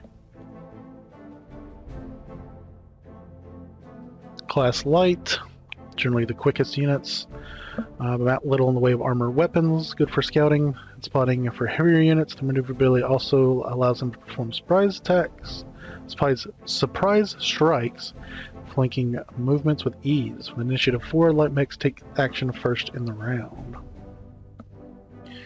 Medium battle mechs mount respectable weaponry with above average speed and varying levels of armor. Because their configurations tend towards generalism, medium mechs are often able to occupy a number of different combat roles. Initiative 3, take action near the start of the round. And then technically you're still medium and you're medium as well. And Blackjack. Oh, interesting. There's a whole lot of stats and stuff. I don't know what those icons are. Blackjack ones are solid, well-rounded mechs for their tonnage. They typically mount jump jets, which gives them an extra edge by repositioning quickly to keep a direct line of fire for their auto cannons. I always keep forgetting about jump jets too. So what were they? Fire support and skirmisher. Vindicator 1Rs tend to deal their damage at range while moving in for closer attacks, typically well armored. They're capable of some surprise attacks due to their jump capability and above average heat efficiency. Fire support and brawler. And the Shadowhawk. Shadowhawk 2H is the perfect example of a jack of all trades. It supports weaponry of all ranges, has respectable speed and jump capability, and mounts decent armor. This comes at the cost of excelling at nothing in particular. Look at that heat efficiency though. I don't know what all those icons are. We'll figure out what those icons are. Skirmisher and Cavalry. What are you? Extremely maneuverable scout. Spider 5e is hands down the most maneuverable mech you can field. But it's made of paper.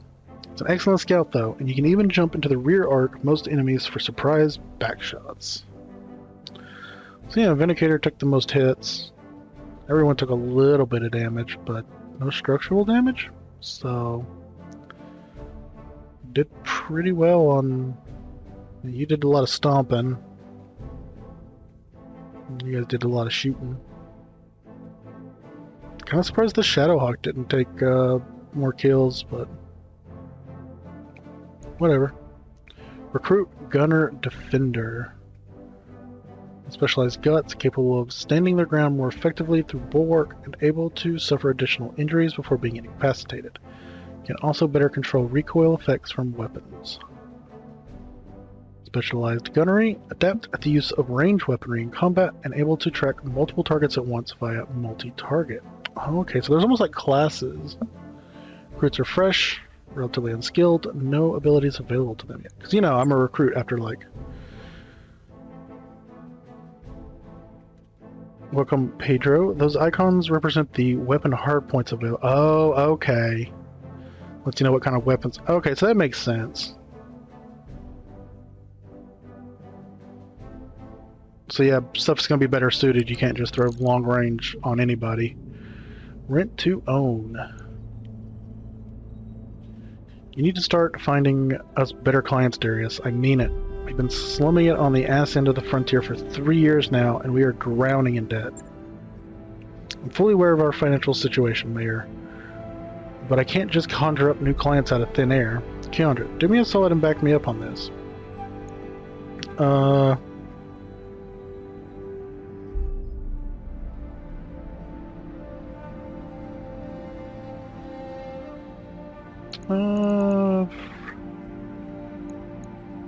If we're really that hard up for cash, we need to stop talking and start doing something about it. Hey, you'll hear no arguments from me. When we made you our commander, we all agreed to follow your lead.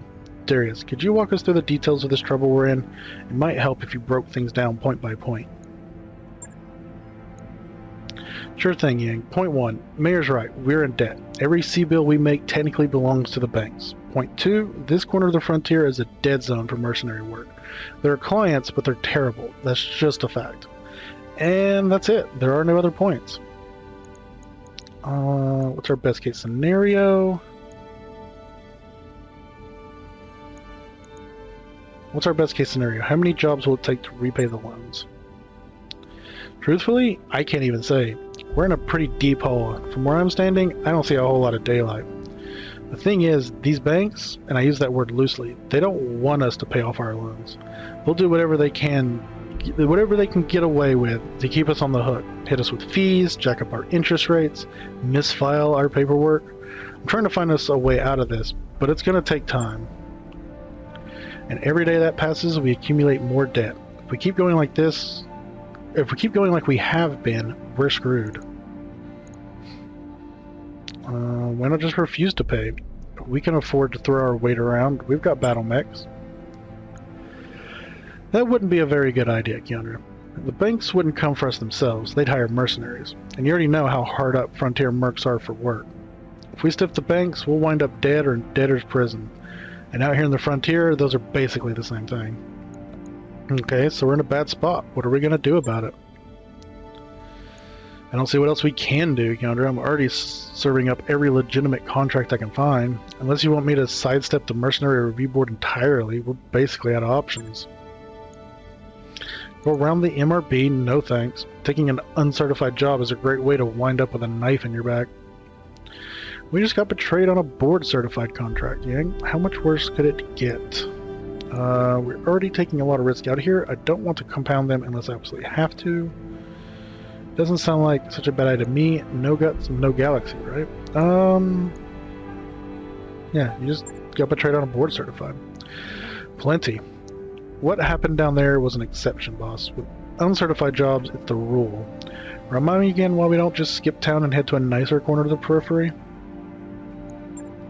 Because the banks and the jump ship crews have an arrangement. Till we pay up, they're going to keep us on a short leash. That's a good reason. Look, Darius, Mayor's right. We need to start earning some real money, and we need to do it soon. It's only a matter of time before something breaks down that I can't fix with duct tape and good intentions. My family was killed in a jump ship accident. Deferred maintenance was identified as the cause. I won't let that happen to us. Yeah, we'll just go with this. You know what that means, Darius, and as much as the implications scare me, I've got to agree. Uncertified employers can be dangerous and all, but they ain't got nothing on entropy and neglect. It's settled then. I'll start digging for contracts outside the MRB system. Who knows, maybe it'll work out for the best. It isn't like we've got all that much to lose. In the meantime, we need to find another paying job. And our prospects in this system have completely dried up. I recommend booking travel to a neighboring system and seeing what the review board has for us. Any luck, we'll find enough work to keep going until something better rolls in. The banks are holding our jump ship access hostage until we can repay our debts. For now, we can only go between Urquine and the nearby systems of Alloway, Bellerophon, and Detroit. Our top priority right now needs to be finding work, so we can raise cash. None of the contracts here are very good.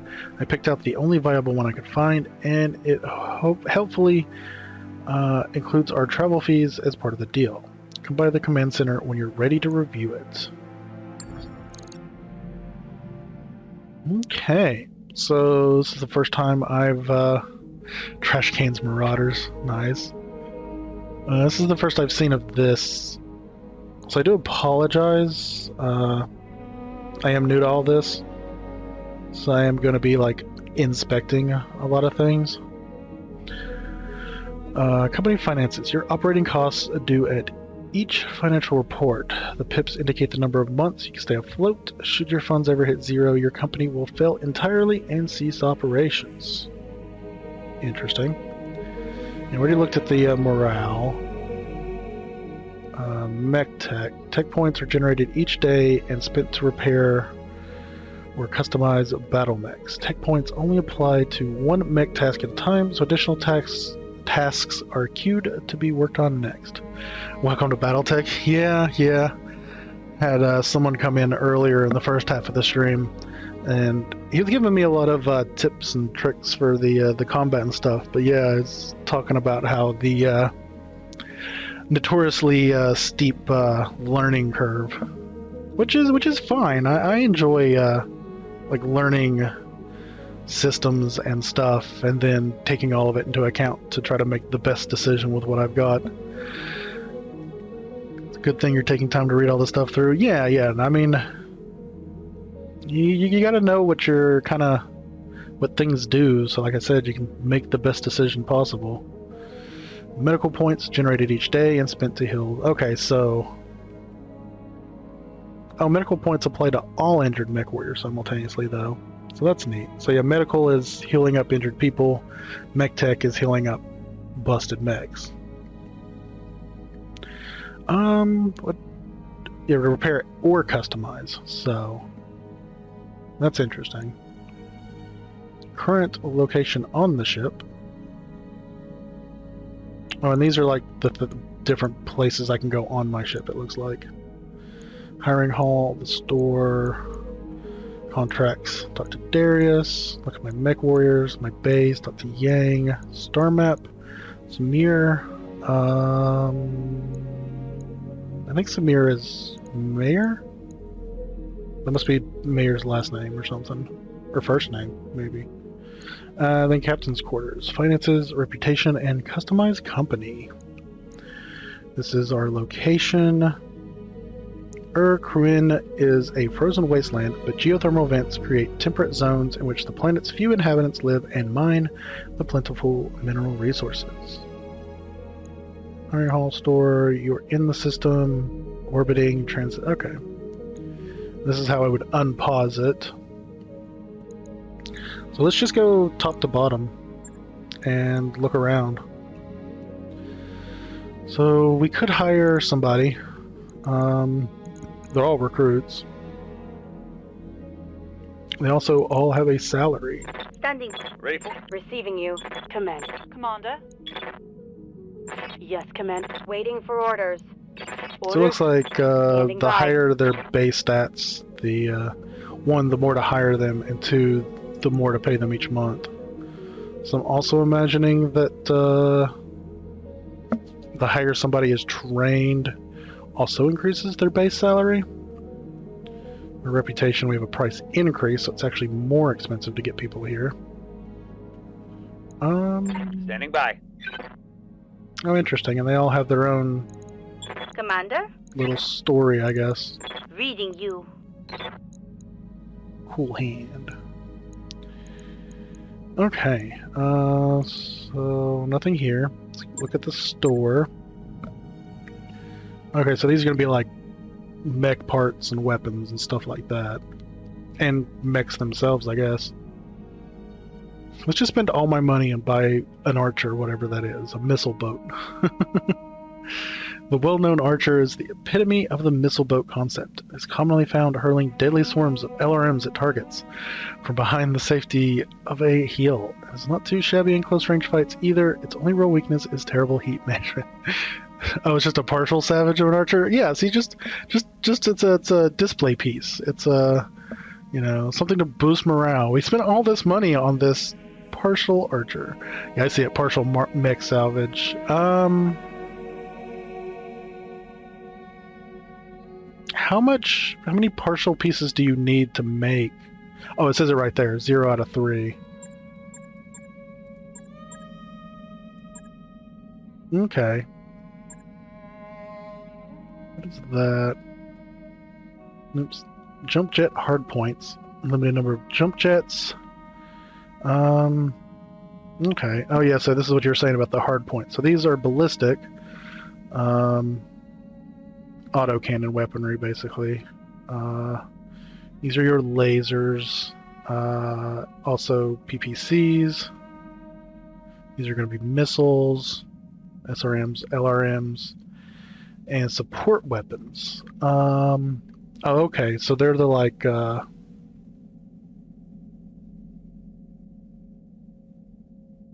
yeah, they're the smaller, so gotcha. Okay.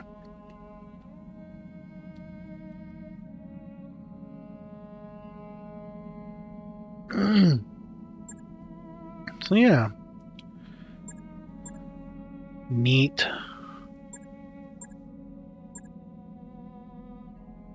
So, I mean, obviously I'm probably not going to buy anything because, I'm broke as is. I do want to know what a flamer is, though. Flamer weapons are unique in that they deal little physical damage, but instead expel superheated plasma, applying substantial heat to their target. And improperly, this can hamper enemy return fire or even cause the targeted unit to shut down from overheating. Okay.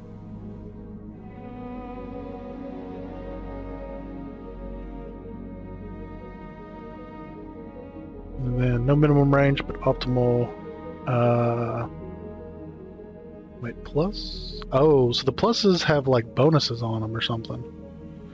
Neat.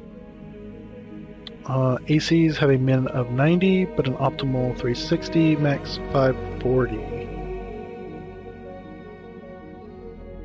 Okay, so the bigger the autocannon, the shorter the range, it looks like.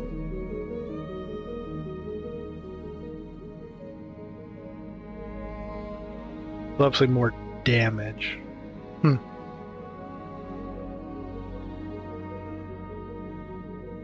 They also take up more slots. Also way more, obviously. Okay. You're great assuming you can get close enough to use them. Yeah, I was kind of thinking that. What's this? Certain manufacturers produce improved versions, yielding bonuses to one or more stat areas.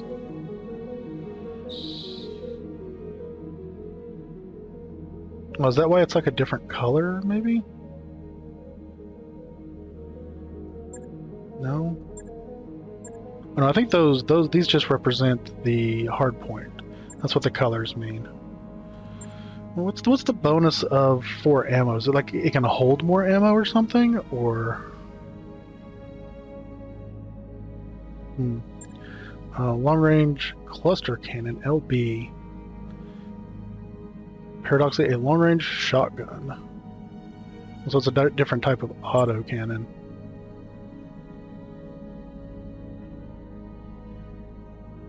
Interesting.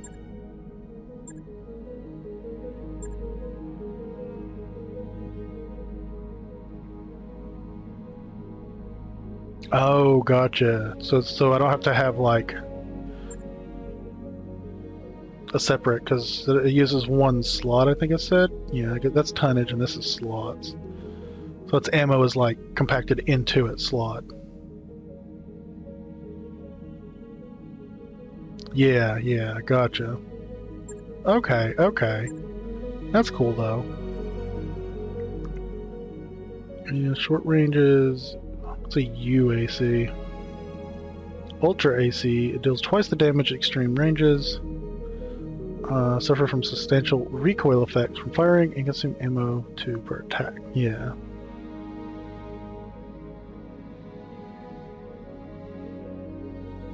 So Ultra does more damage, but just it's harder to control. So you need somebody with guts, I think, is what does recoil. Heat sinks. What are these different jump jets, though? Assault, heavy, standard.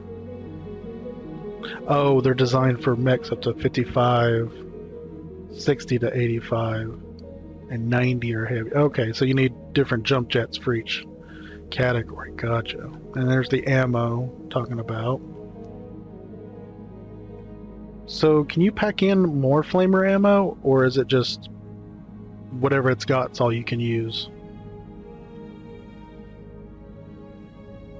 Which might be a balancing thing. Okay, so that's the store. Obviously not going to buy anything. Let's look at the contracts. Gotcha. Normal ACs as a single fire weapon. Ultra ACs kind of like burst fire. Gotcha.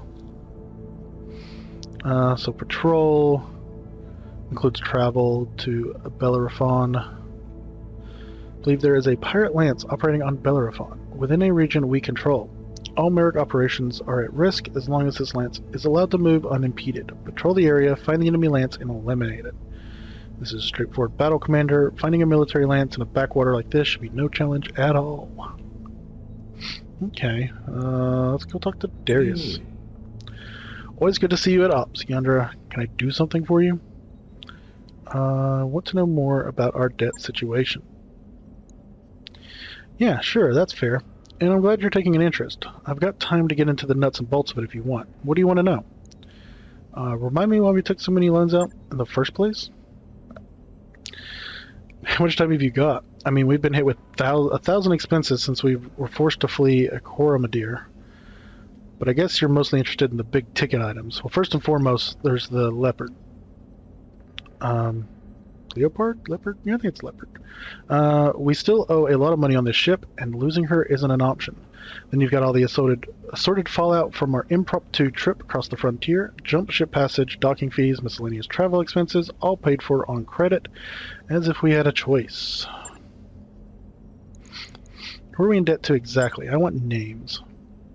How about I give you the top 3? First, you've got Blue Horizon. That's the big commercial bank on Lyerton. They're the ones that own the lease on this ship. Then there's the Idri Consortium. They've got people everywhere, but they're based somewhere in Merrick Space. We borrowed from one of their associates to make the jump away from Coromadir on the day of the coup. Finally, you've got Lockdown Lending. They're a frontier outfit from Haster, and they're about as crooked as they come. And I wouldn't normally do business with an outfit like the Double L, but we didn't have a choice. They made a deal with Blue Horizon to buy half our debt.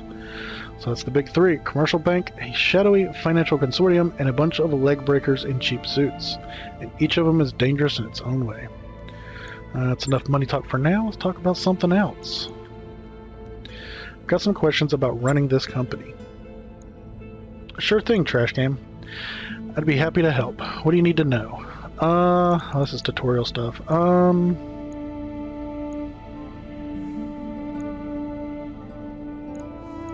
I might as well go through it, I guess. Outfits like ours depend on the Mercenary Review Board to post certified contracts working for reliable employers. I say reliable, let's face it, Younger. Most jobs come down to us doing the work that the rich and powerful can't be seen doing. Mercenaries are deniable assets. Jeez. There is a lot here. We travel from system to system, picking up jobs and making ends meet. Sure, space travel costs sea bills, but some employers are desperate enough to pay travel expenses for mercenaries willing to make a few jumps for a gig. What intel will I get about a contract before I accept it? Most employers will give us enough info to understand who we are fighting and why. Some are cagier than others, but by and large, they want us to succeed. Because of this, we generally get enough intel to get the job done. It isn't a perfect system, but it works well enough. Tell me about the... there are a few key things to look for in a contract. First, you need to understand what type of mission it is. Next, you should take account of the climate conditions in the area of operation. Finally, it's important to know the expected strength of the opposing force, or OP4, vital even. Tell me about the types of missions we might be offered. In my experience, most contracts come down to one or more of the few basic ideas. Blowing something up, taking someone down, keeping something safe, or making a mess with heavy ordnance. There'll be variations here and there, sure, but for the most part, our jobs are going to fit into one of these categories. Giant bipedal weapon platforms aren't exactly known for their subtlety. Tell me about the climate conditions. If you're not watching the climate conditions, you're not in full command of the battlefield. In most environments, you gotta watch your mech warriors' weapon fire and jump jet use so they don't overheat their battle mechs. Badlands and deserts make your mechs run hotter, so you're gonna want to pay careful attention when you're fighting there. Low atmosphere, non-terraformed planets are worse. You'd be wise to swap out some energy weapons for ballistic weapons in those environments, or pack on some extra heat sinks.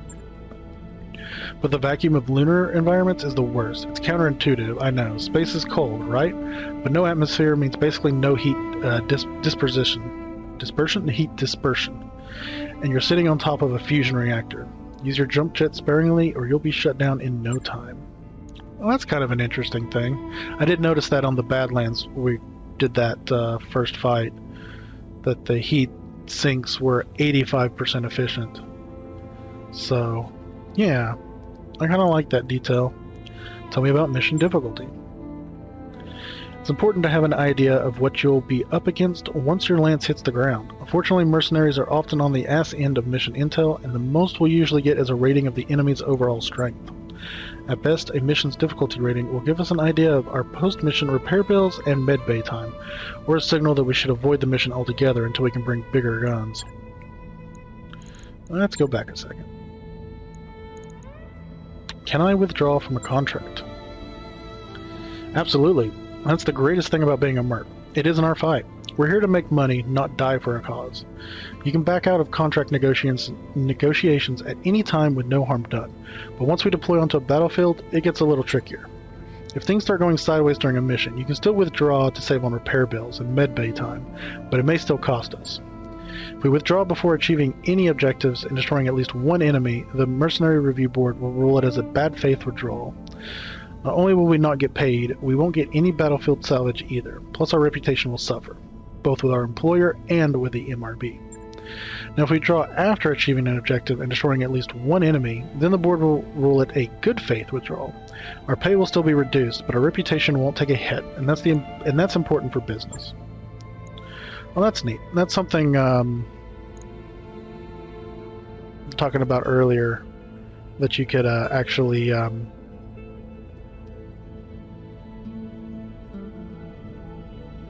you could actually kind of leave without finishing everything. Like, you're not forced to just finish it, even if it's a losing fight. Tell me about reputation. Our mercenary outfit's reputation determines the quality of the contracts we're offered, the quality of the mech warriors willing to hire on with us, and the deals we get on weapons, mechs, and equipment in local stores. Most employers won't offer us the really juicy contracts until we've proven ourselves over time. But once our rep is solid, we'll get access to some high-paying gigs, with opportunities for some serious battlefield salvage. Why is salvage so important? If sea bills are like blood, salvage is like food for a mercenary company. Or something like that. I don't really do analogies. Let's just leave it at salvage is good, and here's why. Salvage lets you replace components you've lost, or upgrade your mechs to better suit your combat tactics. And if you don't end up needing the salvage you get, you can always sell it off at the nearest store.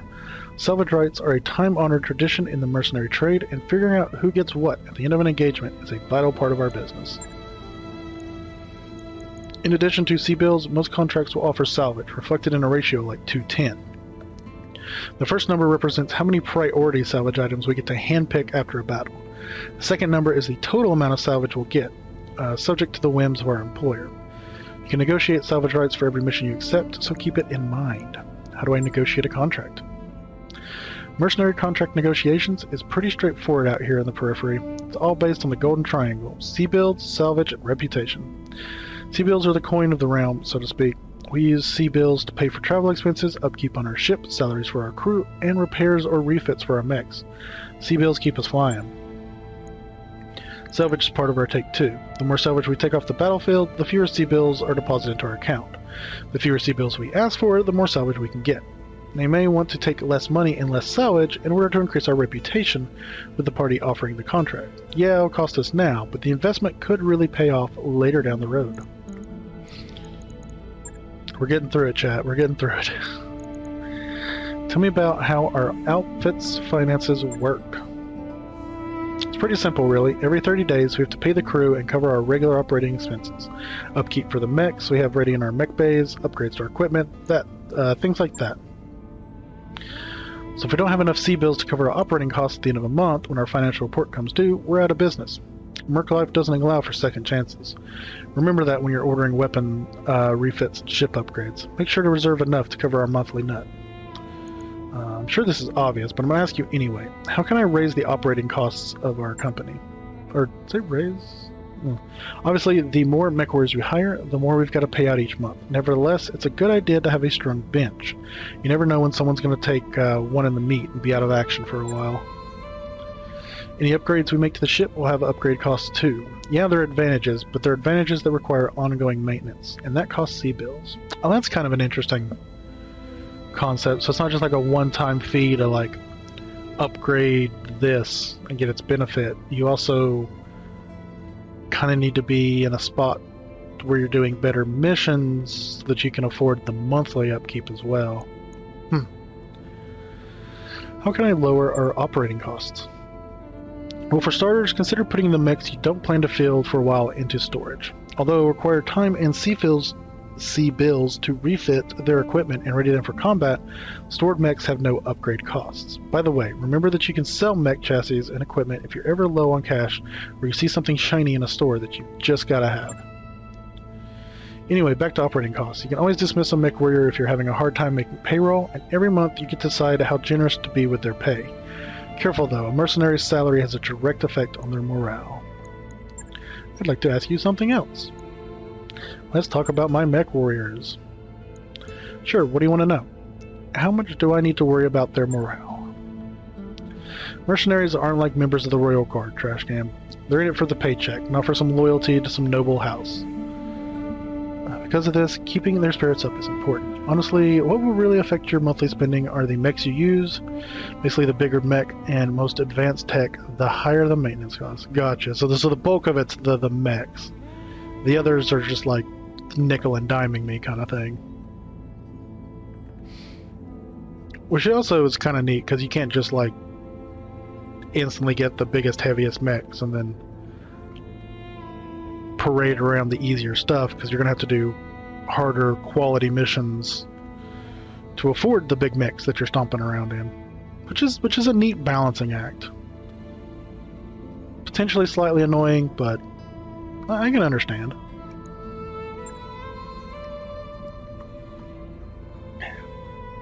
Mech warriors with high morale get inspired more often on the battlefield. Their heads are in the game. Inspired mech warriors can create opportunities.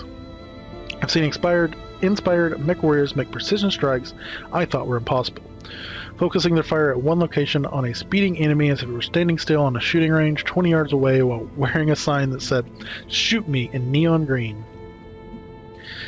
Inspired mech warriors show amazing vigilance too.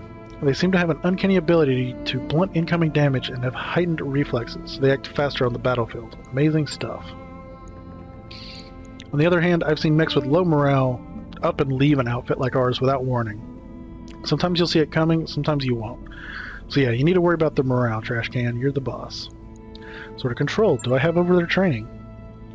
Mech warriors gain experience in every mission they complete, and you can chart their training and guide their developments in 4 skills: gunnery, piloting, guts, and tactics. As they become stronger in a particular skill, your mech warriors gain access to special abilities that can be used in combat. The first ability is the Mech Warrior Specialization. Mech Warriors can only have 2 specializations total, so pay attention when you're training them. The first 2 they acquire are the only 2 they'll have. The second ability is the Mech Warrior's Expertise. Mech Warriors only get 1 of those, and it has to be from one of their specializations.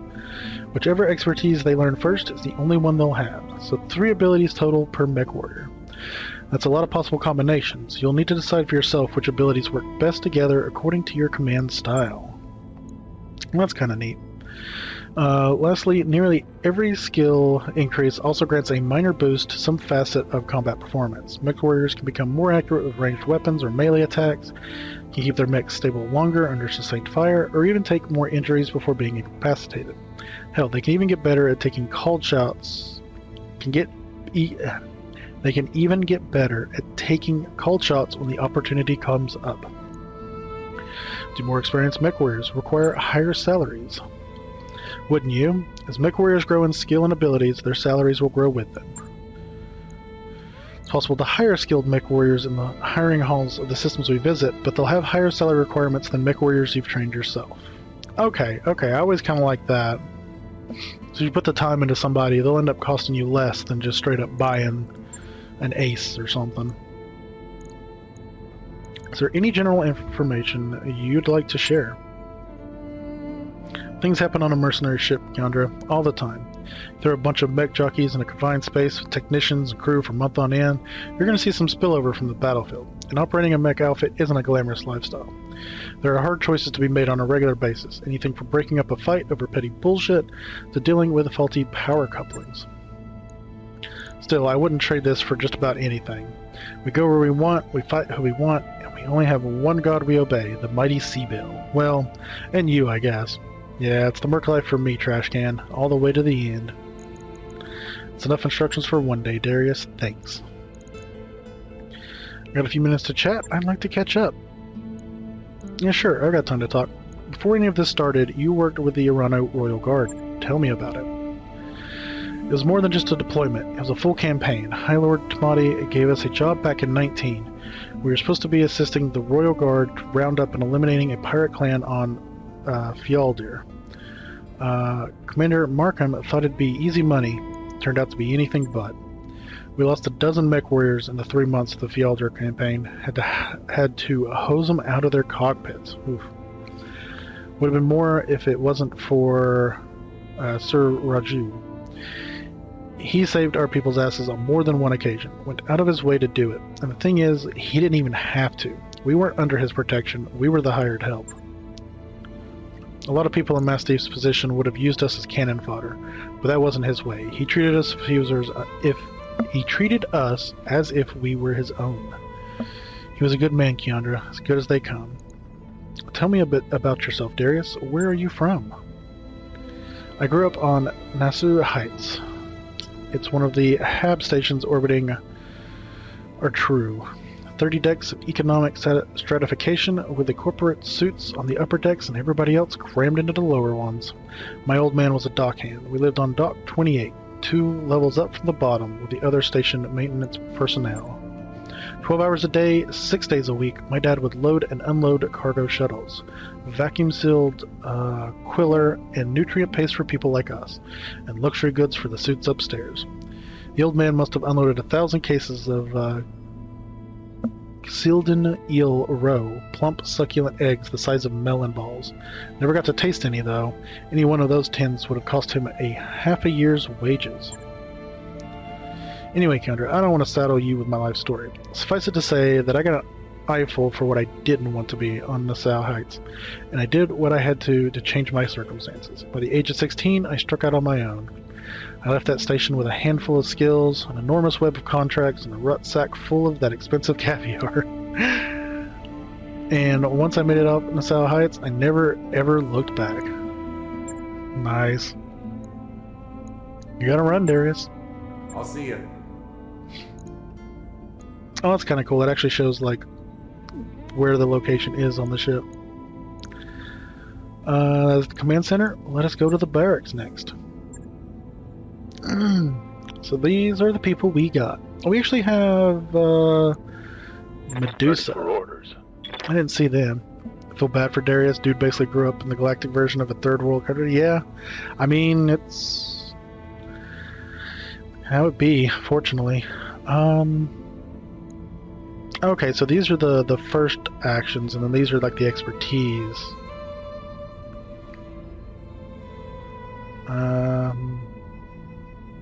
So some are actions, some are passives. That's something I'm definitely gonna have to look at. So what's the difference with the squares that have dots in them, and then these squares don't?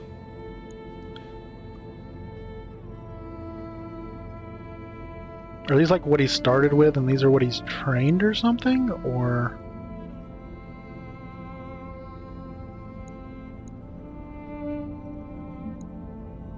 I'm a little confused on that.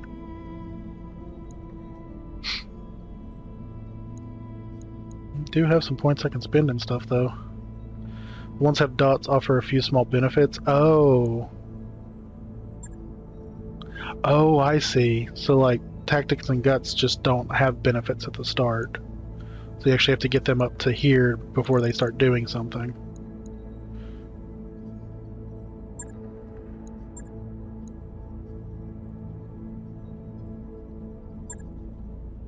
Okay.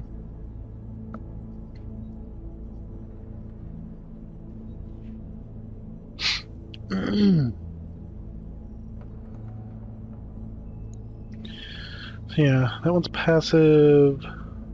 That's multi-target. I do like multi-target. One bonus evasion charge after moving. If this move is not a sprint, jump, or charged, charge to melee, the mech also gains entrenched. Neat. I've seen bulwark. So, action, passive, passive. Okay, so not everyone has an action and a passive. Okay, so yeah, I get to choose 2 of these and then 1 of these. Which also means that 3, 4, 5, 6, 7, 8, 9, 10. I almost forgot this was a thing. playing the game with mods for so long, I hardly remember how vanilla even looked like. Yeah, yeah, I've definitely seen the mods, and I am liking this game, so there's probably going to come a day that I will play with mods. But I always try to play the game vanilla first, so that I have an idea of what mods I might want, and have a better appreciation of what mods actually like change and stuff. It's like about a month ago, I had my first playthrough of RimWorld, and it was completely vanilla, and that game has so many mods for it. And eventually going to go back to some RimWorld, but it's going to be just a little bit more modded. Well, not more modded, but it's going to have a few mods added to it next I play it. So, what's under service record? Okay, it's just like stats, attributes. Interesting. Yeah, I've seen. I actually looked up because I was just curious. I looked up like best mods for BattleTech kind of thing, and there's like 3 really big like expansion type mods kind of thing that kept getting named. I'm definitely interested in like perusing one of those for a much further playthrough.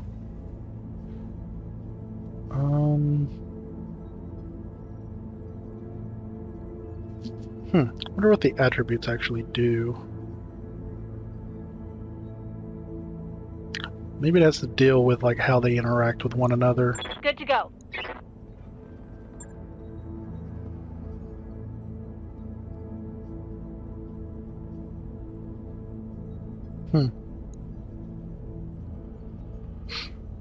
Oof. Jeez. Jessica Chernovskaya had a peaceful, ordinary, middle-class childhood in the heart of the Federated Suns, but even in the heart of civilization, you were not safe from a glitch. It was a garbled bioscan that got Jessica committed to a maximum security prison and changed her life. After 10 years, her case was reopened, the evidence re-examined, and her name cleared. But it was far too late for the kid Glitch had been. She learned skills on the inside, and she applied them on the outside. Killing for money is surprisingly easy and lucrative, and elite killers can command high prices for their discretion and effectiveness.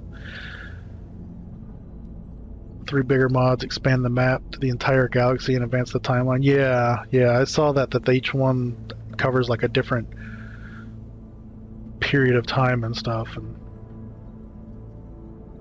yeah, I'm definitely eager to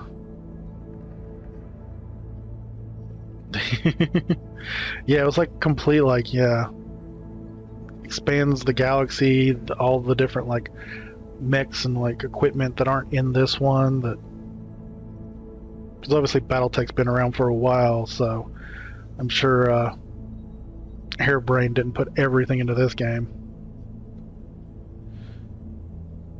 Yeah, RogueTech was one of the ones I saw, which I think was the one that had like the longest time period. And just, yeah, I'm definitely curious to see some of them eventually, but gotta get through the vanilla stuff first. So, yep. Okay, base weapon hit.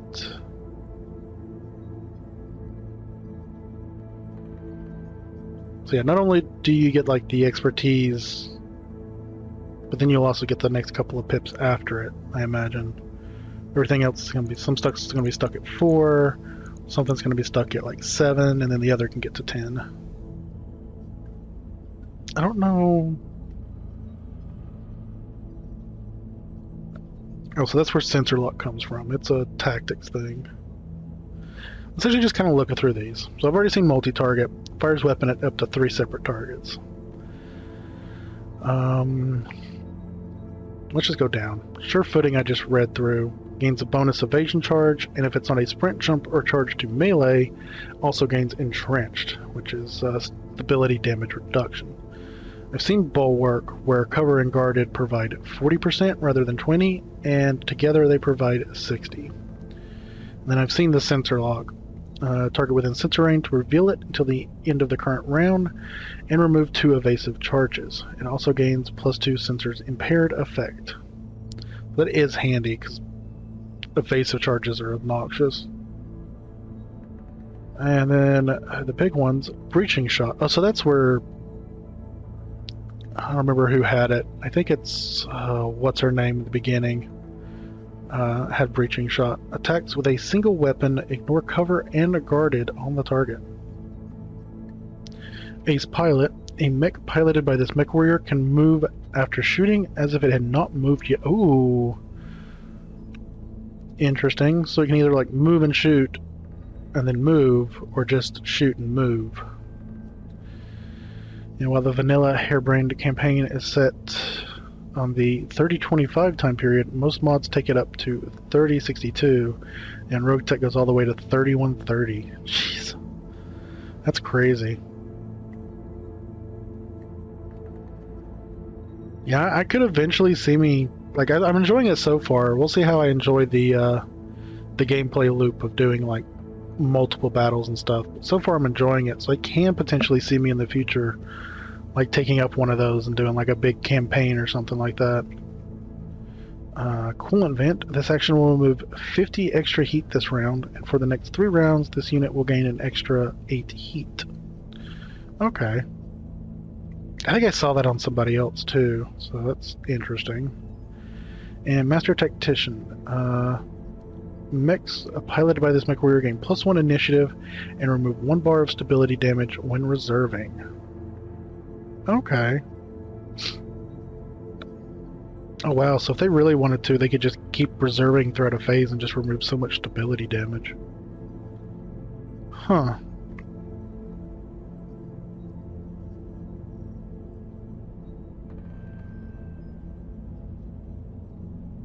And these are pretty nice.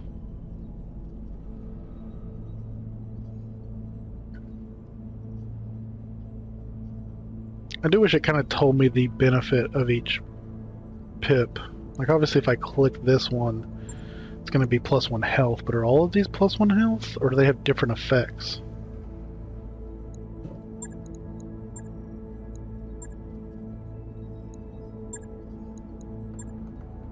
Like this one actually has a +1 unsteady threshold, as well as the base melee hit. So they're not all 100% identical.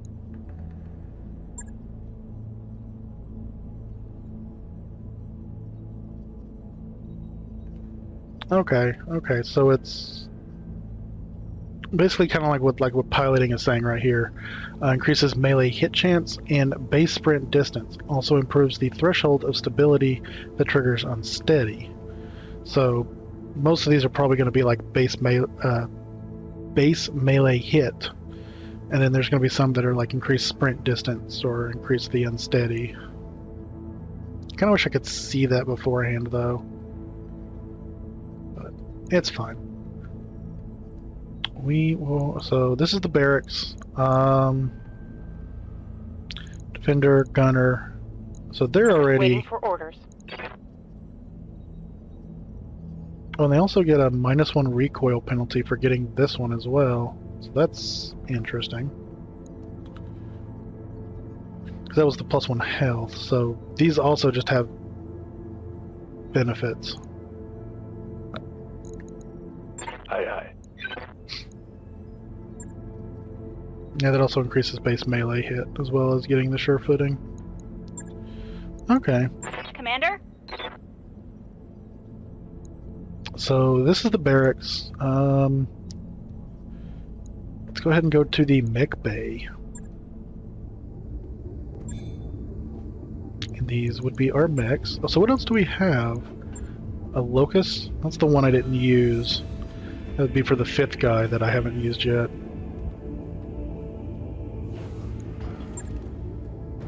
We can also give it different patterns. That's neat. Let's put it back on pattern 4, because why not? Requires upgrade. So it looks like I can hold 6 per bay. I can get additional bays. Nothing in storage. Do you have a couple things in storage and components?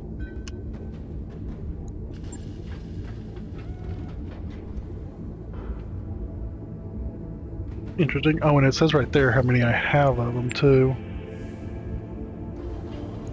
So, there was one thing I was curious about. So, obviously, some guns have ammo. Do you have to, like... Does it cost money to replenish that ammo at, like, the end of a mission? So, is there a reason to not just use all my ammo? You know, if I think like my lasers are going to finish something off. So that was one thing I wasn't sure about.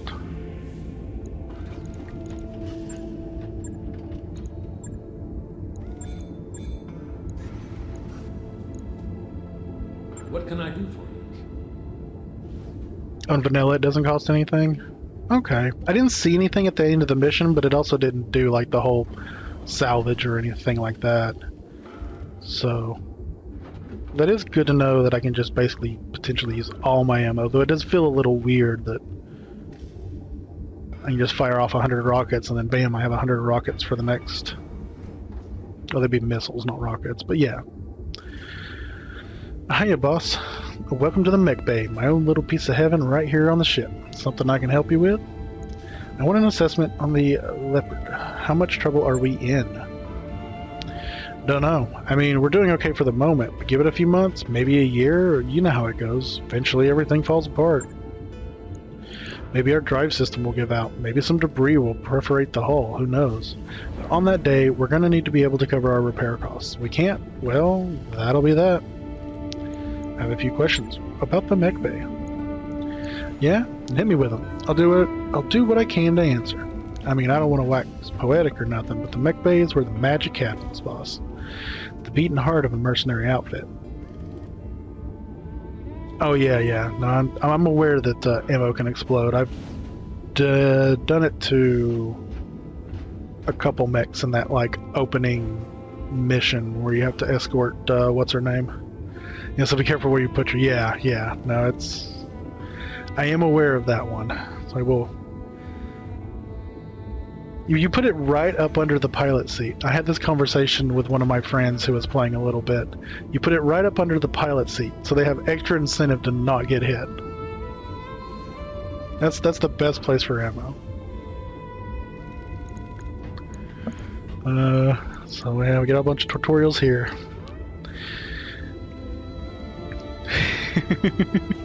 See, excellent logic. It's just... anything I should know about the mech bays themselves? Beyond each cubicle holding one battle mech, not much. It's all about capacity. The more mech bays we have, the more mechs we can keep battle ready. The more mechs we have battle ready, the more flexibility you have in your deployment options. Let's say we had 2 blackjacks, for example. Decent medium mech for sure. I know your family gave you yours. One could be loaded out with lots of energy weapons for using colder environments where they can bleed heat quickly. The other identical blackjack could be loaded out with ballistic weapons that require ammo but generate much less heat. Smart for deploying in warmer climates or in vacuum where heat dissipation is slower. Why use mech storage? A few reasons. First, we have limited capacity in the mech bays, so we need to store the overstock for eventual sale or for use in the future. Second, we don't pay upkeep costs on mech and storage. That's a business thing though, not my department. Third, and this is important, whenever you pick up partial mech salvage from the battlefield, I put it in storage for you. If you gather or buy enough partial mech salvage to complete a battle mech chassis, my team will assemble it right away. You let me know if you want to keep it in storage or have it ready for combat. Battle mechs are expensive as hell, so assembling one out of salvage is our best bet for expanding our roster. What happens when a mech goes into or gets readied from storage? When you send a mech chassis into storage, our mech techs dismount all its weapons and equipment and place them in your inventory for use on other chassis. Chassis can stay in storage indefinitely. Don't worry about storage capacity, boss. I'll make it fit, don't you worry. Let me ask you about something. Oh, I think... I always kind of forget right there. Don't you worry. Now getting a stored battle mech ready for a combat drop is a different animal. My techs will need a couple of days to bring an empty chassis up from storage. Once the chassis is back in the mech bay, you'll need to select its loadout from our equipment inventory so we can start a refit. The time and cost of a refit is dependent on the type and amount of equipment you choose. I've been wondering about the components you can put on our mechs. One of my favorite topics. The mech bay, you can browse all the equipment we have available in inventory. There are two types of components I can install on a battle mech. Weapons and equipment. Tell me about ballistic weapons. Ballistic weapons, such as the autocannon, pack a good punch, generate little heat, and can destabilize an enemy if they hit it enough. But ballistic weapons are, you know, ballistic, so they'll require ammo. And ammo can explode if it takes a hit in combat, which is bad news all around. Ballistic weapons are also pretty heavy and can take up a lot of space on a mech. Strengths and weaknesses, boss. Strengths and weaknesses. Tell me about energy weapons. Energy weapons don't use any ammo, but they generate a lot of heat. So you may need to invest in additional heat sinks to keep your mech cooled if you choose an energy-heavy loadout. Since they're intense beams of coherent light, energy weapons are great for cutting things up, but they aren't much good at destabilizing an enemy. The particle projection cannon... Oops. We'll go back to that in a second. Energy-heavy loadout. The particle projector cannon is the one big exception to that rule.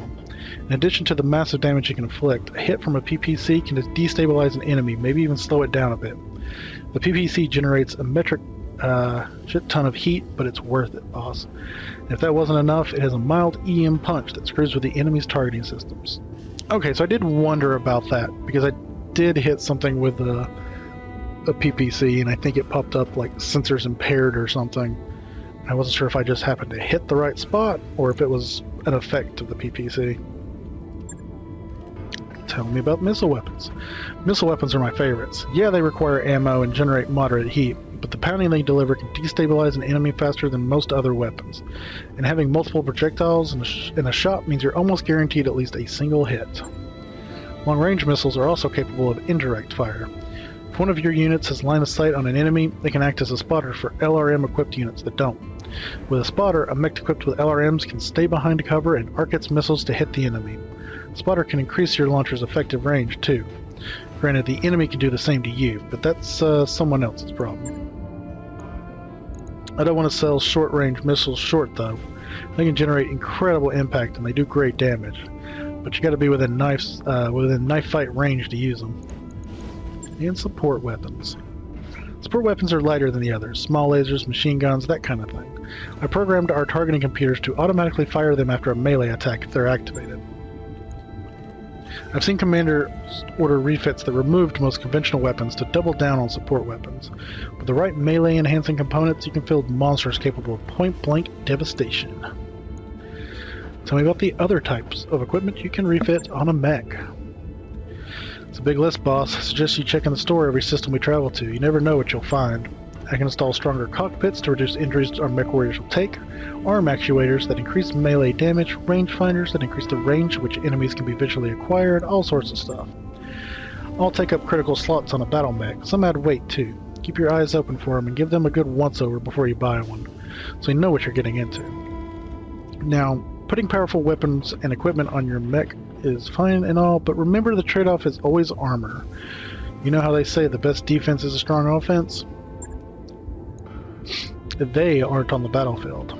Don't skimp on the armor, boss, or all that expensive equipment will get reduced to junk with the enemy's first salvo. I heard that some manufacturers have developed better versions of some weapons. True that. Different manufacturers tweak their weapons to deliver more damage, have higher accuracy, destabilize the enemy, a bunch of stuff. The trick is finding them. They're rare out here in the periphery, so when I see one in a store or salvage pile, I always put a mark with a plus for you so you can identify it easy. And some equipment is rarer than others. The more plus symbols I mark them with, the rarer and more useful they are. Keep your eyes peeled. You never know what you're gonna find. How do I repair mech damage after a battle? Whenever you return from a mission, stop by the mech bay here to tell me which mechs you want to have repaired. I'm not going to assume anything. You run this outfit, so you tell me what to spend time and money on. Okay, that's not completely true. If I see armor missing from a battle mech, I'm going to repair it automatically. It's standing operating procedure, and we have so much scrap armor laying around that you shouldn't consider armor repairs. And we have so much scrap armor laying around that you should consider armor repairs to be free. Now, if you tell me to repair a mech containing destroyed equipment, the techs will strip that off automatically too. I'll list the equipment they strip, you're going to want to replace it with something. Anyway, like I was saying, armor repairs are free. Internal structure, on the other hand, takes time and C-bills to fix. If a mech structure is damaged or missing, I'll flag it for you in orange. Just order the repair from the time and cost, and we'll get it into our work queue. What if I want to change a mech's loadout? Can I refit it with new weapons and equipment? Oh, now you're talking, boss. You bet you can refit a mech. You can repair it at the same time too. Just select the battle mech, order the refit. I'll bring it to the mech lab. What can I do in the mech lab? Mech lab is where you let me know what sort of modifications you want to make to our stable of battle mechs. I can install new weapons and equipment, add or remove armor location by location, pretty much anything you want. All it takes is time and money. We got plenty of both, right? Sure, yeah, we got plenty. Are there any limits on how I can refit a mech? It's hardware, trash can. Of course there are limits. Your biggest constraints, the chassis's weight and its hard points. I can't make a mech as heavy as I want. Negative. A mech's chassis can support only so much tonnage in weapons, armor, and equipment, so you need to keep its overall weight in mind when designing a battle mech's loadout. If your design is over a chassis weight rating, we can't accept the work order. Now there are ways of making things fit, of course. Trade-offs can be made, but you gotta be careful. We have the ability to remove armor from individual locations in order to squeeze more or bigger weapons on, but less armor is less armor. You don't want to wind up with something that'll blow over in a strong breeze, trust me on that. I've seen it happen often enough to know. What's a hard point again? Each location on a battle mech contains one or more weapon mounts called hardpoints. Hardpoints are only designed for one specific weapon type: ballistic, energy, missile, and support. However, most mechs contain locations with more than one hardpoint, so you'll have some flexibility in what you mount there. Now let's go back a minute. There's something else I want to ask you. How do I know what a mech is good at in the first place? Great question. There are a lot of different battle mechs out there. It's hard to know what they were built to do best just by looking at them. I mean, I can, of course, but I'm me.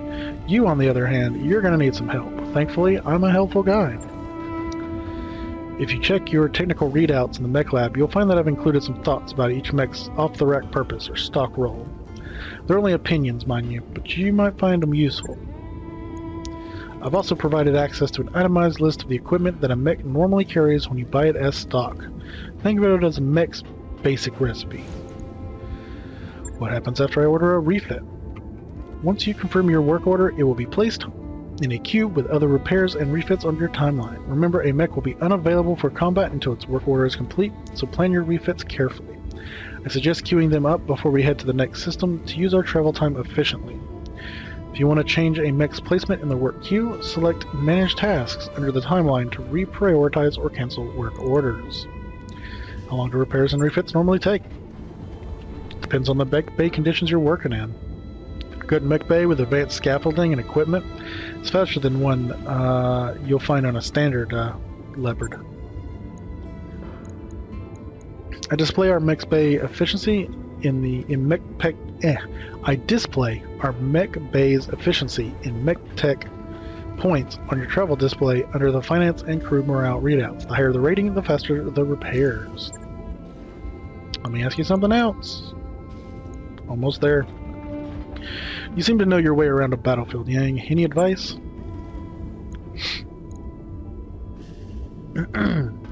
Sure, the better you lead in combat, the less work I have to do when it's over. Let's talk about heat. Yeah, let's talk about it. I can't emphasize this enough. Watch your heat. Your mech warriors are sitting on walking fusion reactors out there. Using jump jets and firing weapons generate heat, sometimes lots of it. If one of your mechs gets too hot, you could do damage to its internal structure, or worse, shut down the engine in the middle of combat, leaving it a sitting duck. How can I affect heat in combat? Each weapon system on a battle mech can be toggled on or off each time it takes action. Most mech warriors keep their heat low by toggling off weapons with lower hit chances to hit, but sometimes you'll have a solid chance to hit with everything in your arsenal. That's when you've got to experiment by toggling a few off to make sure you stay below the red line. And watch the terrain. Moving your mechs into water or over ice helps cool them down too. How can I make a mech more heat efficient? Note your mech's heat rating in the mech lab and install more heat sinks on it if you find that it runs hot in combat. Heat sinks vent plasma from the mech's engines and do a lot to dissipate the buildup from jump jets and weapon fire. Heat sinks are your friend. You can also change the weapons on the mech to use more heat-friendly parts, but obviously that'll change how you use the mech in combat. Trade-offs, boss. It's all about trade-offs. There's something else I want to ask you about. Let's talk about mech stability. Yeah, stability is a smart thing for a commander to understand, boss. Getting pummeled by weapon fire is a good way for a mech to become destabilized. Walking over rough terrain doesn't help much either. Oh, that's interesting. I didn't know about the terrain thing. But it makes sense. Destabilized mechs can't sprint in combat, and they're vulnerable to falling if hit hard enough while in that state. Tell me about how to make my battle mechs less vulnerable to weapon fire. There's a few ways I can think of. Evasion, cover, and bracing. Let's hear about evasion. The short form version is this. The further a unit goes, the more evasive it becomes. Shooting a moving target is hard. Shooting a faster target is harder. When you order a mech to move in combat, note the number of angled chevrons your command software assigns it. The more chevrons that are displayed, the harder it'll be to hit. Same for the enemy. Sensor locking an enemy removes 2 of its evasion chevrons and makes it easier to hit. Same goes for your units, so be careful. Cover. Battle mechs are kind of big, aren't they? Yep, they're big and scary and dangerous, and they're harder to hit standing in forests and other terrain features. Standing behind buildings or on hills is good too. If the enemy can't see you, they're going to have a hard time hitting you. It's all about line of sight. Think about it. Think about it all the time. Your enemy is, I guarantee it. If they can see you, a little red eyeball will appear above them in your command software. That's interesting. I wondered what that little eye meant. Now, Steve taught me to brace my mech, but that doesn't make it harder to hit. No, bracing your mech won't make it harder to hit, but it should buffer some of the damage you'll take by half or so. So think about it, eh? Something else I need to ask you. Let me ask you about something else. That's enough for now. Tell me a little bit about yourself. How'd you wind up with this crew? That's a long story, boss. Shortest version I can give you, I signed on after serving my term in the Third Succession War, fighting for the Capellian Confederation. If you want to know more, you can ask me whatever you want. Otherwise, let's get back to talking shop. Where are you from originally? Bryant, in the Confederation. You may have heard of our claim to fame, the Crowley Lizard Cow. No? Well, trust me, they're delicious. Anyways, the story goes, Bryant was a really nice place once, a tourist spot, big with hikers, fishing enthusiasts, pale blue skies, emerald green seas, and a booming architectural business. You know, the works. I never knew it that way, though. Stefan Amaris got to it a couple centuries before I was born. Well, that was that. The story goes, Bryant used to have these enormous orbital mirrors, storm inhibitors they called them. The Star League put them in place. When Amaris took the system in his Civil War, he had his troops use them for target practice. Without those mirrors, Bryant reverted to its natural state, a miserable little ball of wind-blown dirt, actively hostile to human life. By the time I came along, the only places where people could live in relative safety was the planet's poles. Of course, you can't fit a planet's entire population into a handful of cities at its poles. There isn't enough space, no matter how far down you dig or how tall you build. A lot of people, mostly the poor, died in the early days. There's still a lot of overcrowding in Bryant cities even now. And that's my childhood home in a nutshell. Way too many people jammed into a tiny, claustrophobic space with nowhere to go but off-planet. I cleared out of there as fast as I could and never looked back. Gotta admit, though, do miss the taste of lizard cow. Tell me about your time in the military. Who'd you serve with?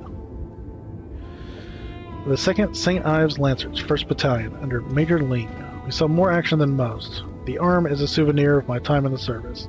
I lost the original back in 3010, St. Louis. You know, when we first arrived at St. Louis, I loved the place. It's an agricultural world, sort of a breadbasket for the neighboring systems. Green fields, rolling hills, you get the picture. We just walked out of hell on Kittery. The Fed rats drove us out in 05 with our tails between our legs, so it looked like paradise to us. I remember kicking back in the mech bay, my feet propped up on the engine block, sipping on a snifter of ambergris vermouth. Not a bad way to spend a sunny afternoon. Anyway, turned out the Federated Sons weren't done with us yet. We were barely a month into our deployment when they sent the city Hussars to burn us out. I'm sure that they were sound strategic reasons for House Davian to want St. Louis, but it sure felt personal to me. Long story short, one of their scouts managed to slip through our perimeter and hit my mech bay. I was tinkering around in a Centurion's custom-made rumble seat at the time. Being surrounded by all that armor is the only reason I made it out alive. Still, I didn't make it out unscathed. I lost 2 of my favorite assistants and my own right arm. I've still got this ugly thing grafted onto me as a reminder. And yet, here I am, doing mercenary work for a living. Some people never learn, huh?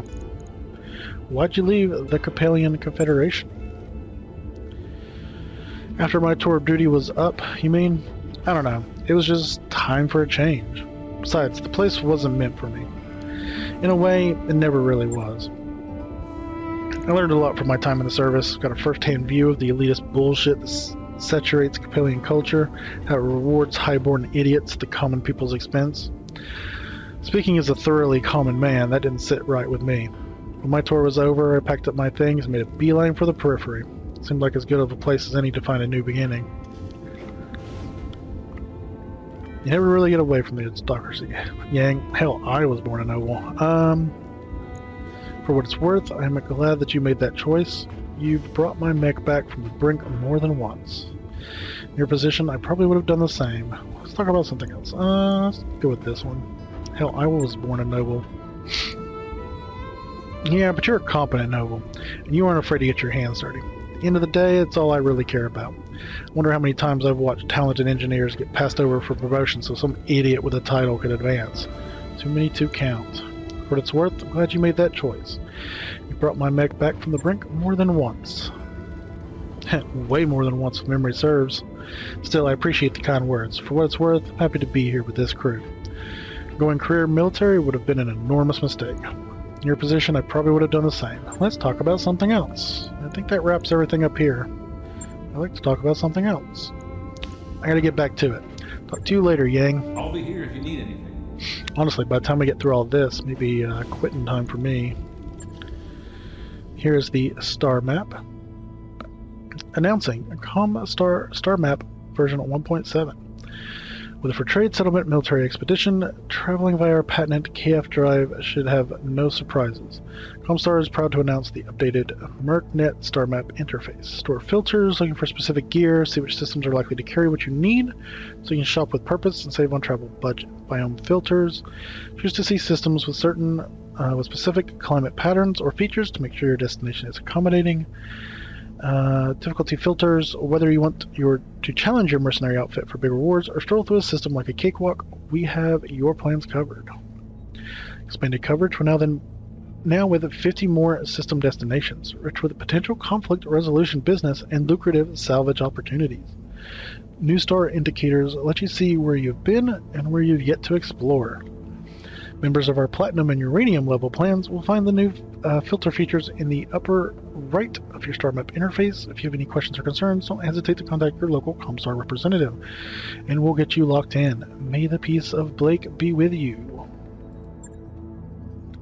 1 second.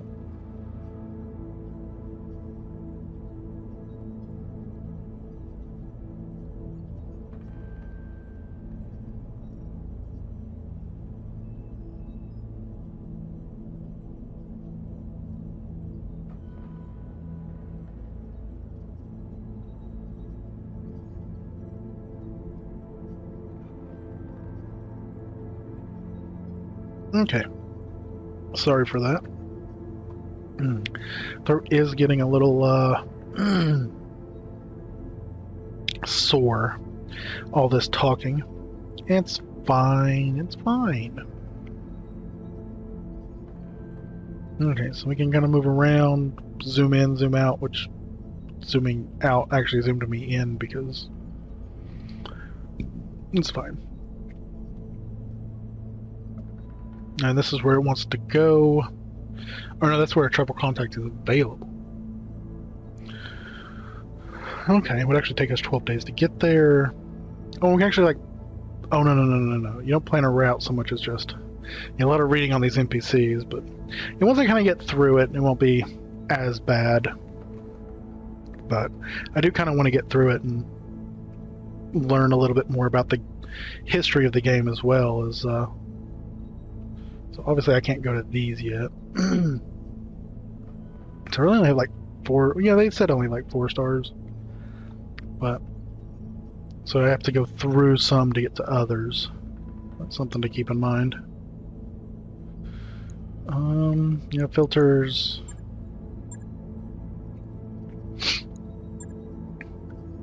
Oh, that's just difficulty filter. No filter. Biome.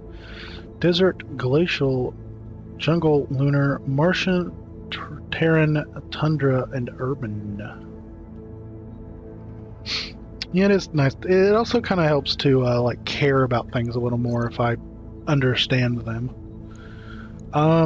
We will talk to you in just a second. Let's actually go here first. Give me a little break from reading. Actually, why can I don't know why that drew my attention. I guess because it is flashing or something? Let's look at finances. Normal pay, 0 morale effect. Current level expenditure, operating costs, Spartan to extravagant. How far your company funds will stretch, whether morale is positively or negatively affected. Okay. Loan interest payment, salary costs, how much it costs for each mech. Okay.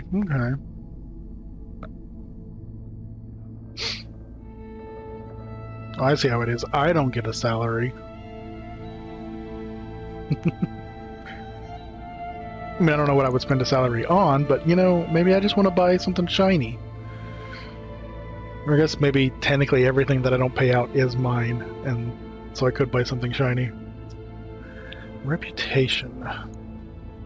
Okay, so these are all reputation scale. Oh, okay, so yeah, that's like neutral, or that's indifferent.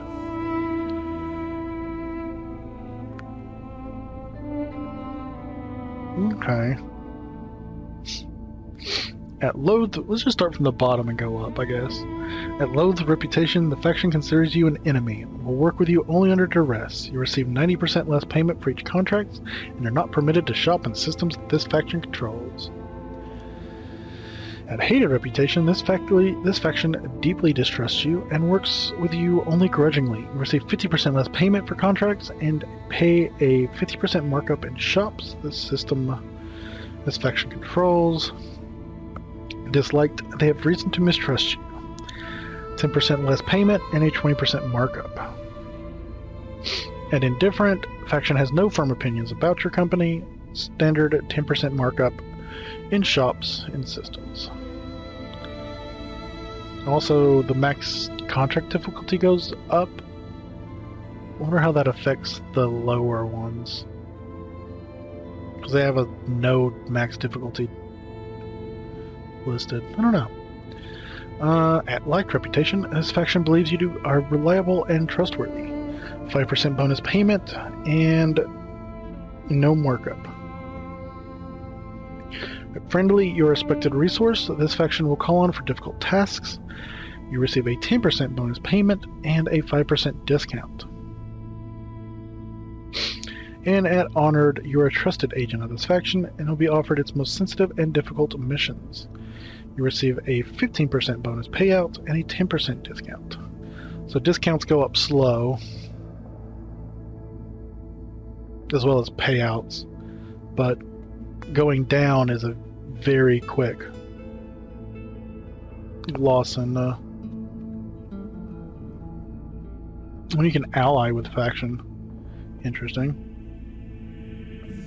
So everyone's kind of indifferent, except for the Magistrate of Canopus. Interesting.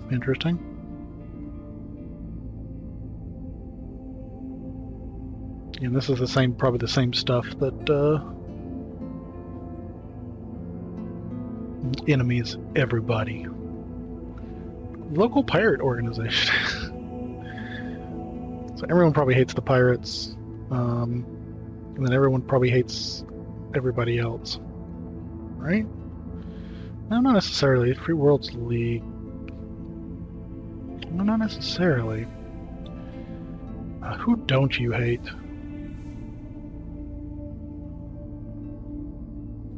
Draconis Combine.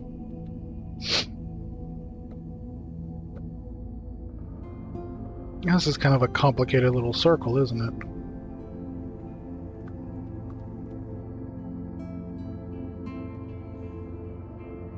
Some have more enemies than others. Except for the pirates. Obviously, nobody likes pirates. Nursery Review Board. Okay. Customize Company. Trash Cans Marauders. Oh, we can like change. Does that actually affect anything? I was changing it on the Mech. Neat. Wonder what that means. Oh wow, there's all kinds of customizations, isn't there?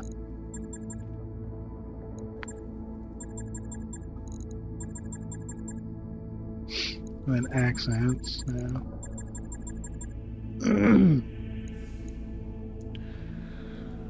Huh.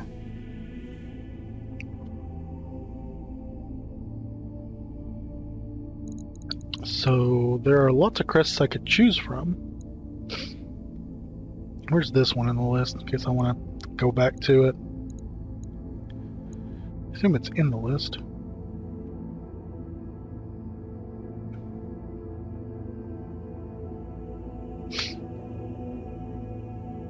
Oh, it's right there. Okay. Huh. Let's actually go back for a second. I do want to go do this at some point. Oh, there it goes. Finance's reputation. So let's go talk to Samir. Hello, Commander. Good to see us, Commander.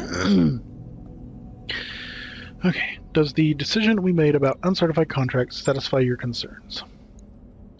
My concerns won't be satisfied until our creditors have been paid and the loan sharks are off our backs. But this is a step in the right direction, and that makes me happy. I'm not blind to the risks that uncertified contracts entail, by the way. I mean, I know that what we're doing is dangerous, but it's the best chance we've got to dig ourselves out of this hole. I got some questions about navigation. This one at least seems shorter than the others. Sure, ask away. I mean, it's kind of important that you understand what you're doing, so if I can help with that, I'm all for it. Okay, Navigator, how do we get from system to system? The short answer is you pick a destination on the star map and I make it happen. Interstellar travel takes time, sometimes weeks, and it costs us sea bills for fuel, passage on a jump ship, or for fuel and passage on a jump ship. But it's the only way for an outfit like ours to survive out here. We go where the work is. What intel can I get about a system before choosing to go there? Enough to make a reasonably informed choice, I think. The star map makes political boundaries clear so that you know whose space we're entering. I've pre-programmed the star map to lock out travel to systems designated as no-fly zones. We're looking for work, not an interstellar incident. Beyond political boundaries, the nav system will highlight political factions active in the system. That should give you a good idea who's hiring. Probably a good idea to check our reputation with the local factions before ordering a long voyage. There's got to be more intel than just the local politics. There is. As you select systems on the star map, you will see a list of the attributes the MERCnet database associates with them. Attributes like black market or poor are clues to local store contents, the type of mercs we'll find in hiring halls, contracts we may be offered, and potential mission environments. If you hover an attribute, the star map will display a longer description for you. Beyond the political factions and attributes of a system, perhaps the most important to watch for is the difficulty rating of the Merc contracts we'll find there. The MRB maintains a standardized rating system, so folks like us who are trolling MERCnet for jobs can weigh the risks before accepting a contract. What else can you tell me about the mechanics of space travel? I want to know it all. Well, the long answer is that there's two types of space travel. Travel by dropship like ours, and travel by jump ships. Dropships travel under 1G of thrust to move from planet's orbit to a jump point. Jump points are far outside the gravity well of the star, and so travel to and from a jump point takes most of our travel time, sometimes weeks. Jump ships, on the other hand, are like ferries. They just sit at a jump point waiting for folks like us to latch onto their docking collar. Then we wait for about 5 days while they spin up their jump drive. Once the jump drive is spun up, popping a dozen light years across interstellar space to another jump point takes nearly no time at all. I've heard stories about pirate points that a jump ship can use. What are those? They're bad news, Commander. Difficult to locate and dangerous to use. I've heard of people using pirate points in desperate situations or on covert missions, but it's not worth the risk of a misjump. You won't find any pirate points on my star map, I can tell you that. Let's just avoid them. I want to ask about something else. Do we always have to pay our way from system to system? Not always, no. If you check the contract list in the command center, you'll often find employers posting travel contracts. Travel contracts are how employers attract mercenaries to their system, by paying the outfit's travel expenses. Now I know what you're thinking. Why not take the travel contract and then skip out on the mission for a more lucrative contract when we arrive? You can do that, Trash Can, but we'll automatically get charged the cost of the jump. You know that old saying, there's no such thing as a free ride? Yeah, unfortunately it's still true. Let's talk about something else. Star map confuses me sometimes. Why does it take longer to get to one place than to another when the systems appear to be the same distance apart? Yeah, that bothered me too before I joined the Academy. Turns out that in real life, space travel isn't like what you see in the adventure holovids that Darius makes us watch. For starters, some stars are more massive than others. In the case of a really big star, you have to range pretty far afield to find a location suitable for a KF jump. And for us, that means a whole lot of molasses-slow sublight travel before we can even dock with a jump ship, let alone ride it anywhere. Jump ship charge times are the other half of the travel time equation. A jump ship's KF drive will take a few days to recharge after each jump. So if your destination is a few jumps away, well, you get where I'm going with this. And that's the long and short of it. Anytime we want to go from one system to another, we're talking about weeks of sublight travel, coupled with a heavy dose of hurry up and wait.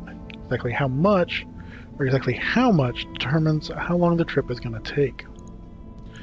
What can I do while orbiting in system? Beyond negotiating a contract, most inhabited systems maintain a hiring hall where we can recruit new mech warriors. Be sure to take a look. You never know what kind of talent you're going to find. Most systems also have merchants who can buy and sell hardware such as weapons, equipment, and mech parts. Sometimes even fully operational battle mechs too.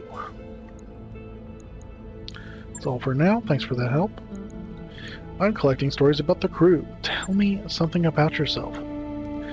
Well, I'm from a noble family like you. We're old money. Made our fortune out in Wresselhag, then repatriated to the Turian Concordant. That's where I grew up. I'm not sure if this is the kind of stuff you were hoping to hear, but we can talk about whatever. I'm not shy. Where in the Concordant are you from? I grew up on north of Vanderburg. It's a nice enough place, I suppose. Do you like birds? Sure, I guess. Then you'd like New Vadenburg. It's basically one big aviary. Something like 2/3 of the native fauna have feathers, flutters on the wind, and splatters its excrement across every available surface. Naturally, the original colonists adopted the feathery little monsters into the culture, and those of us that came after were kind of stuck with it. Statues, fountains, murals, you name it. Just a giant feathery pile of screeching alien birds. If the system had a motto, it'd be squawk. I get the picture. You sure? Because I can keep going. I hate birds, is what I'm saying. That may be an unpopular opinion for a pilot, but I'll stand by it until the day I die. Where'd you learn to pilot a leopard anyway?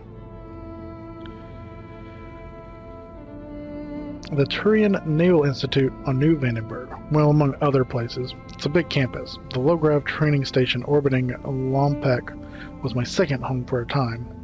T&I flight training isn't usually open to civilians, but my parents had good credit back then, and they could name-drop Protector Calderon. That'll get you pretty far in Concordant, for a while anyway.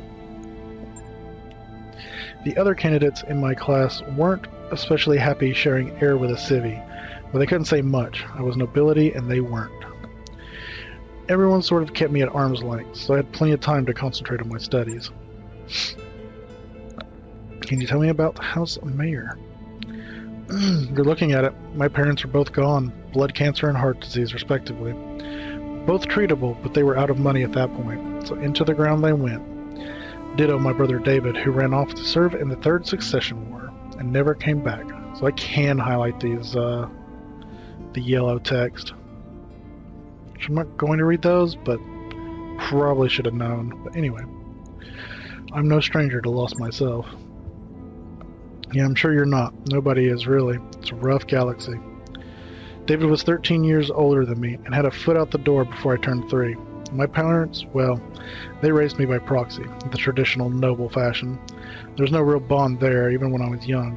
None of this is to say that my folks were bad people. They weren't. They were just doing what they knew.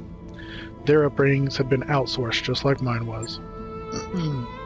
Anyway, that's all I gotta say about my family. They're gone, I'm here, the end. So you got another question, or should we get back to our duties? Your family came from Rosselhag? It was a long time ago, but yeah. As my parents told it, we were landowners on Pomme de Terre. It's an agricultural world, sort of the breadbasket of the Draconis Combine. Isn't Pomme de Terre potato? So they were landowners on potato? Oh wait, yeah, yes, I know that Pomme de Terre means potato. My ancestors came from the planet Potato. It took some time for me to accept that, but hey, here we are. That's great. Anyway, moving on, House Mayor's holdings were meager, but the value of that land was astronomical. For minor nobility, we were really very wealthy. And then the Third Succession War broke out, and the political rhetoric got ugly. House Mayor didn't want a single part of what was happening, so my ancestors emptied their accounts and ran. As a rule, House Corrida takes a really dim view of nobles who cut and run. Words like traitor and defector start getting thrown around. In the Combine, you really don't want to be on the receiving end of allegations like that. I wouldn't be standing here today if House Caldron hadn't granted my ancestors asylum in the Concordant. In all likelihood, House Mayor would have been wiped out before I was even born. House Corrida. Honor the Dragon, House Corrida has dominated the Draconis Combine since its founding in 2319 by Shira Corrida, who imbued the state with its strong Japanese culture. Personal honor and a self-reliance bordering on xenophobia are hallmarks of Corrida policy. Embracing the way of the warrior, the Draconis Combine has had a long history of antagonism with and aggression against its neighbors. House Caldron, the dynastic ruling house of Taurus, the Taurian homeworlds, and the Taurian Concordant. The line is descended from Samantha Cauldron, who founded the first colony on Taurus in 2253. Members of House Cauldron are considered fair, egalitarian, and pragmatic in their decisions. Neat. Okay, so...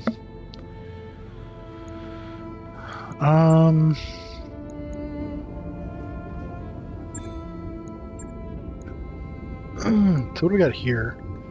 Send this mech to storage. Scrap mech for C-bills. Here's the refit button. And that's all the reading done! Woo!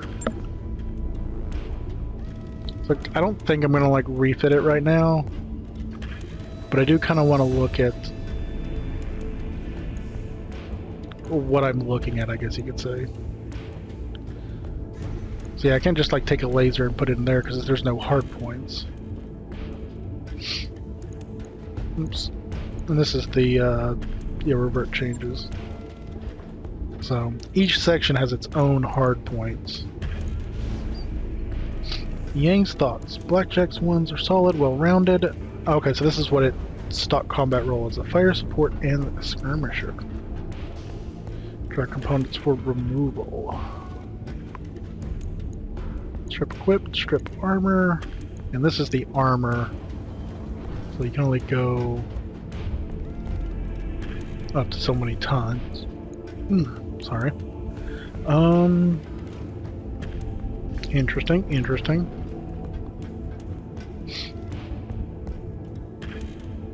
Okay, so I can go over.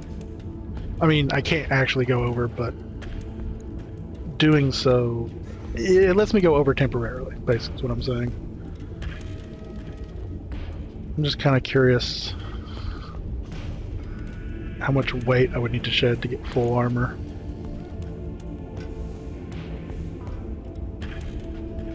So I would actually need to shed 3.31 tons. So...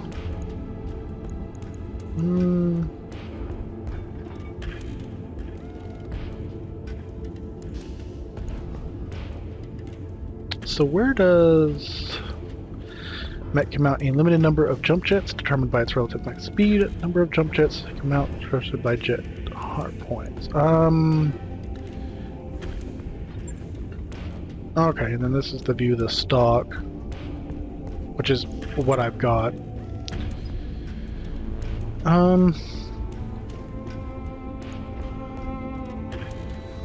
Heat efficiency. The relative heat efficiency of a mech is determined by its total ability to sink heat compared to the total heat generated each round by its weapons and jump capabilities.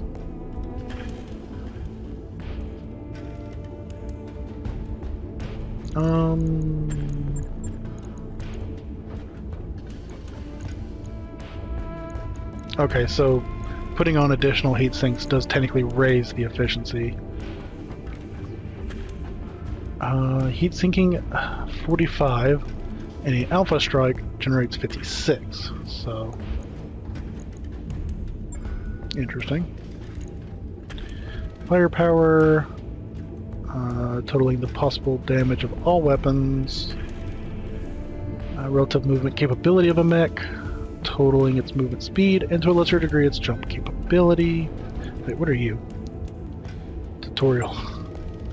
I'm not going to read all this. Tutorial will cover the basics. Anytime you can hit that, mechs at a glance. There's no advantage in fielding an underweight battle mech. Hard points. Hard points per area. Weapons and equipment on the left. Weapons and equipment. When checking the heat efficiency meter is that it assumes you'll be firing. Yeah. Well, it's good to know if, there are times when you can't fire all weapons. Maybe you're too close to use really your LRMs or something, or too far away to use your medium lasers. At the same time, it is nice to several short range. Yeah. No, it's definitely something to consider. But at the same time, it's nice to be able to see at a glance how much it would cost to use everything, so that you don't well, I guess there is a point that you'd want to have more heat sinking than you use. Because there are places like the Badlands where heat sinking is only 85% effective, so you would actually need additional heat sinking if you want to fire everything and not build up heat. Also, I guess it is something to consider that even if you are building up slight heat each turn, it still takes quite a bit of heat before it starts causing overheating issues. And then on the flip side, if you're fighting somebody who's using like flamers or something, you kind of want a way to shed all that extra heat. But I definitely will keep in mind that it's not just actually a hard number that I have to match it up to, but it's nice that it does show it.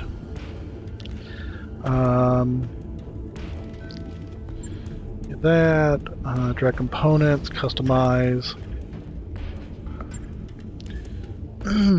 Weapons components removed from your mech are temporarily stored in the dismount window. Remounting components from a dismount window incurs no cost. Mech wide shortcuts. Repair all. Strip equipment, strip armor, and max armor. All, yeah. Okay. Warning states, not combat ready or suboptimally configured. Red errors mean your mech will not be fieldable until resolved. Mechs with yellows can still be fielded. Revert aim to confirm. Work order and timeline. Talk to Yang. And that's all good. Okay. The relative melee strength of a mech determined by its tonnage and any melee modifiers.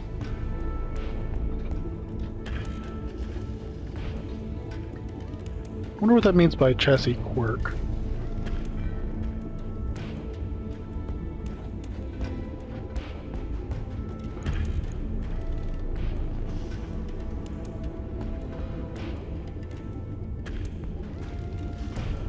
I don't know. Average range. Relative range of a mech determined by calculating the average range of all its weapons. That's a little misleading. So you've got like one really long or one really short and a bunch of like mediums. It's gonna like throw it off a little. I don't know. Movement, durability, relative durability of a mech determined by totaling armor and structure. Death from above, self-damage. Yeah, I was warned about the fact that death from above does cause like quite a bit of damage to your legs.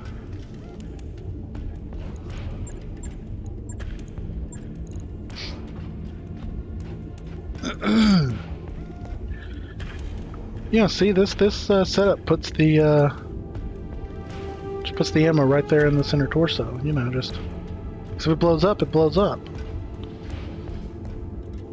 So, okay.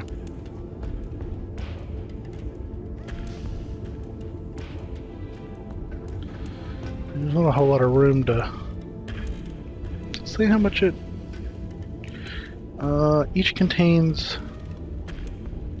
Oh, that's something that's kind of interesting that maybe I should have.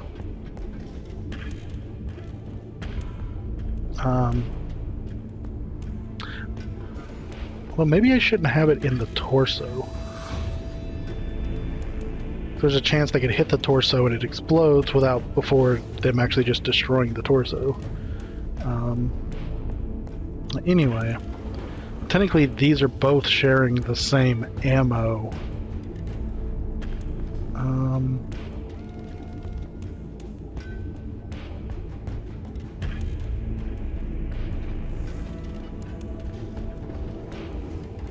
So I think when I was looking at the ammo, I assumed that each one had like its own ammo or something, but that was actually its total ammo, so that's something I should look forward on when I'm using weapons. So if it takes 2 days and 200 C-bills.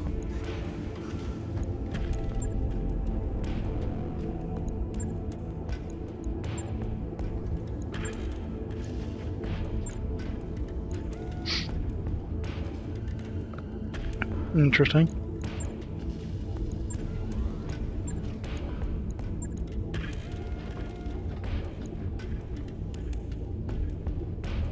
Now, somewhere with high armor, less likely to get hit. Yeah.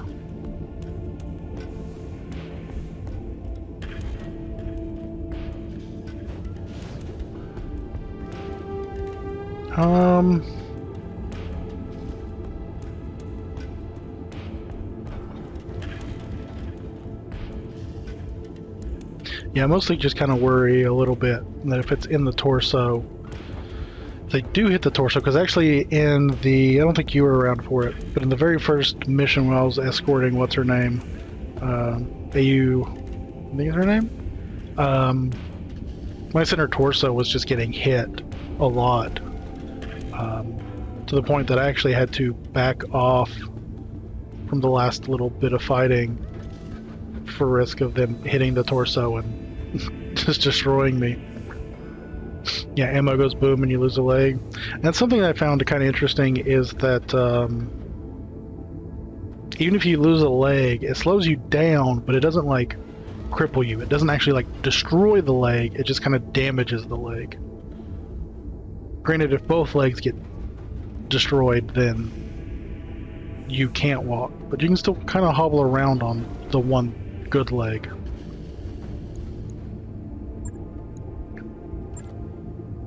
Oh, neat. You can look at it from here. And you can change its patterns. Neat. So yeah, I may, we are going to travel. It may be worth a few $1,000 to,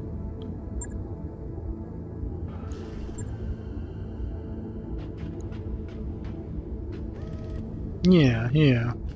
But it might be worth it to, take a look at everything and see if I need to move some stuff around or not.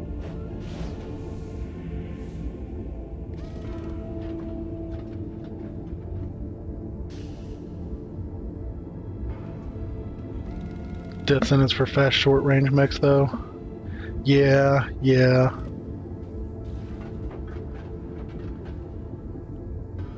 Kind of makes me wonder, because speaking of fast short range, like the Spider, it only uses lasers, so it doesn't even have any ammo, which in a sense is nice.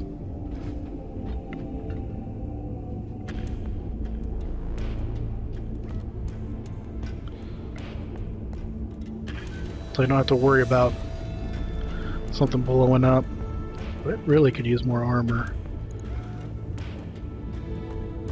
So I'm curious about the jump jets. What, I'm guessing more jump jets gives you a better range or something. I'm guessing if I like take this off, yeah, but now my max jump's only 210.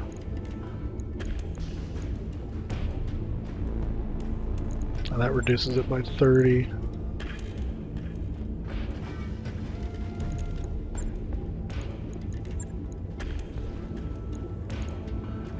So does that bring it up to 240? Yeah, is this 270? No, that's only 2. Huh. So removing the first jump jet, it's actually only a 15-meter reduction from 255 to 240. But after that, each of these was like 30. 210, 180, 150.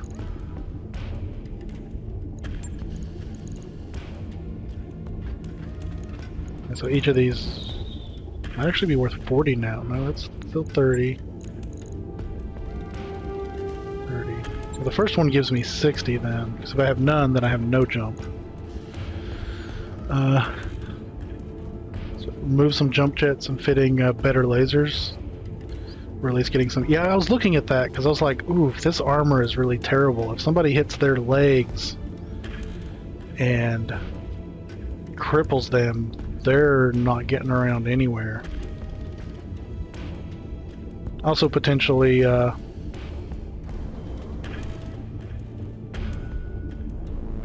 their heat efficiency, you know, because I'm not using the jumping. Yeah.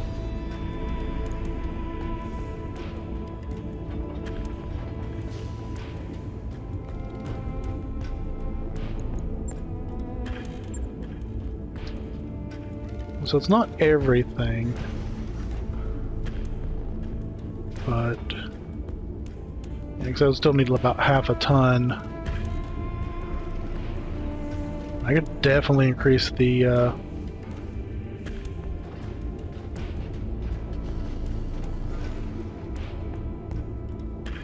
armor on it, removing some jump jets.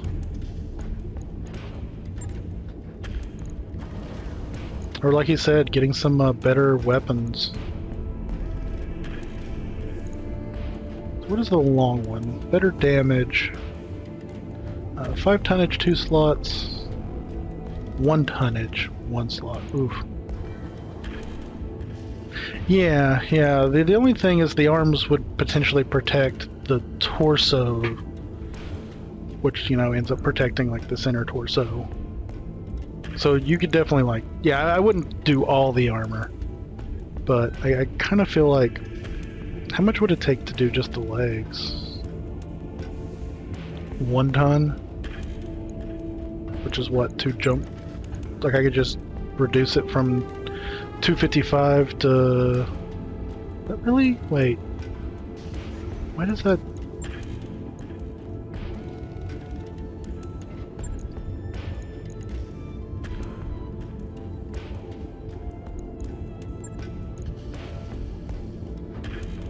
Oh, I'm looking at average range, not movement, that's why. The jump is 255. So even removing a couple should take me down to like 210, which is still the same as my movement.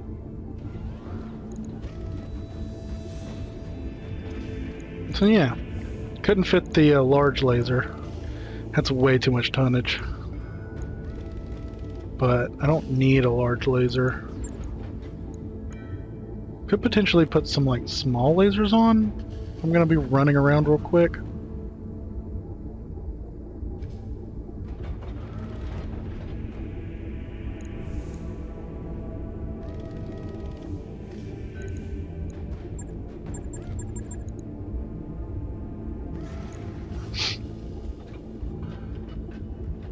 Is there a way to go down? I can only increase it by 5s. It can auto do it to more precise, but this mech has unused tonnage.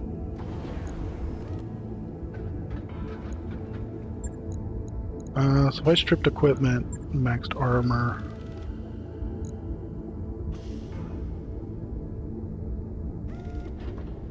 Yeah, I mean, I had some good use on it. Oof, it's already almost 3:30. I need to wrap it up here soon. I did have some use on it running around stomping on tanks, so it did have uses. This mech requires at least 1 functional ranged weapon. Really? I can't just run around and punch things? I have to have a ranged weapon? That's a little bull.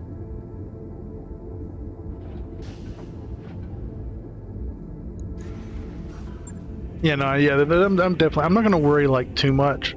I'm mostly just kind of, like, looking through and figuring out how I might change something. Because at the very least, right now, I don't have anything better yet, so... I also kind of feel like you really want your center torso to be much stronger, much more armored.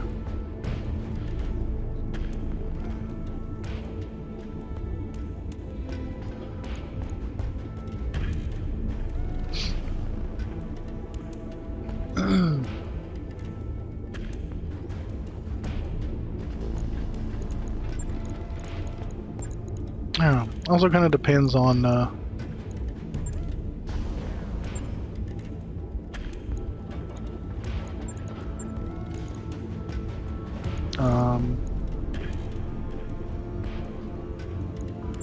I completely lost my train of thought.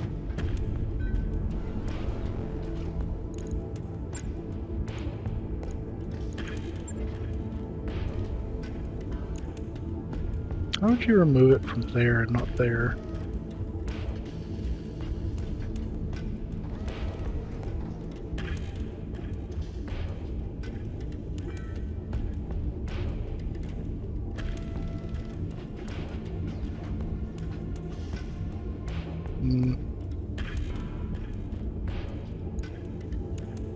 Yeah. To exit and discard all save changes, yes. And I haven't even really looked at this because it wasn't in the mission. So this one's definitely more for running up and punching people.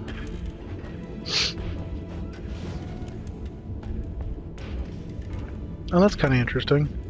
They do have a greatly increased chance to cause criticals when they impact a target that has been stripped of its armor.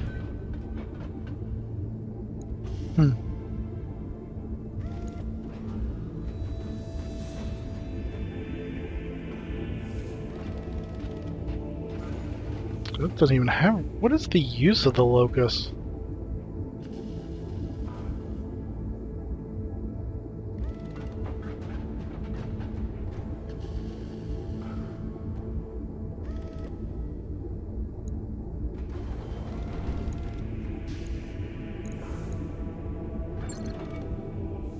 And finishing off damaged enemies, yeah.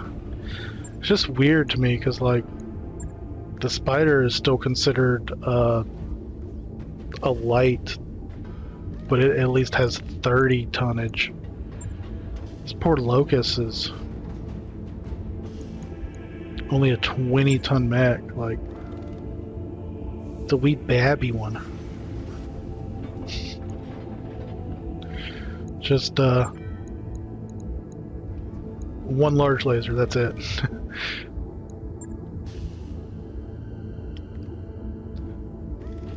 Dirt cheap mech that's not so relevant on vanilla. Okay, I could see.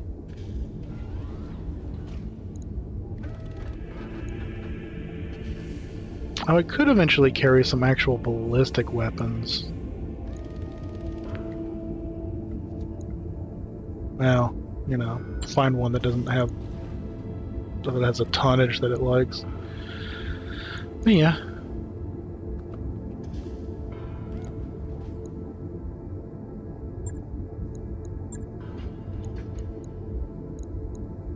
Oops. Oh, I can only carry one laser and it's... Average range, way up.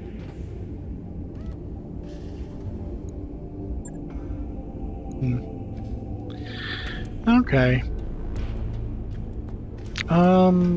It's movement. Yeah, 210 and 350. 210 and 350. I think that's the same as the spider, though.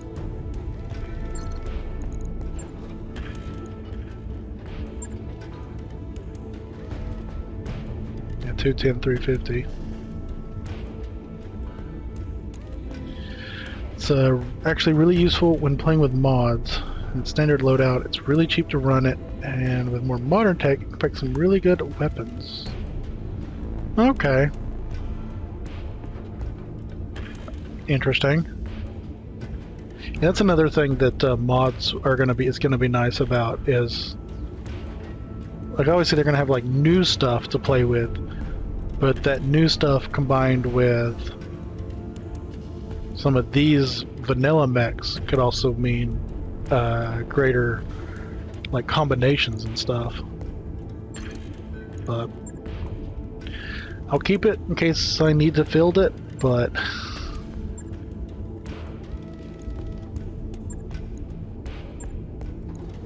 probably not going to field it. You never know though. So yeah, we'll probably end up moving the ammo. This is stuff we'll do tomorrow.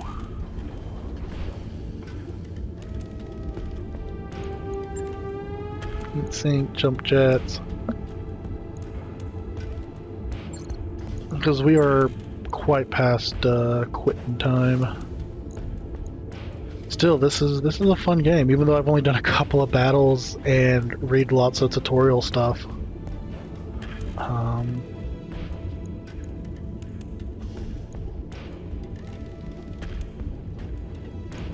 This thing has all the heat sinks. Is that why it's...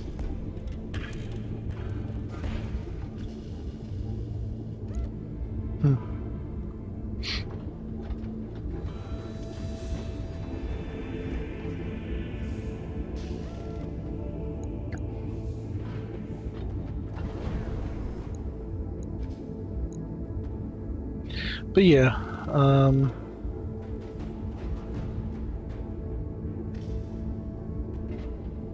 that's kind of interesting that But I didn't realize that the different sections had different hard points. Huh.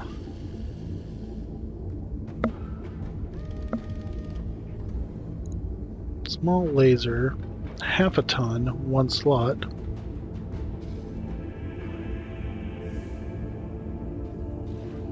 Like all lasers, small lasers enjoy a baseline accuracy bonus. Oh, that's interesting.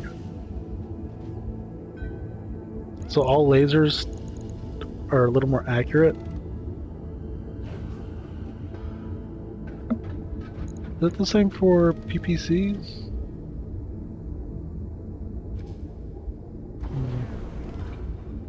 At least when it comes to customization, gotcha.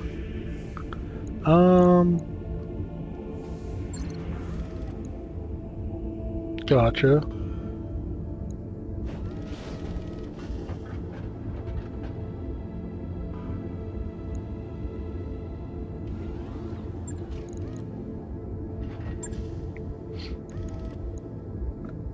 Oh yeah, that's true, because, yeah. And that is nice. I noticed that in the fighting, that weapons on arms actually are more accurate. Granted, you're more likely to lose arms first, but that's the payoff.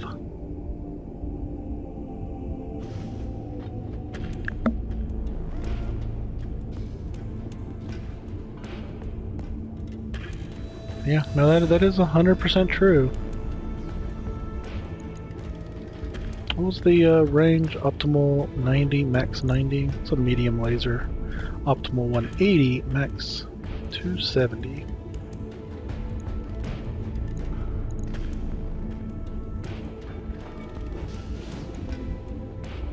Oh yeah, that's 7 tonnage for that PCP, isn't it?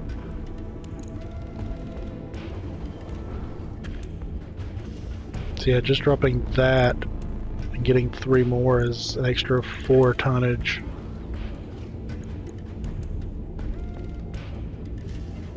That would still give me an extra tonnage too for a little bit more armor or something. Does this... Okay, each contains 120 rounds.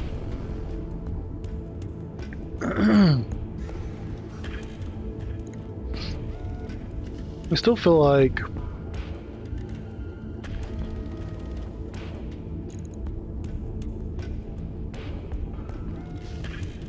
I don't know.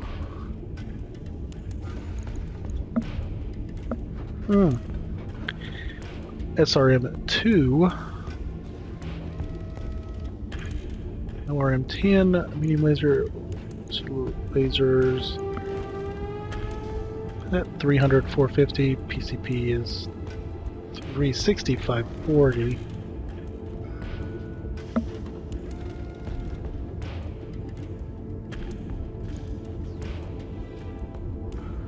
Yeah, I definitely have to think about that.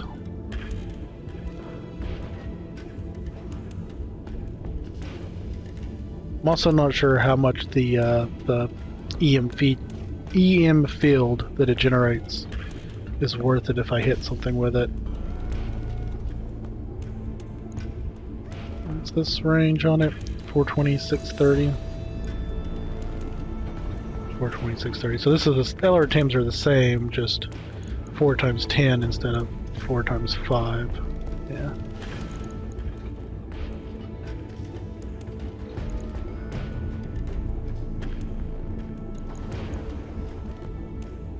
Okay.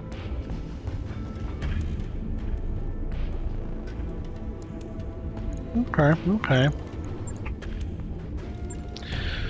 So yeah, good to know.